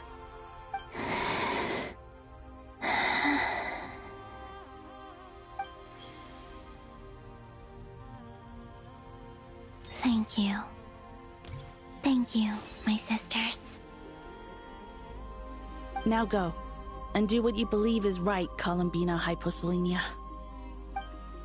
Be aware that we cannot grant you the power of the 3 moons beyond these prison walls.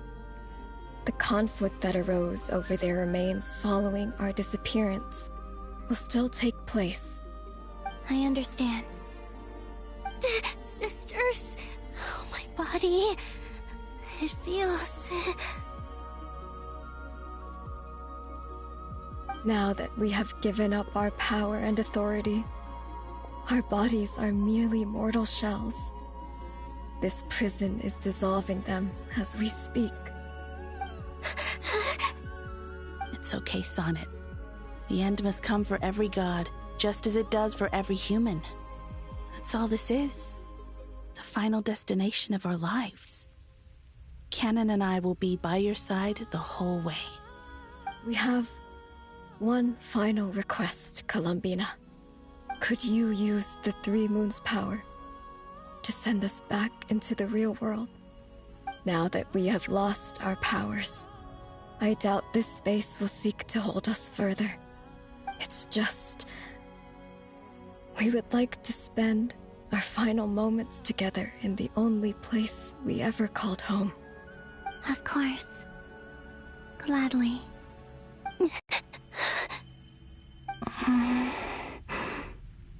Sonnet?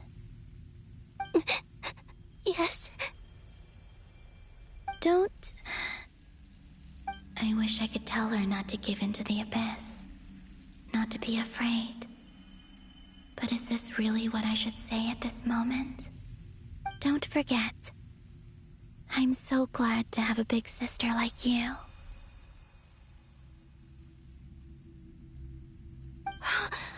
No, Hypo... Thank you. I'm okay. I'm not afraid. As long as my sisters are with me, I won't be afraid.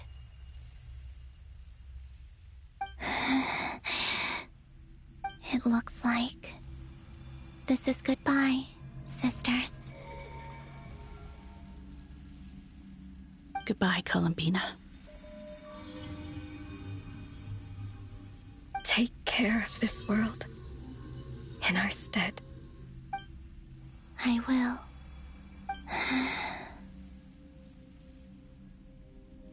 And now, it's time for me to bid farewell to my body too. May it become the moonlight that keeps Not Krai company through the long years ahead. So this is why Not Krai was not always home to Kuvaki. It only appeared after I poured my body out upon this land, and only this land. Kuvaki responds to me because it is me, my body, answering the call of my soul. And the golden energy I've encountered on my way here was, in fact, that very soul, which I am about to leave here to guide me.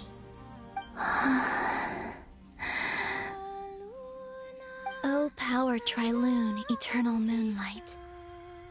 I, Columbina Hyposelenia, lay aside my body. Let it be cast into the dark night to illuminate the future.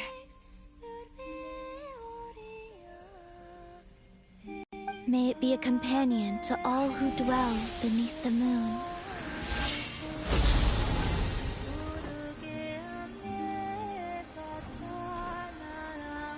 Until the time comes for me to return home.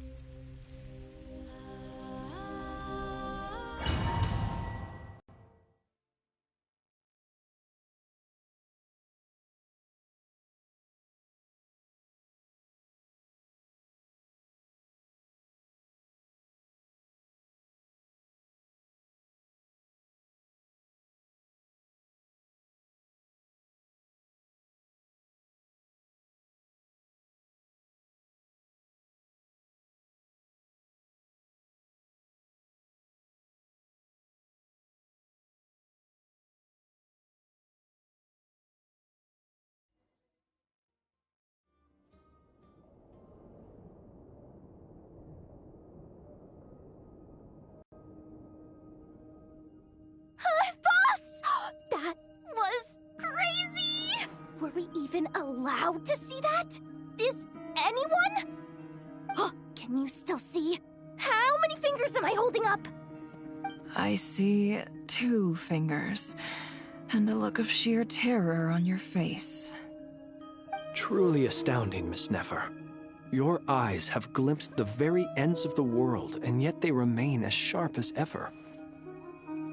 Or is the credit for this miracle due to Miss Lauma? It seems that even time itself is no match for your medical skills. Surely you jest, Mr. Flins. I suspect we have Columbina to thank. She must have realized the immense toll that the ritual would take and purposely set aside some of her power in the past to protect Nefer's eyes when this moment arrived. There is always a great price to pay for witnessing the truth, but it seems that this time, Columbina has shouldered that burden on our behalf. She chose the perfect method of getting a message to us. Though her eyes were always shut, she was clearly so perceptive. She knows us well. She knew exactly how we would think and what we would try. Despite being separated by time and space, we're seeing the same possibilities and seizing the same opportunities. We still don't even know if she's okay right now. But as long as there's a chance we can do something, we'll fight to make it happen. We'll get you back somehow, Columbina.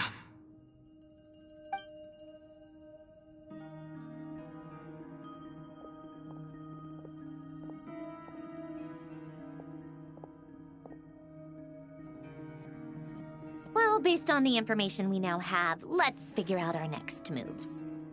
Thanks to these gentlemen, we have a much clearer picture of the situation with Dottore.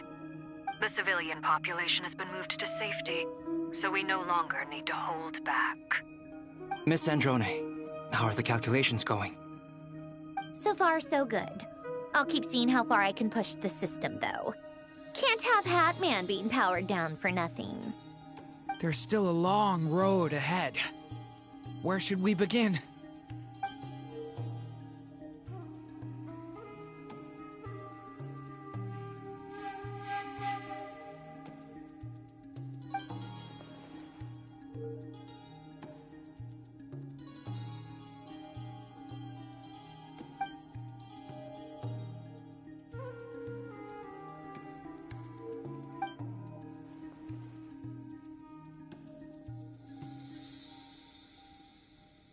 Our plan is clear. Time is short, so let's get moving. There's just never enough time, is there? Time is the bane of my existence. Ugh. Anyway, I'm gonna get back to work. All right, we'll do our part too. Yeah.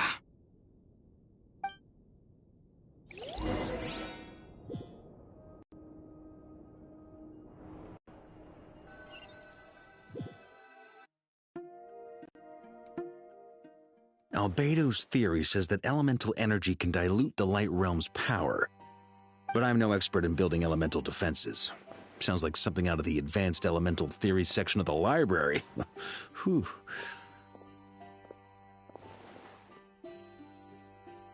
You seem quite troubled. Well, yeah. I mean, who doesn't get a little flustered when they're completely out of their depth? You were the very picture of confidence back when you approached the Hexen Circle. Yeah, I could have been faking it through that whole meeting for all you know. Who's to say I'm not just a ball of nerves in a charming and gregarious package? Oh gosh, really?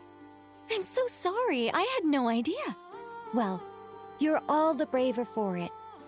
Still, I was much more in my comfort zone than I am here. At least in Mondstadt, you can cry for help from a cliff top and actually stand a chance of summoning Barbados himself. Things have never looked bleaker than they do now.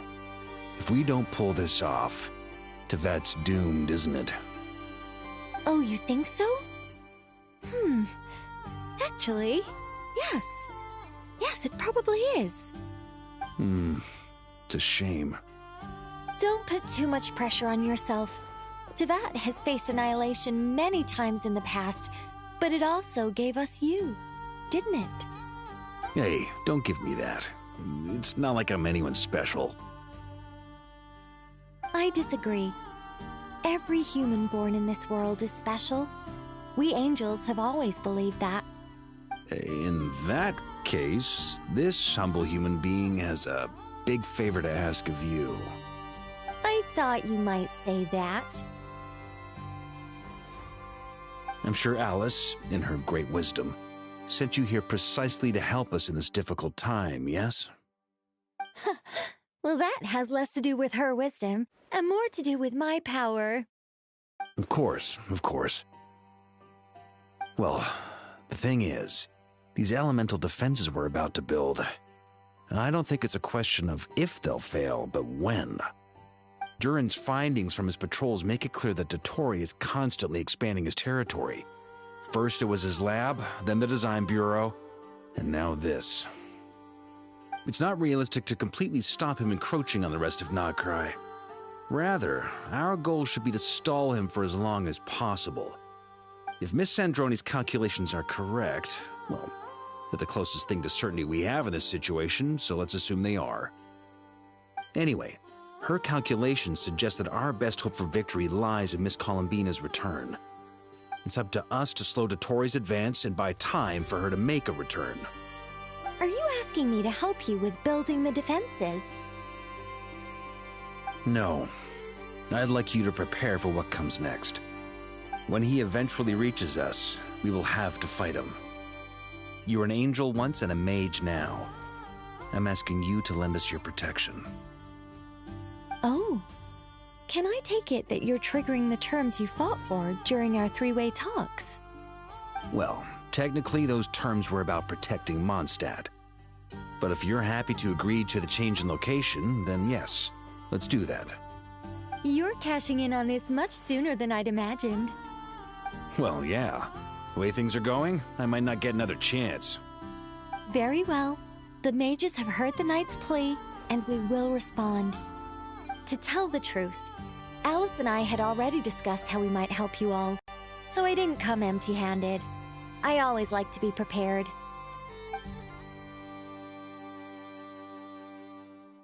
This is... wow. Yeah. This is great. Seriously, thank you. It's been many long years since I had a chance to dazzle humanity with a little divine intervention. To humbly serve as a reliable and responsible guide.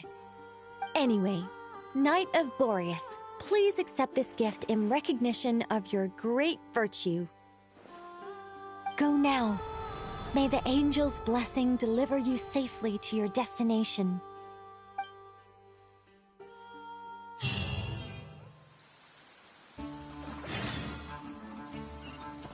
Quick as a flash!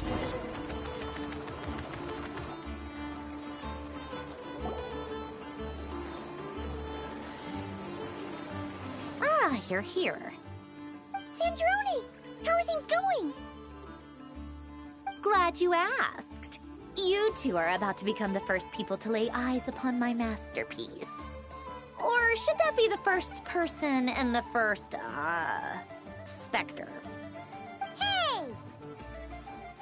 Whatever. Come, feast your eyes on this. Wow! We've never seen something like this before. This meter displays the progress of my formula. Currently, it's still making the most important connections. Once it's finished running, I'll deliver it right to your side. And then, we can finally bring Columbina back. What do you mean, deliver it? Can't you just tell us over the Dodo communication device? It'll just be some numbers, right? Ugh, you're such a greenhorn. This isn't the kind of formula you solve in math class. It's a highly complex algorithm capable of constructing a framework of rules. Ugh, whatever. We'll be here all day if I start trying to explain it. All you need to know is the formula must be completed before we can bring Columbina back. I'll share the data with you. Nicole's agreed to let me use her information channel, so we just need to use the Dodo communication device like so, and... there. Now you can check in on my progress. Wow! Look at that! You're amazing, Sandrone! About time you recognized my genius. Took you long enough. Anyway, that's all for me. You should check on the others if you have time. Make sure we don't have any weak links in the chain. That might sound harsh to you, but close supervision is a common practice in a Fatui. Not looking to catch anyone out. I just care about everything going smoothly. That's all. I'm kinda stuck here while the formula's running, so I need you to be my second pair of eyes in the meantime.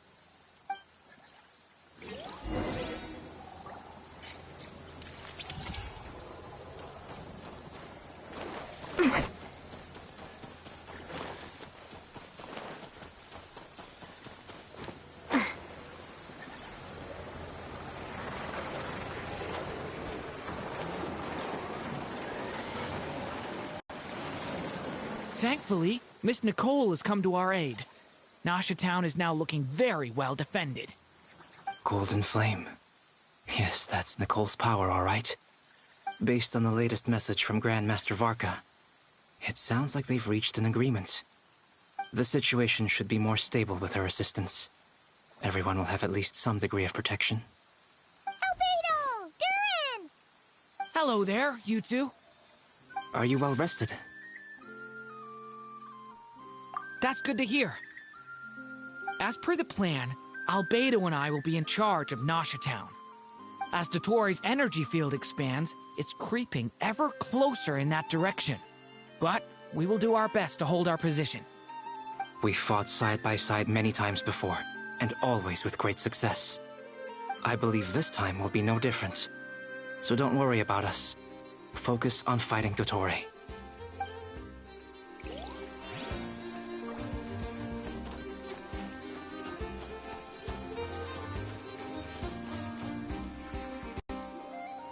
Yes, Miss Moonchanter? What are you staring at? You always address me in the strangest ways. Lady Moonchanter 1 minute, Miss Moonchanter the next. Yes, and? Are either of those incorrect? Not as such. It's just that I simply call you Nefer nowadays. Uh-huh. That's my name. What's your point? The point is I don't add any honorifics or titles. Meaning what? That maybe we're on friendlier terms now than we used to be. Is that how you see it? And I thought I was the one with eye damage. Never! Wilma! Paimon, Traveler. Just swinging by to check in on you. How are things going? Did you manage to get some rest? Don't worry about me. I won't slow us down. And I give my all to ensure our victory. Ah, yes. Allow me to give you two a quick checkup. All done. You're both in good shape. You're welcome. You'll have your work cut out for you in this battle against Dottore, so make sure to get some rest in first. Paimon will keep an eye on him, don't you worry. I'm glad to hear it. Take good care of yourself, too, Paimon. Sure thing!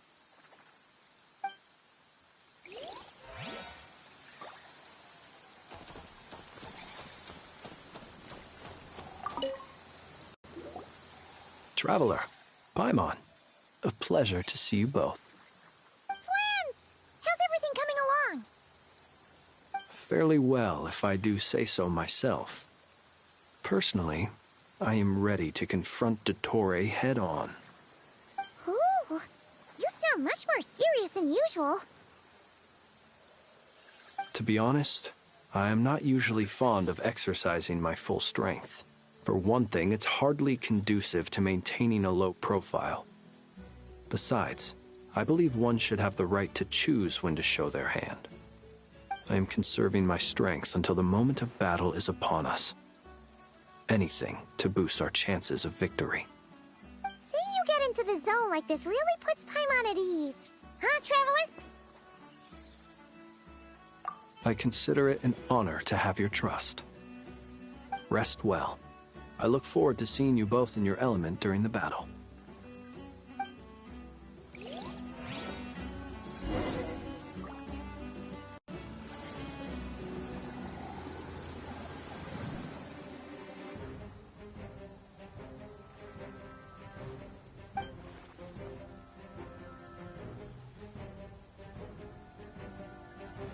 Here they come. That's quite a horde. As we expected. Get ready, everyone! Take your positions, and prepare to engage.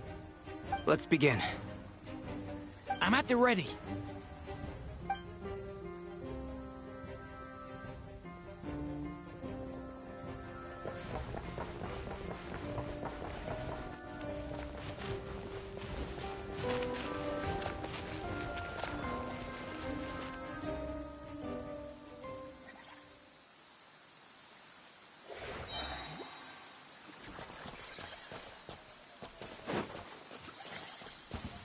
What a waste of time! Change of plan. Yeah! The long sleep beckons.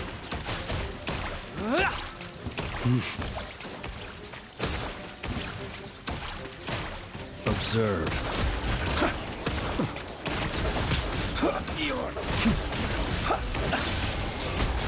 Be silent.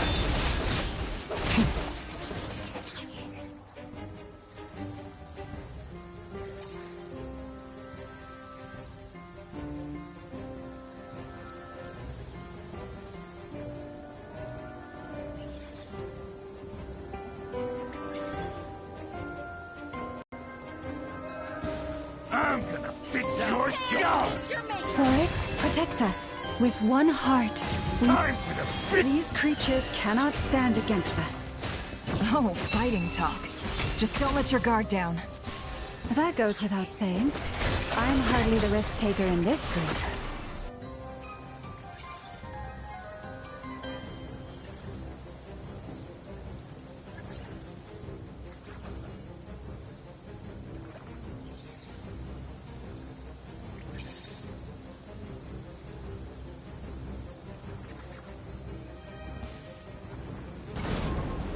Moment of birth.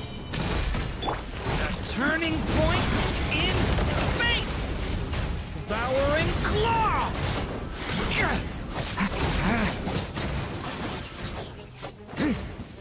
That was easier than I thought. Naturally. What do you mean? Does this make a good ending? Is it because as created beings go, we're of a higher level than them?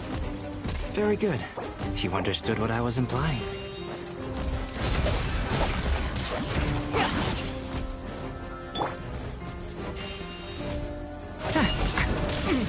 Stay back! Come into being!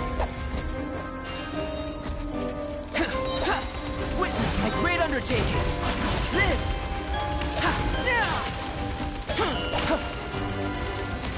Come into being!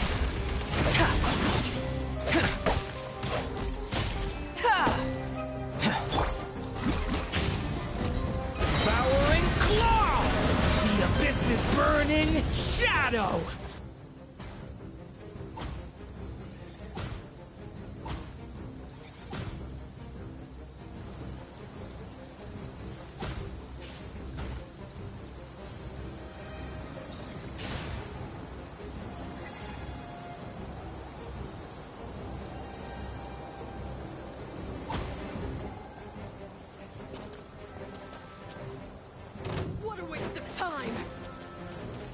Wipe out!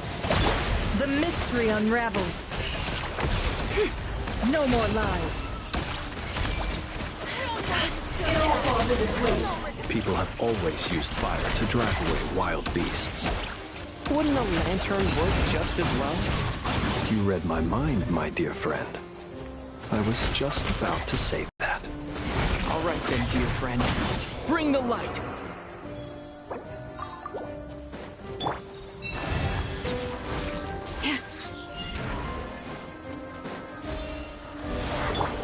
The night cometh. Close your eye. Water jet! For the everlasting forest. Then, there's a song.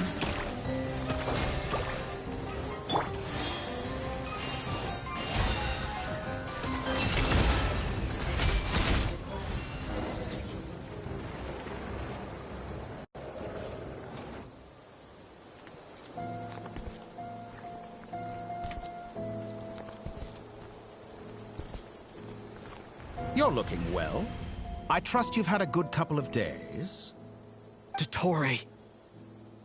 It's actually a good thing, in my view. If the subjects of my experiment were to die prematurely, it would throw quite a wrench in the works. And so, I must thank you all for your resilience. We are no longer on the same level, but you are nonetheless worthy of my respect. A creator god should be merciful and gracious after all. And in any case, it is only right that before I end your lives, the world is informed of the arrival of their new god.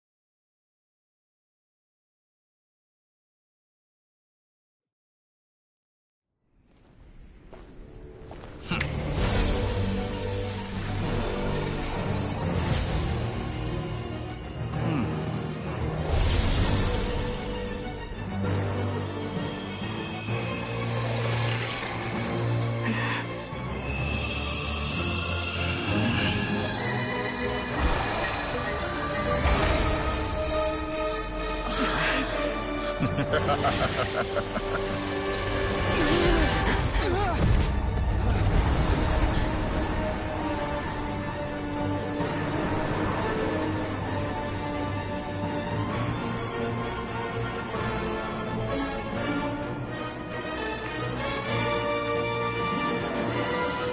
experiment begins.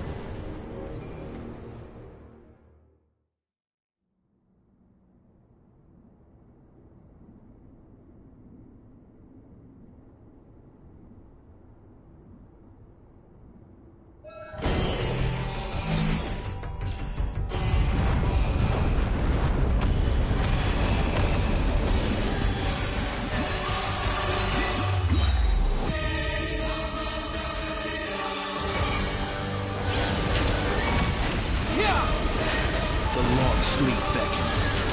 Be silent. The deception ends here. Found you. How dull. No more lies.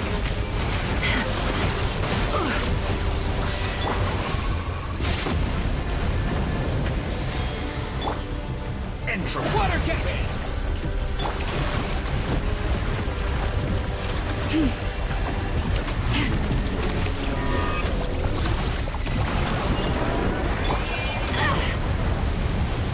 How dull.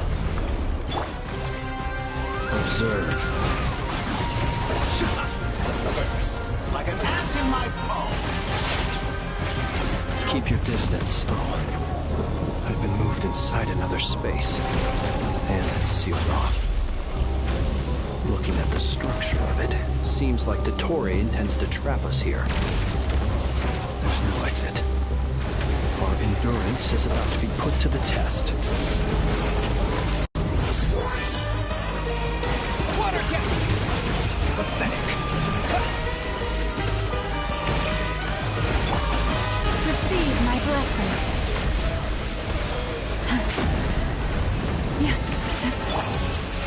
Entropy.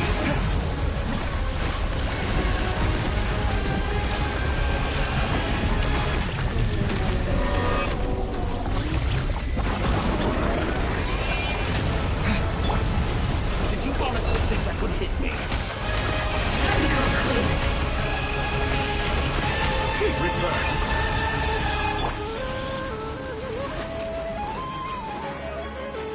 Branch into song. With the marrow of the three moons in my hand, behold the false storms fall!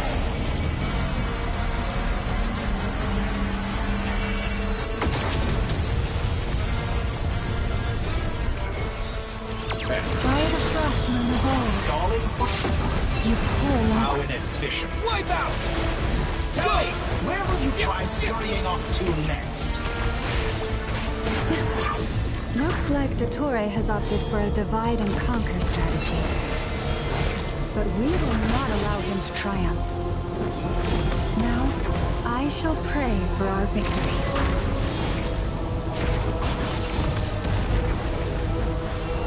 Forest, protect... Entropy bends to me. Go!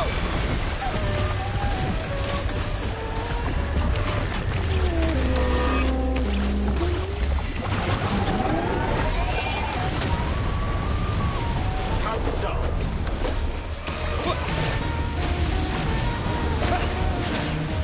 Reverse. Can't hide the truth. The mystery unravels. Walks away! Moon's remnant.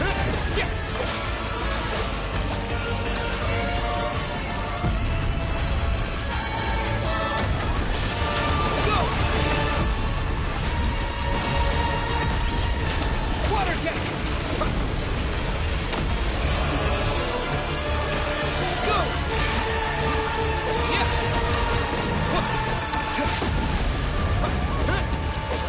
Pathetic. Yeah! Reverse.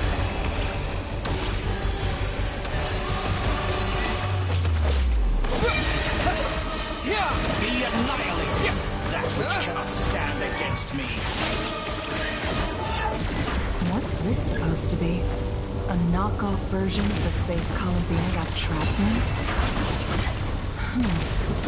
There really is no way out. We'll see about that, Dottore.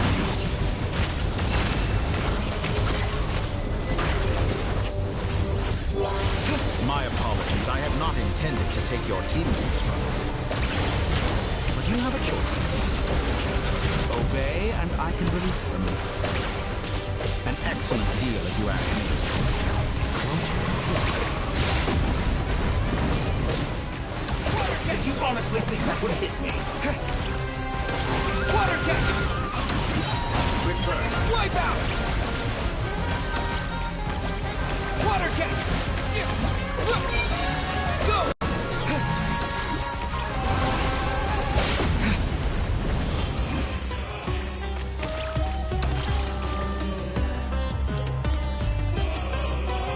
I'm aware you've been working on some little tricks to surprise me with, but it appears that none of them have come to fruition. My guess would be that you're trying to bring Columbina back. But then, where is Sandrone? Or are you trying to buy time for her? I always found their friendship to be a curious phenomenon. Two highly incongruent personalities, and yet they share a deep connection. Speaking of Columbina, I once saw her as like a younger sister. We got along quite amicably while she was with the Fatui. But then one day she suddenly decided she would refuse to take part in any further experiments. To this day, I truly don't understand what I could have done to upset her so much. It's such a pity. I could have had a sister, a family. But alas, she grew to dislike me. You're not fit to be family to her. That I can't deny. So many people, all obsessed with playing out the same tired old dramas. This world is rotten to the core. And then there's you. You had every opportunity to reach the right conclusion. The thought of killing you off like this? But I maintain that I approached you in good faith, so I will offer you another chance. Will you work with me? You have until I count to 10 to make your choice. 1, 2, 3. Not in a million years.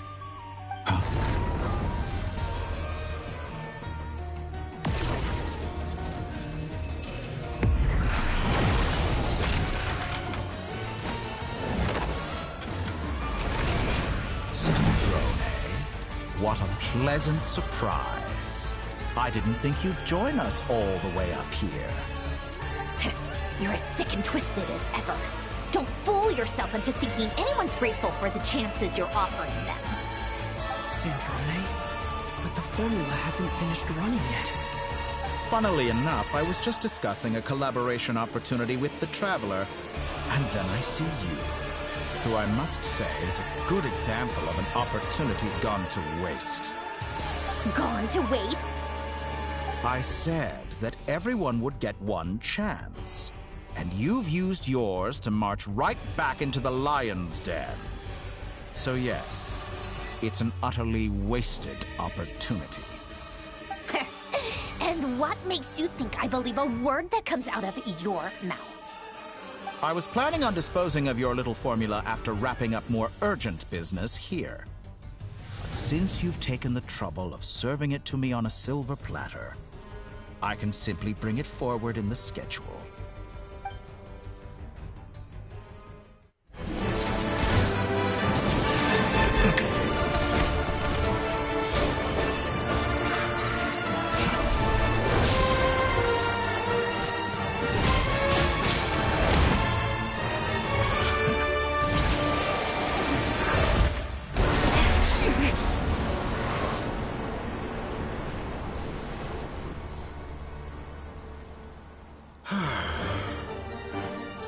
Is this your life's work? This piece of trash?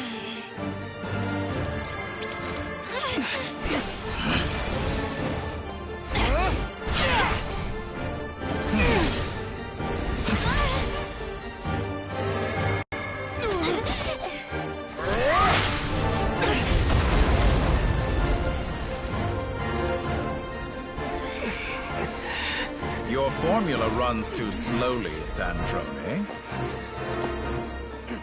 You put your hope for success on others instead of fighting dirty. That is why you have failed.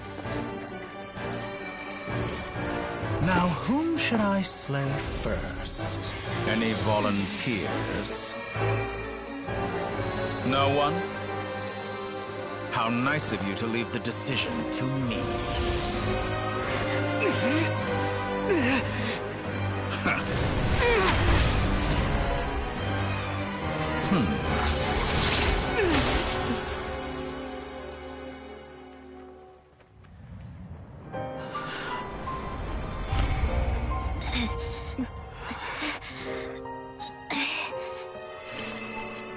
Oh, how unexpected. Sandrone, any last words for me, comrade?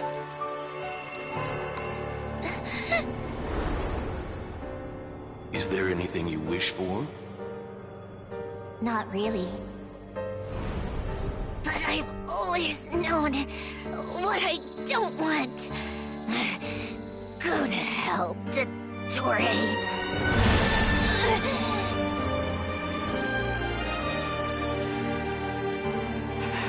No!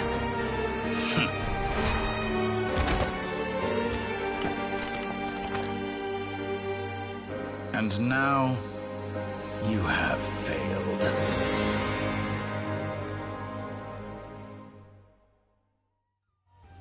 Sandrone! Now you see how fragile mechanical contraptions are. Just a gentle tap, and they fall to pieces. However keen of an inventor Sandrone may have been, her death spells the end of the formula that was running inside her body. Of course, I have to commend her for making it this far. As her colleague, I have to admire her stubborn tenacity. Now, it is time for you to take your place by my side. My count was interrupted, but the second chance I extended to you still stands. Once again, you are welcome to join me. By now, I'm sure you have gained a greater appreciation for the power and authority I wield. What is stopping you from embracing a new world of endless possibilities? Not in the mood to talk? As you wish. You seem less talkative than usual today. I'll change the topic to something more apropos. Sandrone was always like this. Never trusting anyone, always so reluctant to share her research with them. Objectively speaking, she had her strengths. It is remarkable how she extracted and even optimized the world formula from so much data. But her inability to trust was her undoing. Had she allowed someone else to monitor or run the formula for her, you might still have a chance at victory even now. But regrettably, she was a stubborn fool. As much as it pains me, she had to go. Dottore. Maybe this is news to you, but people can change. Columbina surprised you when she escaped. And I think Sandrone would surprise you too. Change? You can twist the truth however you want, but I see it clear as day. You're the one who can't trust other people.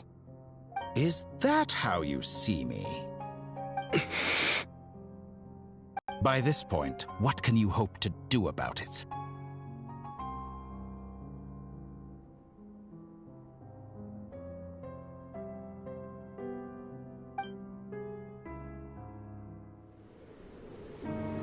It is pointless to fight on. You've already lost. Wrong. You can't win this, Dottore.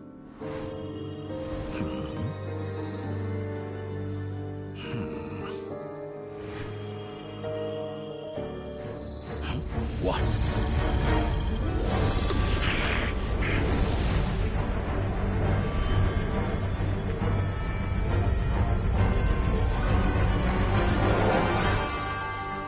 My formula can get us 90% of the way. It will connect you to Columbina. Then, I will bring the formula's output to the Traveler's side. For the last 10%, do whatever it takes. Just bring the moon down.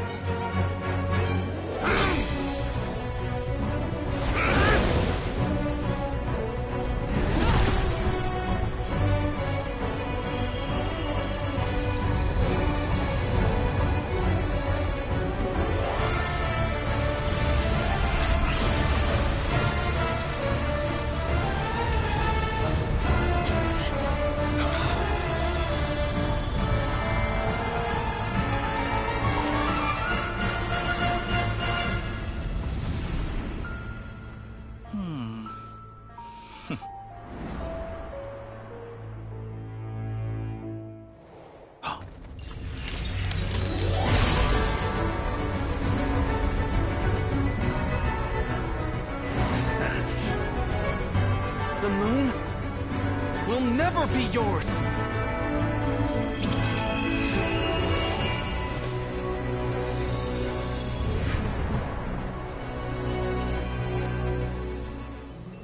I turn my body into moonlight and pour it over Krai.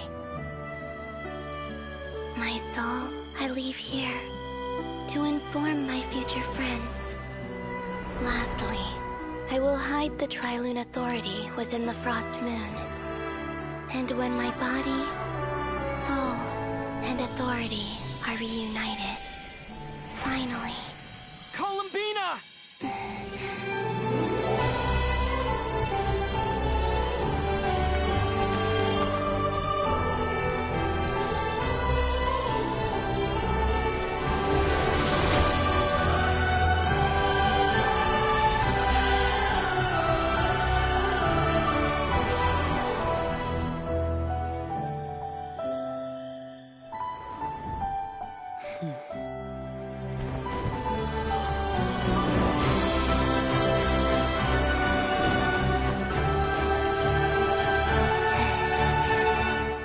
It's been too long. I'm back.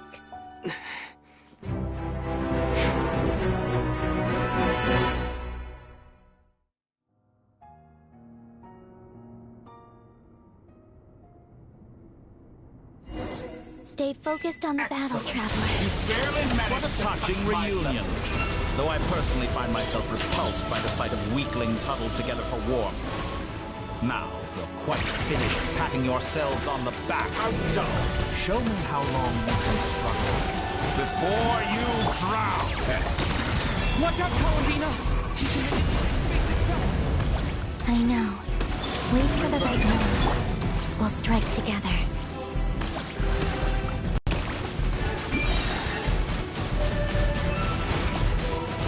Water test! Yeah!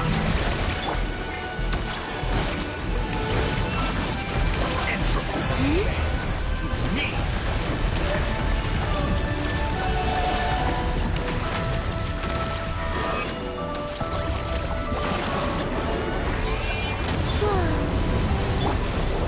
Go!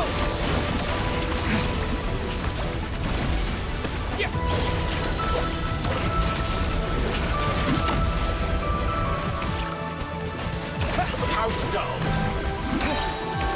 Bombs away! Enough! First, like an ant in my palm.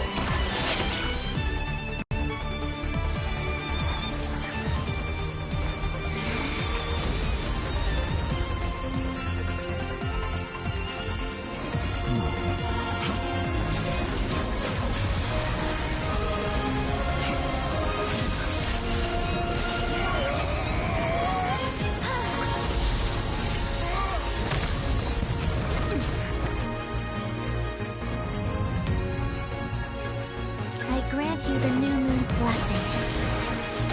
The new moon shines upon you. I am growing weary of your stubborn resistance. It's over, Dottore!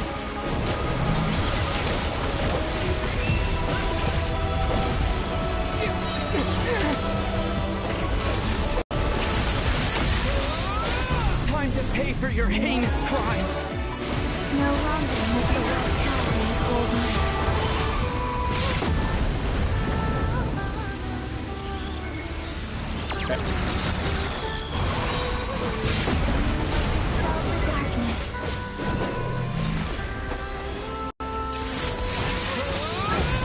Future is not yours to command. Everlasting as the moon. Worlds!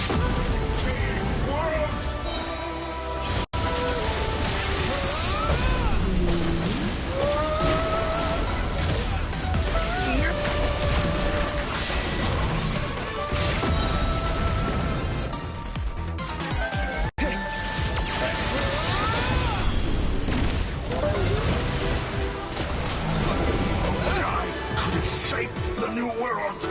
Only I...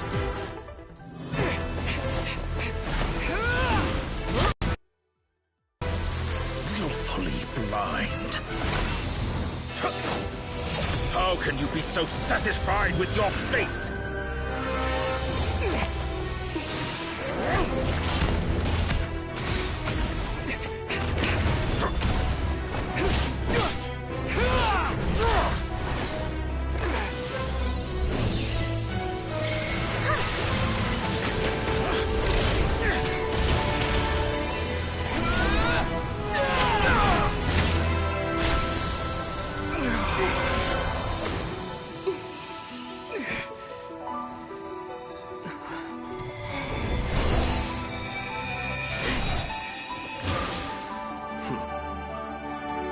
This battle was never about fate. It's about friends, family, and the home you stole from them. So dull. Only the weak rely on each other for comfort. Useless. Once I transcend fate, you will be nothing but fodder for my grand experiment! That will never happen.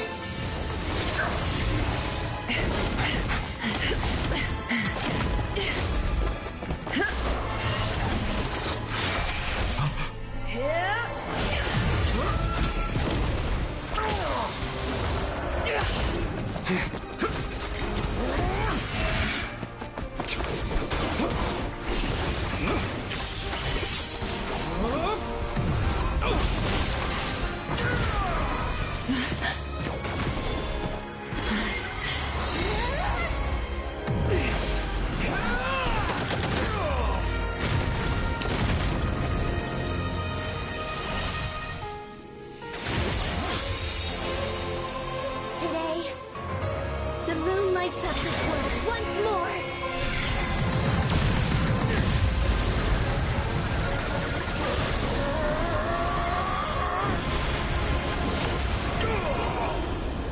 This loathsome world.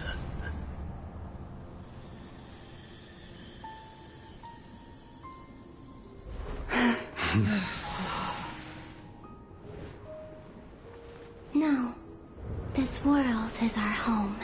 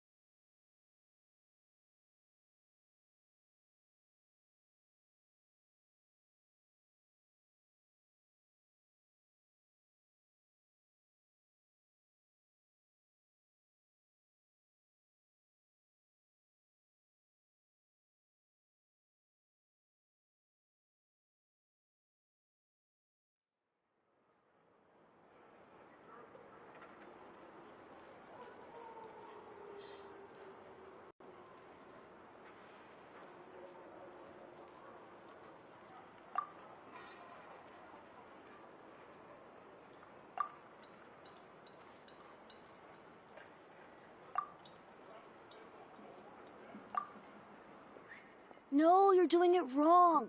The moon looks like this now. What are you drawing, children? The new moon, Mom! It looks different than before, doesn't it? Also... Can I go buy a sugar sculpture today? Please? Just one? All right. I suppose today is a special day after all. Almost like a festival. Extra, extra! Get the latest Nasha Express here! Post-disaster report! Nasha Town reborn beneath a new moon! The voyage begins today! The future looks bright thanks to the League. Want a copy? I knew things would be different. But I didn't think that would include the moon. They say a new moon goddess has been born. A new moon goddess? Who's saying that? The Frost Moon Scions? I guess so. I'm not too clued up on the details. As far as I'm concerned, the moon's still in the sky and it's business as usual. Hey, since we've come all this way, shall we grab ourselves a free meal while we're here? Are you a convert now? Or are you just here for the free lunch? Oh, come on. What does it matter? After everything we've all just been through? That smells good. All right, that's it. I'm hungry. Time to eat. Come on! We gotta get there early, or there won't be any good spots left!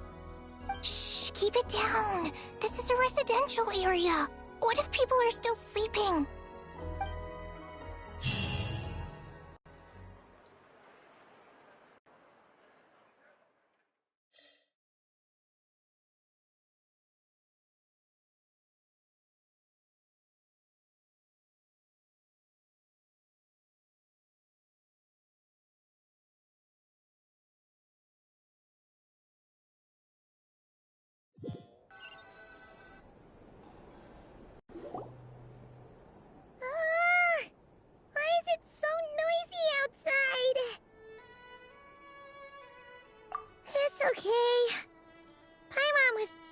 Awake anyway. It's been so long since we last had a chance to relax, huh? Feels like time is moving slower than usual. What about you? Did you rest well? Still winding down from everything that's happened? Or are you wondering how our friends are doing? Or is it about what Dotori said to you? Okay, if you say so. But don't push yourself, alright? Let Paimon know if you need to talk. What we just went through was a lot. It's totally normal if you need some time to get back in your groove. Luanatar disappeared after Columbina came back. Apparently, she was part of Columbina's soul or something. Still, Paimon kind of misses Luanatar somehow. But anyway, you did great. So did Paimon. We all worked our butts off to contain this disaster, and in the end, we made it. So, chin up, Traveler. You should be proud of yourself. Hey, don't poke fun. You should be glad that Paimon's growing as a person.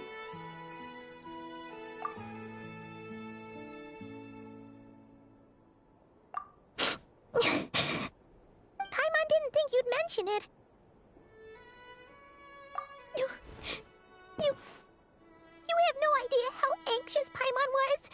She was worried sick about you. Well, if you really want to show Paimon you're sorry, you're gonna need to make it up to her. You better be ready to splash out on a lavish meal.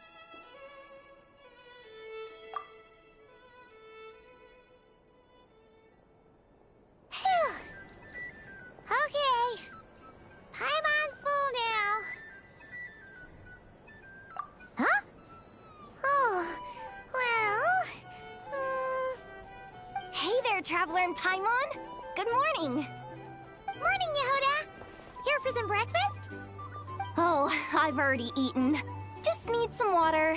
I was mostly worried you might forget what day it was today. So, I came over to remind you.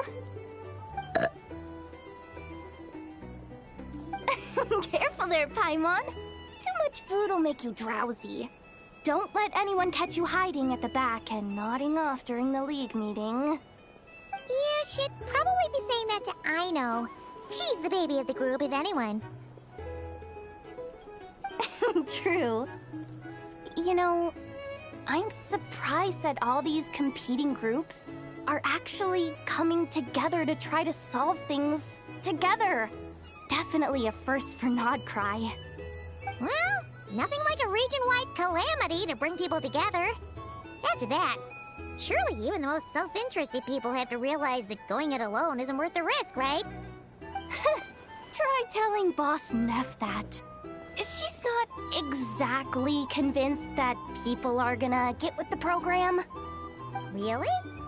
But if she's so pessimistic about it, why'd she agree to be the Curatorium's representative in the League? Probably 'cause even though Unity sounds like a pretty far-fetched idea, the benefits it would bring make it worth a shot. I think things will work out, though. I swear, Nod Krai feels like one big family now with everything that's happened. More than it used to, anyway. Paimon's with you on that one. And it seems like plenty of other people agree, too. Just listen to the bustling streets! All right. Everyone's been rebuilding these last 2 weeks, and the evacuees have been coming back in droves. Life's slowly returning back to normal. Which means my workload's probably gonna shoot back up. Were you about to head out? There's still some time before the ceremony begins, you know. Yeah, we were gonna take a stroll around the square and say hi to some friends first. Sounds good. See you later then.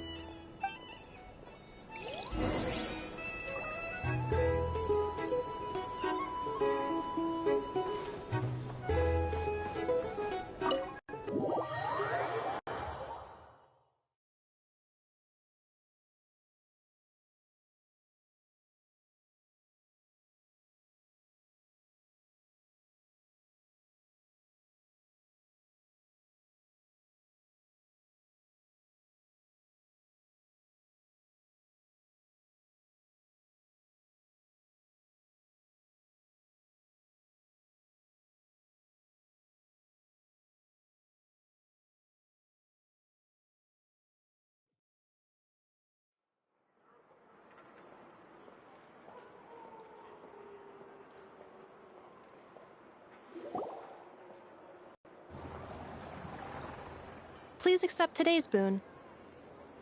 Have a nice day. Are Paimon's eyes deceiving her? Or is that Inefa handing out food for the Frost Moon Scions? Hello there. Would you like a feast of the moon, along with some snacks of the day? So, what's new, Inefa? It was only a few days ago when we last saw you, but it looks like you've joined the Frost Moon Scions in that time. And I know too? What are you talking about, Paimon? We're just here to help. Duh. In the wake of the disaster, it's all hands on deck. We responded to Llama's request for support. At times like these, the smallest good deed can inspire others and help them through the hard days ahead. And we're using eggs and heating tubes to make that a reality. In true Kromkake Crab Shop style! Inefa! Did you hear that? The Traveler said I did good. The Traveler! That's because it's true, I know. Proposal.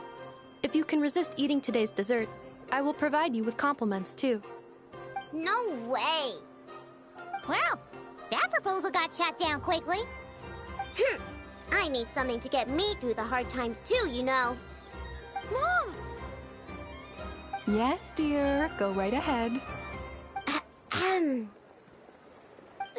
Excuse me. Could I take a photo with the robot lady? She helped us get safely out of Nod Krai, and she helped us get back home too. She's the best. Of course she is. And since I'm the whiz kid who built her, that makes me even better than best, right? But you stole my snacks though. Oops. Shall we move to the open space near the center? The view there is better. Thank you!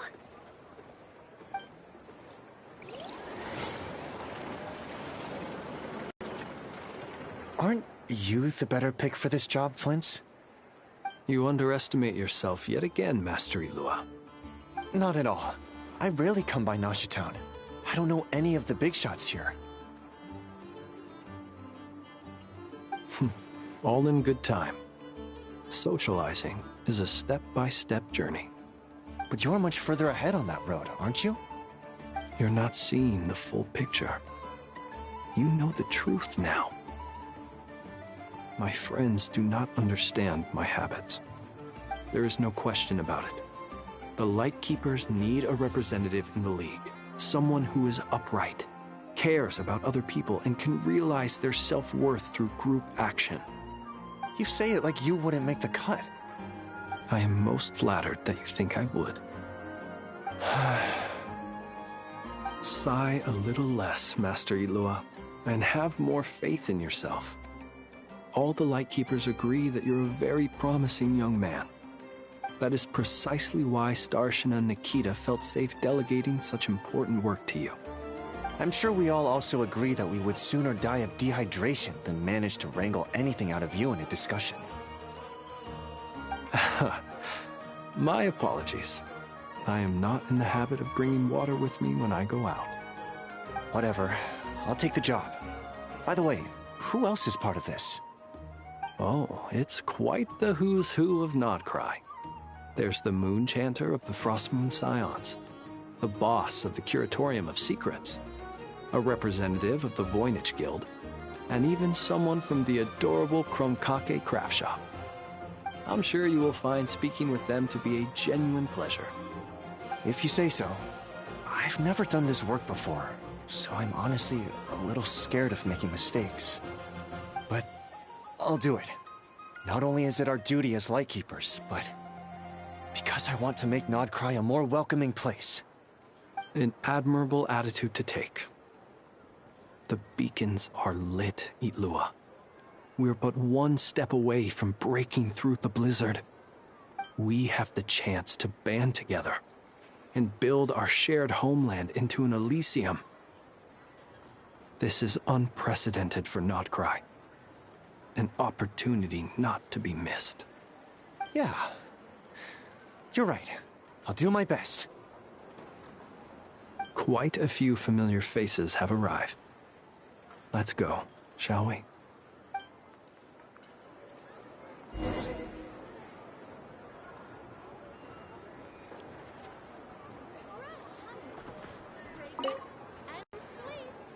You look so cool when you fly, Miss Robot, and when you use your spear, too! And even though you took my snacks, it's pretty cool that you can build stuff like this. You've got so many inventions. It's amazing! Also... Micah, we need to go now. 1 second! Please take this Feast of the Moon, as well as some snacks. Share them with your mother and your lovely family.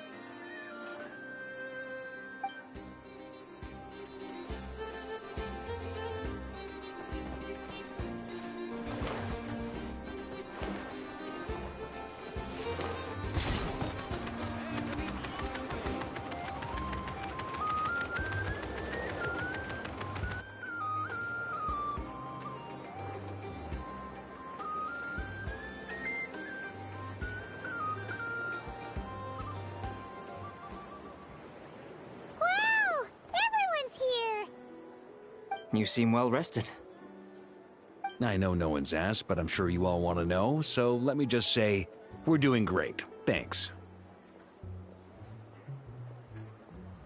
Well, great, but not perfect. Starting to lose my mind from boredom. Can't drink a drop of alcohol while I'm waiting for my wounds to heal. I'm sure you had a sneaky swig or two. Wait, how'd you find out?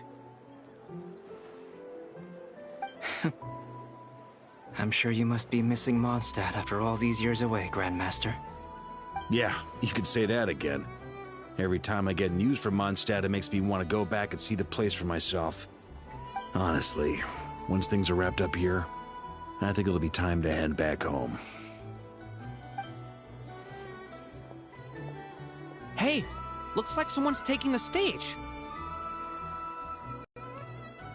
Can everyone see okay? Anyone need a boost? I'll just listen from the back. It's fine. You're taking this pretty seriously, huh, Durin? Well, it's not every day that I get the chance to see how people speak in official settings. Soak it up like a sponge. I'll make sure you get a chance to practice for yourself later down the line. Actually, I know just the thing. You can debrief the Knights of Favonius for me. Mr. Varka, are you forgetting that I'm not a Knight of Favonius? I can knight you. Any particular title you'd like? Is he joking? I really can't tell. You'll have to figure this one out for yourself. It'll be a good learning experience. It is my honor to host the opening ceremony for the League, and to have this opportunity to speak to you all in my capacity as Voynich Guild representative. Could this person also have been pushed onto the big stage by the real big shots? Guess I'm not the only one then.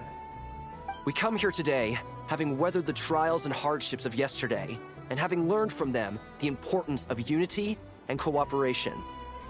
All right, here we go. Uh-oh, looks like Aino's off in Dreamland already. Wait, Boss is looking kinda drowsy too. What's up with her? Come on, get the speech over with already. Nod Krai is our home, the land we rely on for survival. And as we chart a course for the future, may we persevere through the storms ahead as we sail towards a new era of prosperity, freedom, and hope.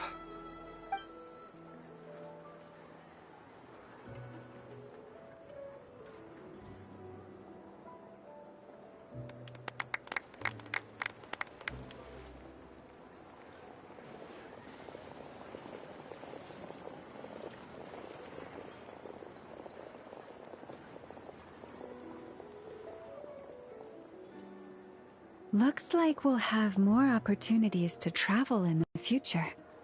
I'm sure you'll cope, Lady Moonchanter, given how fleet of foot you are. Unfortunately, I suspect I'll be too busy at the Curatorium to act as your host. We have a busy schedule, not to mention an international network of contacts to manage. That'll be all right. I'll just check your schedule with Yehoda well in advance. And if she's not available, I can simply ask Ashru. You... So giving my employees extra workload isn't enough for you? You're really going to drag my cat into this too? I thought you'd approve. Aren't you forever increasing your employees' workloads? That's a bold statement. Are all the Frost Moon Scions feeling more audacious now that your moon goddess has returned? Columbina's return has brought joy to all who care about her. That includes both you and me. As for the Frost Moon Scions, we are learning how to thrive independently, without relying on the moon goddess. It is up to us to make our home a more livable place. Joining the League is one of the steps we are trying towards that end. I like the word try. It's nice and non-committal. You can opt out at any time and still say you tried. You don't see a bright future for the Frost Moon Scions? Or did you mean the League? I'm just not as optimistic as you. The Frost Moon Scions should count themselves lucky that they have a leader as stubborn and enterprising as you. But Nod Krai's a big place, with all kinds of people. Most of them don't enjoy answering to a leader, or even listening to reason. Well, that's where you and your methods come in. Unless the Curatorium of Secrets is only here for appearances. For now, yes. And that won't change until this venture becomes worth my while. What would make it worth your while? Getting out more than I put in. Right now, I'd barely break even, but I'll grant that it's a good start for Krai. Then maybe it's worth a try. All right, you can stop now. Or do I have to join the Frostmoon Scions before you'll get off my back? You'd be very welcome to join us. Hey, you two! Congrats on all your hard work! What are you chatting about? Nefer was trying to dissuade me from adding to her employees' workload. Also, she's considering joining the Frostmoon Scions. Sorry, what? Your conversations are always the most interesting. Would you two care to join me for some tea before heading to your next destination?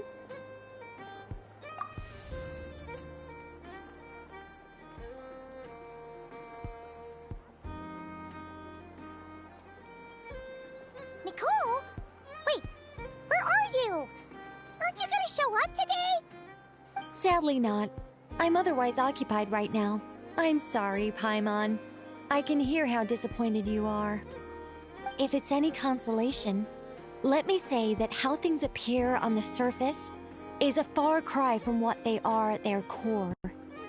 Perhaps you'll feel better if you focus on the fact you have a special line of communication with the great mage herself.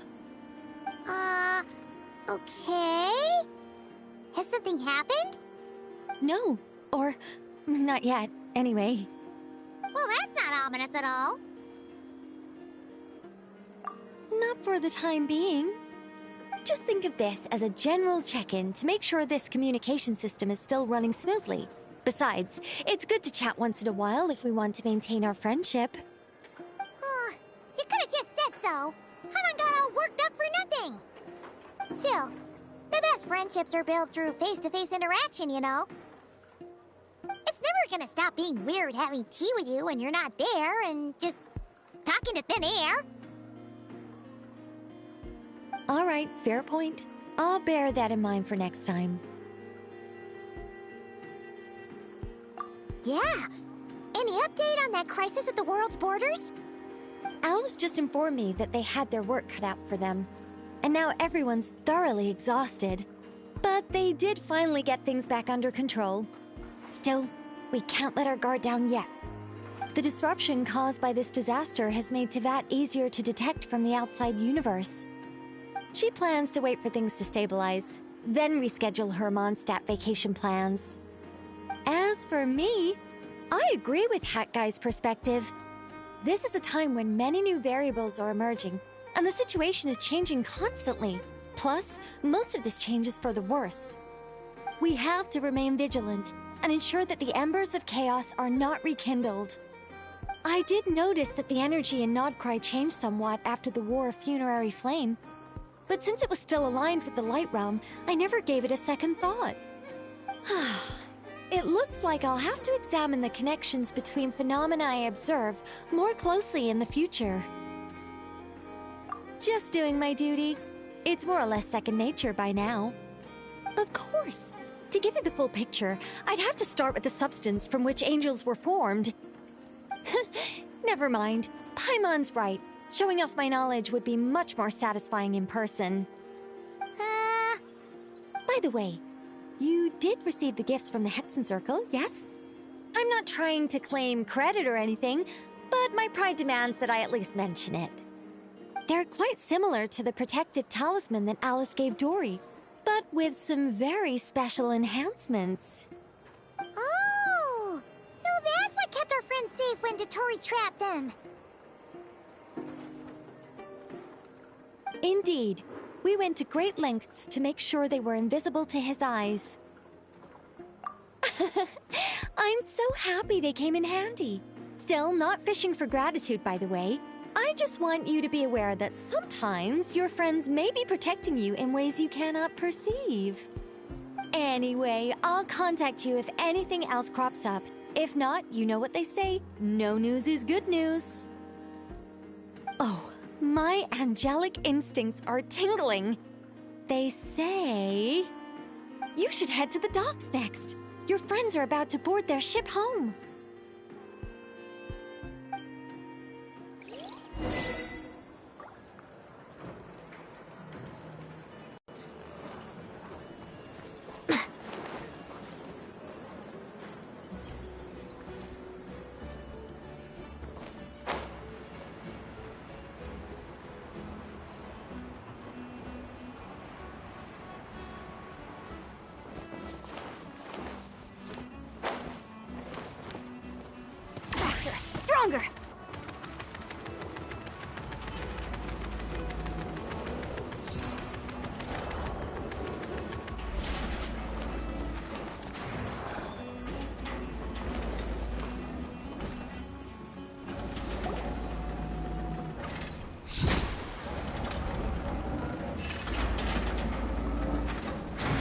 you're here.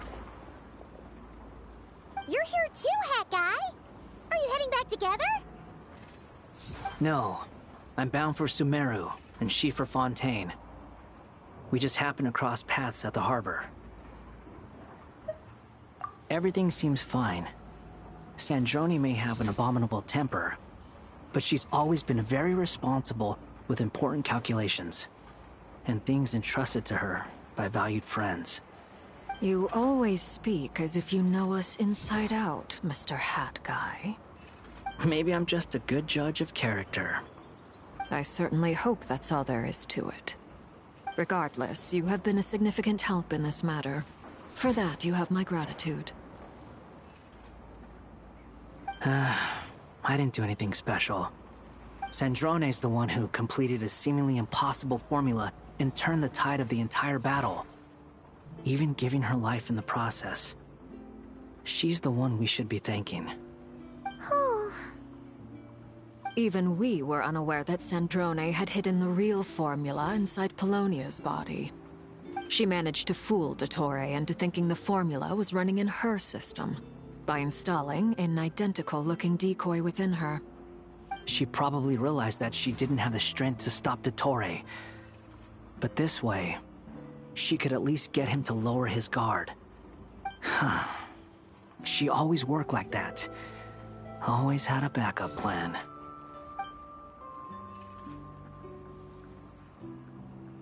Well, that's why I'm traveling to Fontaine. She made a request of me long ago, and the time has come to fulfill it. Think of it as her will. She said that should she ever fail in a mission, she'd like me to deliver her core and Polonia's to the Fontaine Research Institute. She also mentioned that she had made arrangements for people there to set her affairs in order. Some of her personal effects, such as her notes, were left to me. I've decided to take them back to the House of the Hearth, for safekeeping primarily, but also as mementos, I suppose. However, there is one book among them that I'd like to leave in your care. I'll have someone deliver it to your residence at the flagship at a later date. No, I was specifically warned not to tell her. This is her last wish, and I will abide by it. I can only hope so, but none of us here can know for certain. I bade farewell to Columbina earlier today. As promised, she turned the iridescent moon's marrow over to me. She spent a long time with Sandrone's body, saying her goodbyes. Oh, is she alright? Sandrone's passing has left a great wound in all of our hearts. It will take time to heal, but Columbina surprised me. She offered me some words of comfort before I departed. Despite being grief-stricken herself, she showed an awareness of the feelings of others around her. She never used to act like this. Clearly, she has grown. And I suspect that we have you to thank for much of the change we are seeing in her. After these recent events, the Tsaritsa has revoked the Pale Star Edict. Snezhnaya now realizes that the arrest warrant for Columbina was just a ploy by Dottore, who coveted her powers. I shall return to Krai to see her as soon as I find the time. I hope that from now on, she too will explore more of the world. Columbina Hyperselenia's journey is only beginning. My ship is here. Traveler, Paimon, we shall meet again. You too, Hat Guy. What are you still bumming around for? Isn't Columbina waiting for you? I thought today was the day you'd agreed with her to go find out the truth about your sibling. You're afraid you won't like the truth when you see it. Well, this is new. I was starting to think that nothing could scare you. Don't say that! Wouldn't you be if you were in this situation? Fair point. But I'd say I have more experience facing up to unpleasant truths than the Traveler. They say blood's thicker than water. I know how much you need your family back. More than you need any of your friends. And I'm sure that all your real friends understand that too. No matter what the truth turns out to be, they will stick by you and support you, whatever decision you make. Finding the truth is important. But more important still is what you choose to do once you've found it. At least, that's the life lesson I've learned from my experience, grappling with the truth. What? Now that Dottoro's dead and gone? A little, I guess. But it hasn't solved everything. Maybe I regret not getting to end his life with my own hands. Or maybe it's something else. But for whatever reason, I still feel like I have a chip on my shoulder. Either way, I'm going back to Sumeru. Lesser Lord Kusanali is gonna need help dealing with all the chaos Dottori left in his wake. Not just from this incident, but everything he did in the past, too. You should continue with your journey, as you've always done. Who knows? Maybe we'll meet again someplace else. So, what should we do now? If you want to explore a bit more to steady those nerves, Paimon's game! After all, when Columbina said she knew where your ship was hidden, Paimon promised to give you two some alone time with the truth. It hasn't been all that long since we were last apart, sure, but with Columbina there, Paimon's sure things will be just dandy. Ain't no biggie. Paimon might be all about that food and fun, but she knows how to do right by people. Paimon's sure you'd prefer to digest the news about your sister in peace. But, no matter what you see, just know you can share it with Paimon. Of course, as long as it's not super private.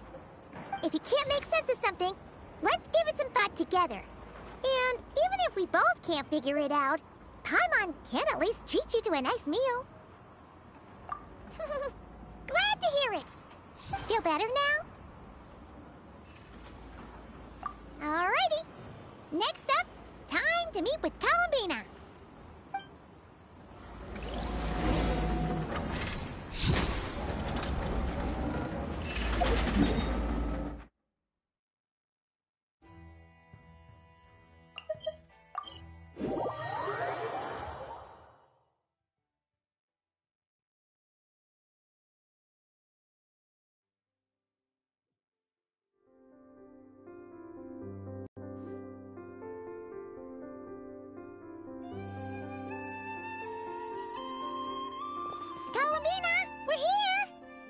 Can't quite believe we're meeting out here. We've gotten used to walking over to Silver Moon Hall whenever we go see you.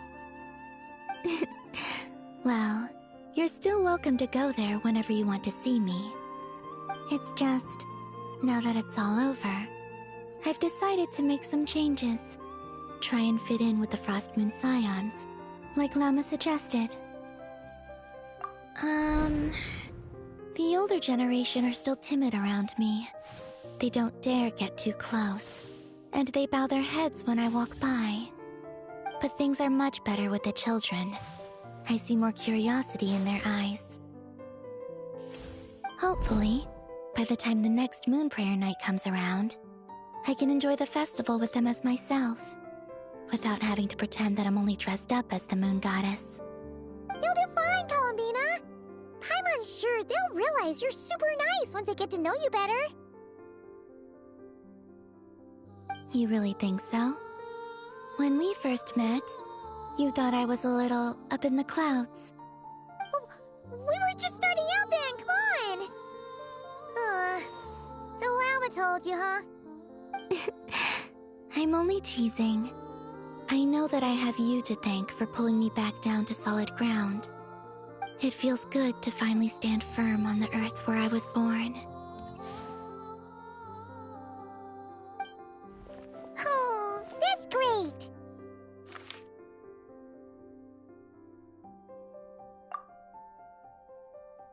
Thank you. I'll make sure not to lose it this time. Well then, are you ready? Lumine, what happened to our spaceship back then? Why did you leave? It's time to learn the truth at last. Ready as I'll ever be. Good. Then let me open the way for you.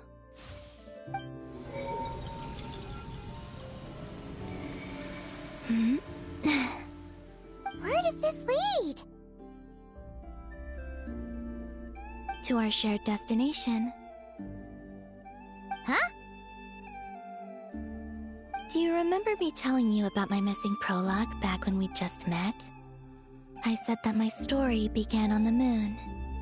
But while I was inside the moon's reflection, I realized that my prologue was really hidden in the future. I just had yet to discover it at that point.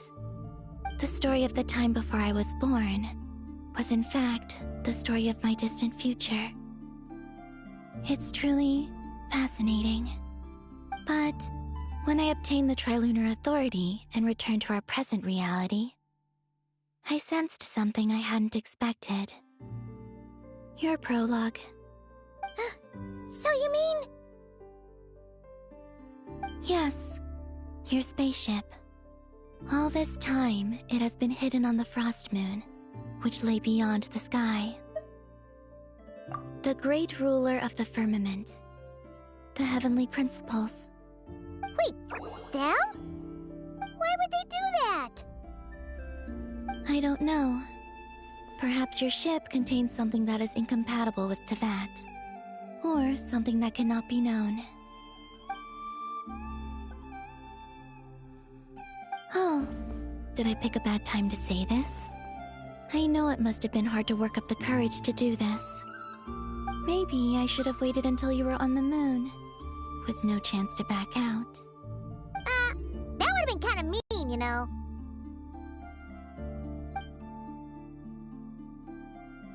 Take me there. Oh? Whatever is hiding in that ship, it belongs to me and Lumine. Those memories belong to us. No one else has the right to decide whether I should or shouldn't know about it. Not even the heavenly principles. Very well. Then let's go. You two take care, alright?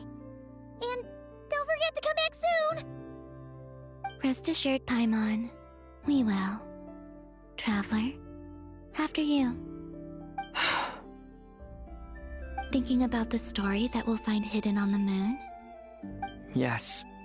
And hoping that it has a happy ending. Stories like that don't exist, you know? You don't believe in happy endings? I don't believe in endings.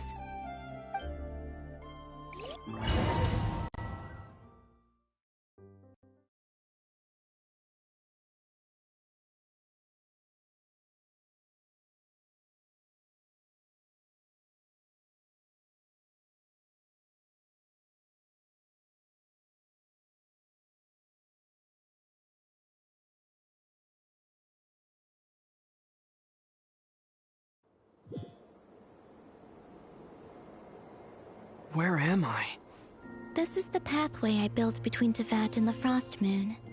The moon is very far away from us, so it could be a long journey.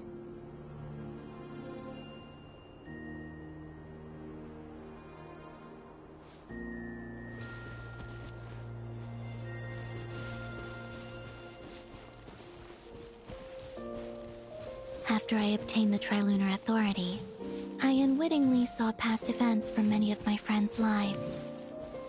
One was Lauma. She was so young when they chose her to be the Moon Chanter. From then on, the Frost Moon Scions looked to her to bring messages from their goddess. But, for better or worse, I had left Hisi Island before she was ever born. It was not until much, much later that she met me. I think it's for the best. Because of the way things turned out, you had the opportunity to become friends. You're right. In that sense, I think we were both very lucky.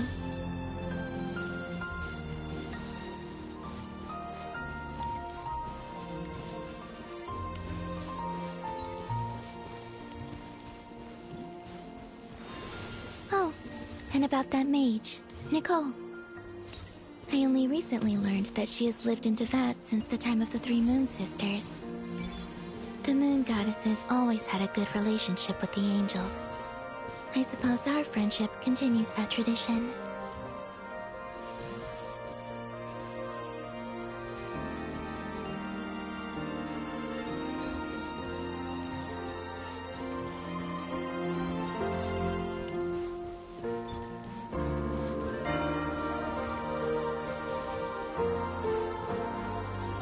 And then, there's Sandrone. I never knew that much about her, beyond the fact that she was created by someone called the Lord Artificer. She, too, suffered for a long time before joining the Fatui.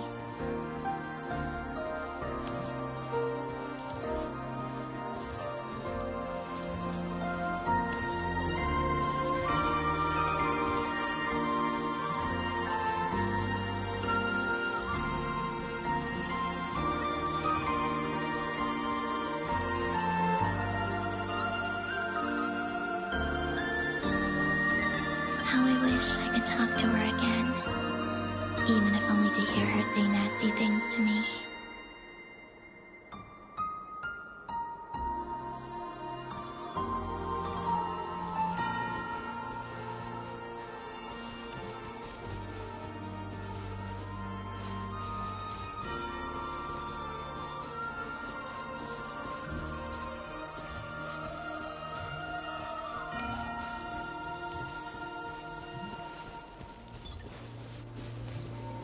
Also, I saw your sibling's story. I'm afraid I didn't see much. It seems that she rarely came to the surface, where the moonlight shines.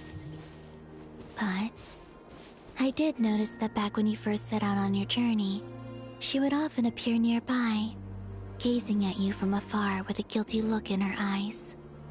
Lumine. Let us speak no more of the past. I probably shouldn't reveal so much about my friends. It's not my place. Let the moonlight carry us forth. We are very close now.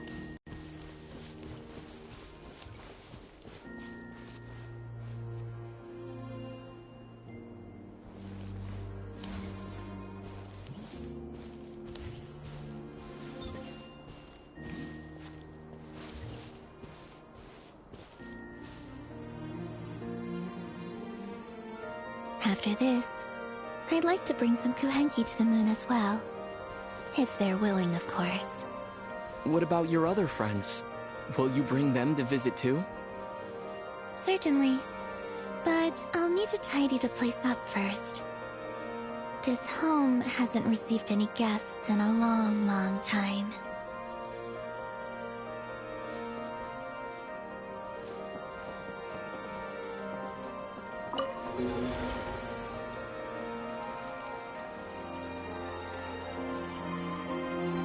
I remember writing something similar with you on Moonprayer Night. I believe it was called... Dodoko's Whirligig. Yes, that was it. You asked me if I was afraid to return to the moon, and I said that I was. The idea that I had gained something precious, only to lose it so quickly. That frightened me. But I'm not afraid anymore. Besides, this time, we're traveling together.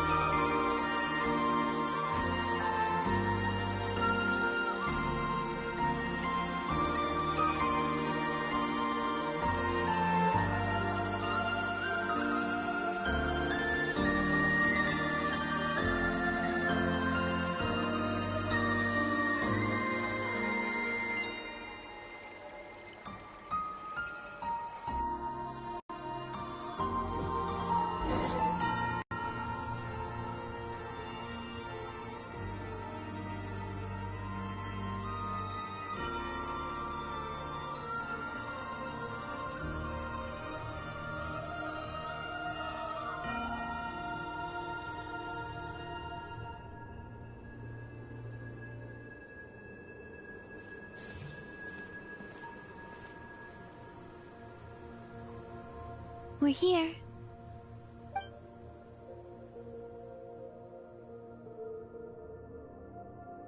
over there.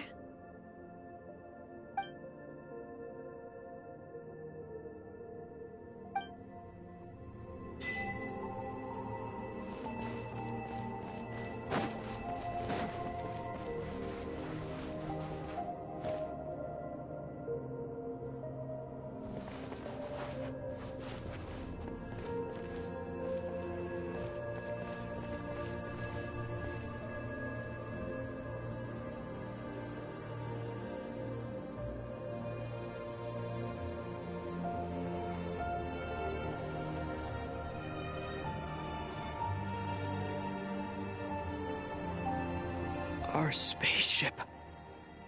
It's huge. I suppose that the moon is the only place one could hide it. It'll be alright. Huh? The way you feel in this moment, I went through it too, on Moon Prayer Night.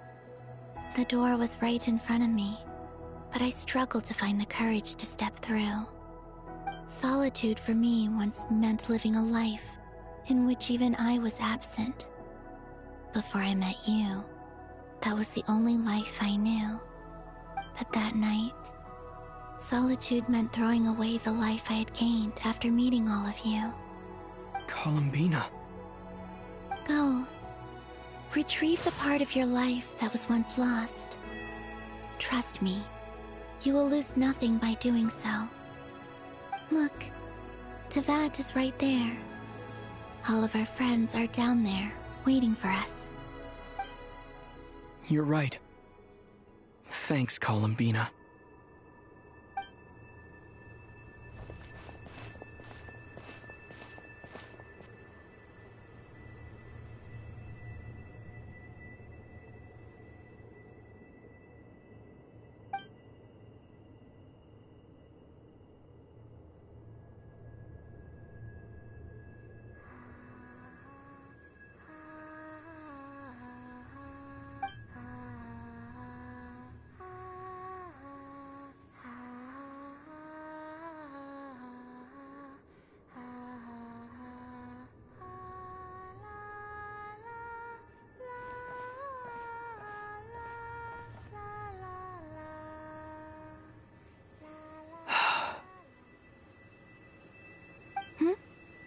Finished?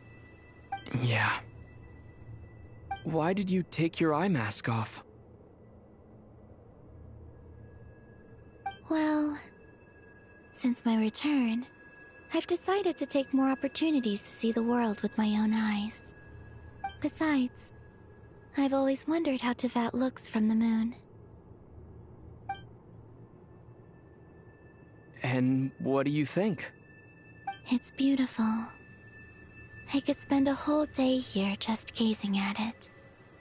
What about you? What do you think of the truth you found? I haven't looked at another person's expression in a long time, but I think yours is saying it was neither good nor bad. Keep this up, and it won't be long before you give Nephra a run for her money. Oh, I don't think that's going to happen. I'm much more used to sensing what's going on around me with Kuvaki. I think I'll save my eyes for seeing special moments I really want to remember. I read the spaceship's flight logs. I always assumed that this was my first time in Teyvat. I thought that Lumine and I must have been hibernating in space for centuries on end. But the logs show that our spaceship flew over the skies of Teyvat once before. A long, long time ago. Flew over? So you didn't land? No, the ship barely came to a stop before flying on again. After that, it continued traveling through space for a long time. Some of the data is corrupted, but I suspect that it kept flying for thousands of years. It was only after that that the ship made a forced landing in Krai. When Lumine found me, she came from outside the ship. Could this mean that she left the ship long before I did? Maybe even during our first pass over Tevat. Are you alright? Yes, I can feel that the truth is coming together, one small piece at a time. I remember Lumine telling me that when she first arrived in Conria, she could not recall the past. So this might be something that even she doesn't know. Here, I made some space for you. Your mind must be racing, and this seems like the perfect place to relax and clear your head. Oh, wait, there's one more thing. What is it? Wait here a moment.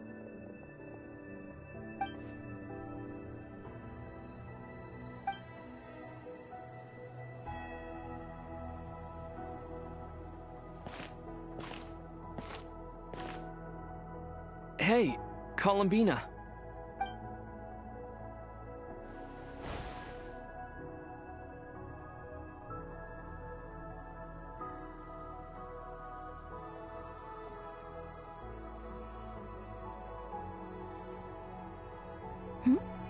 Is that a new outfit?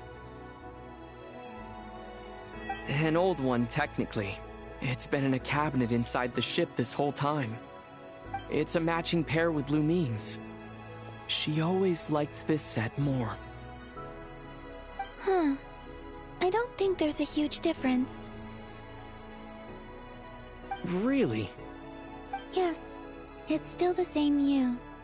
You're the same person, no matter what clothes you wear. Only Columbina would make an observation like that. Traveler, do you consider Tevat your home? Home is wherever Lumine is. But then after all the time I've spent here, and everything I've been through, yes, I'd say it's my home. Would you change your answer if Tevat changed appearance? I mean, if the truth about Tevat turned out to be different than what you thought. I don't know, but I don't think so. The truth is not what matters most to me about Tevat. When I was first born, I longed for a home. And when you get something before you're mature enough to understand the world, you just take it at face value. I thought that a home was a transaction. You give me what I want, and I'll do the same for you. But you and your friends taught me what a true home should look like. You never asked for anything, yet you gave so generously to me. That's because your friendship matters to us. It was worth it. In the past, I thought that my birth in Krai must have been a mistake. But after journeying to the distant past where the story began, I realized that it was I who chose Krai to be my future home. Now, I am glad that I made that choice. I'm sure your friends are just as glad. In fact, I intend to make the same choice today as I did back then. What do you mean? Well, I've given the Eternal Moon's Marrow to Lauma, and the Iridescent Moon's Marrow to Arlecchino. And now, I shall return my Kuvagi to Krai again, that it may continue to protect my chosen home. Wait, but what about your body? Oh, are you worried that I'll disappear again? I won't. Not this time. The Frost Moon has now entered the false sky, and I am the Tri-Lune Goddess. I am only returning to Krai the part of me that it needs. I am giving what I can, because my home is worth it. Oh, and I have something for you, too. For me? Yes. Come closer.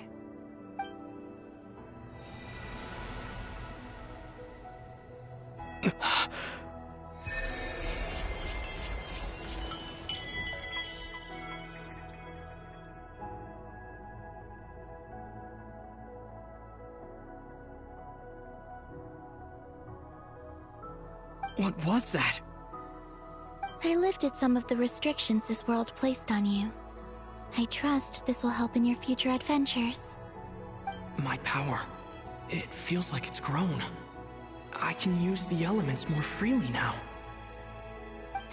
Thank you. This will be a great help. You're welcome. I see you as family, and after everything you've done for me, In fact, no. It's not because I owe you. It's because you're worth it. Here, this flower is for you.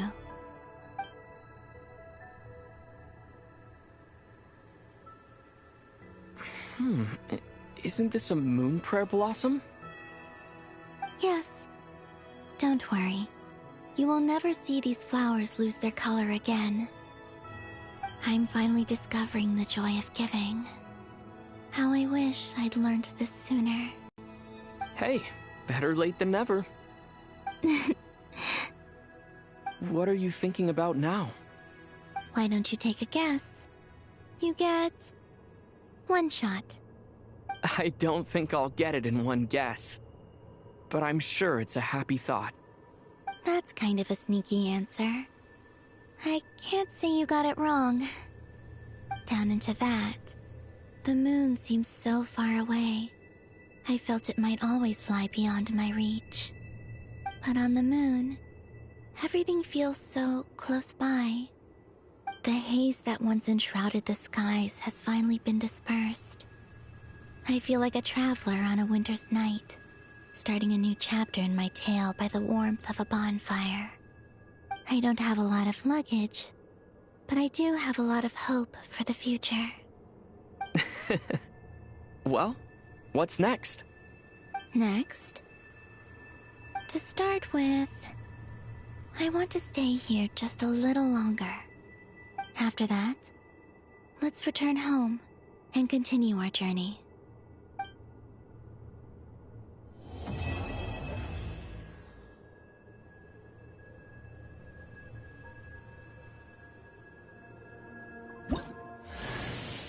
These clothes bring back so many memories.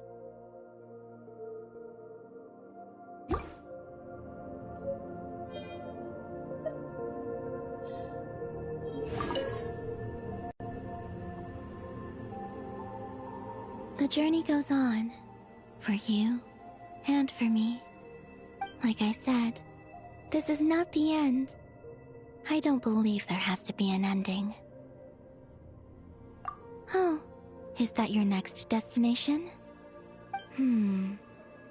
Most people would probably tell you to pack some warm clothes. But I experience things differently than most people, so I can't know how cold it is. In fact, it is home to quite a wondrous heat source.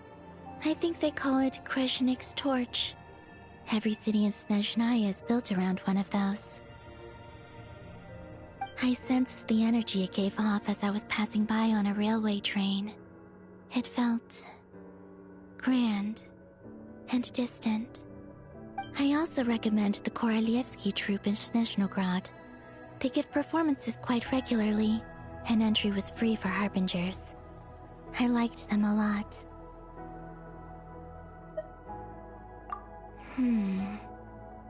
Ice cold and sharp.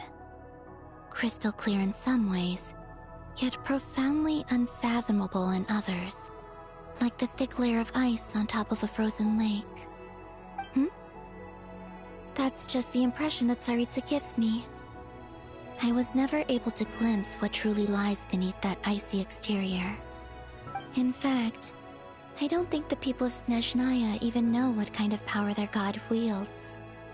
Maybe that's because the Tsaritsa herself has never acknowledged, nor accepted that power. There's Regrator, the Rooster, and the Jester. Between them, they control a lot of what happens in Snezhnaya, but I can never wrap my head around how exactly power is split between them. I just know they are each responsible for many specific domains. I noticed that the Rooster and Regrator often appear to get along on the surface, while working against each other in secret. and theirs is not a friendly rivalry. But I wasn't particularly interested, so I tended to keep my distance. Now that I think about it, the term Mistelton often seemed to come up in connection with Project Stuja. Once things settle down in Krai, I'd like to explore the world beyond Snezhnaya. You've told me so many stories about the other places you've been to, and all the friends you've made there. I'm curious to visit those nations and see them for myself.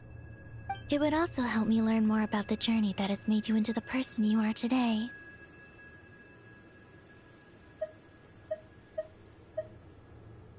Okay. As you continue on your journey, don't forget to gaze up at the moon once in a while.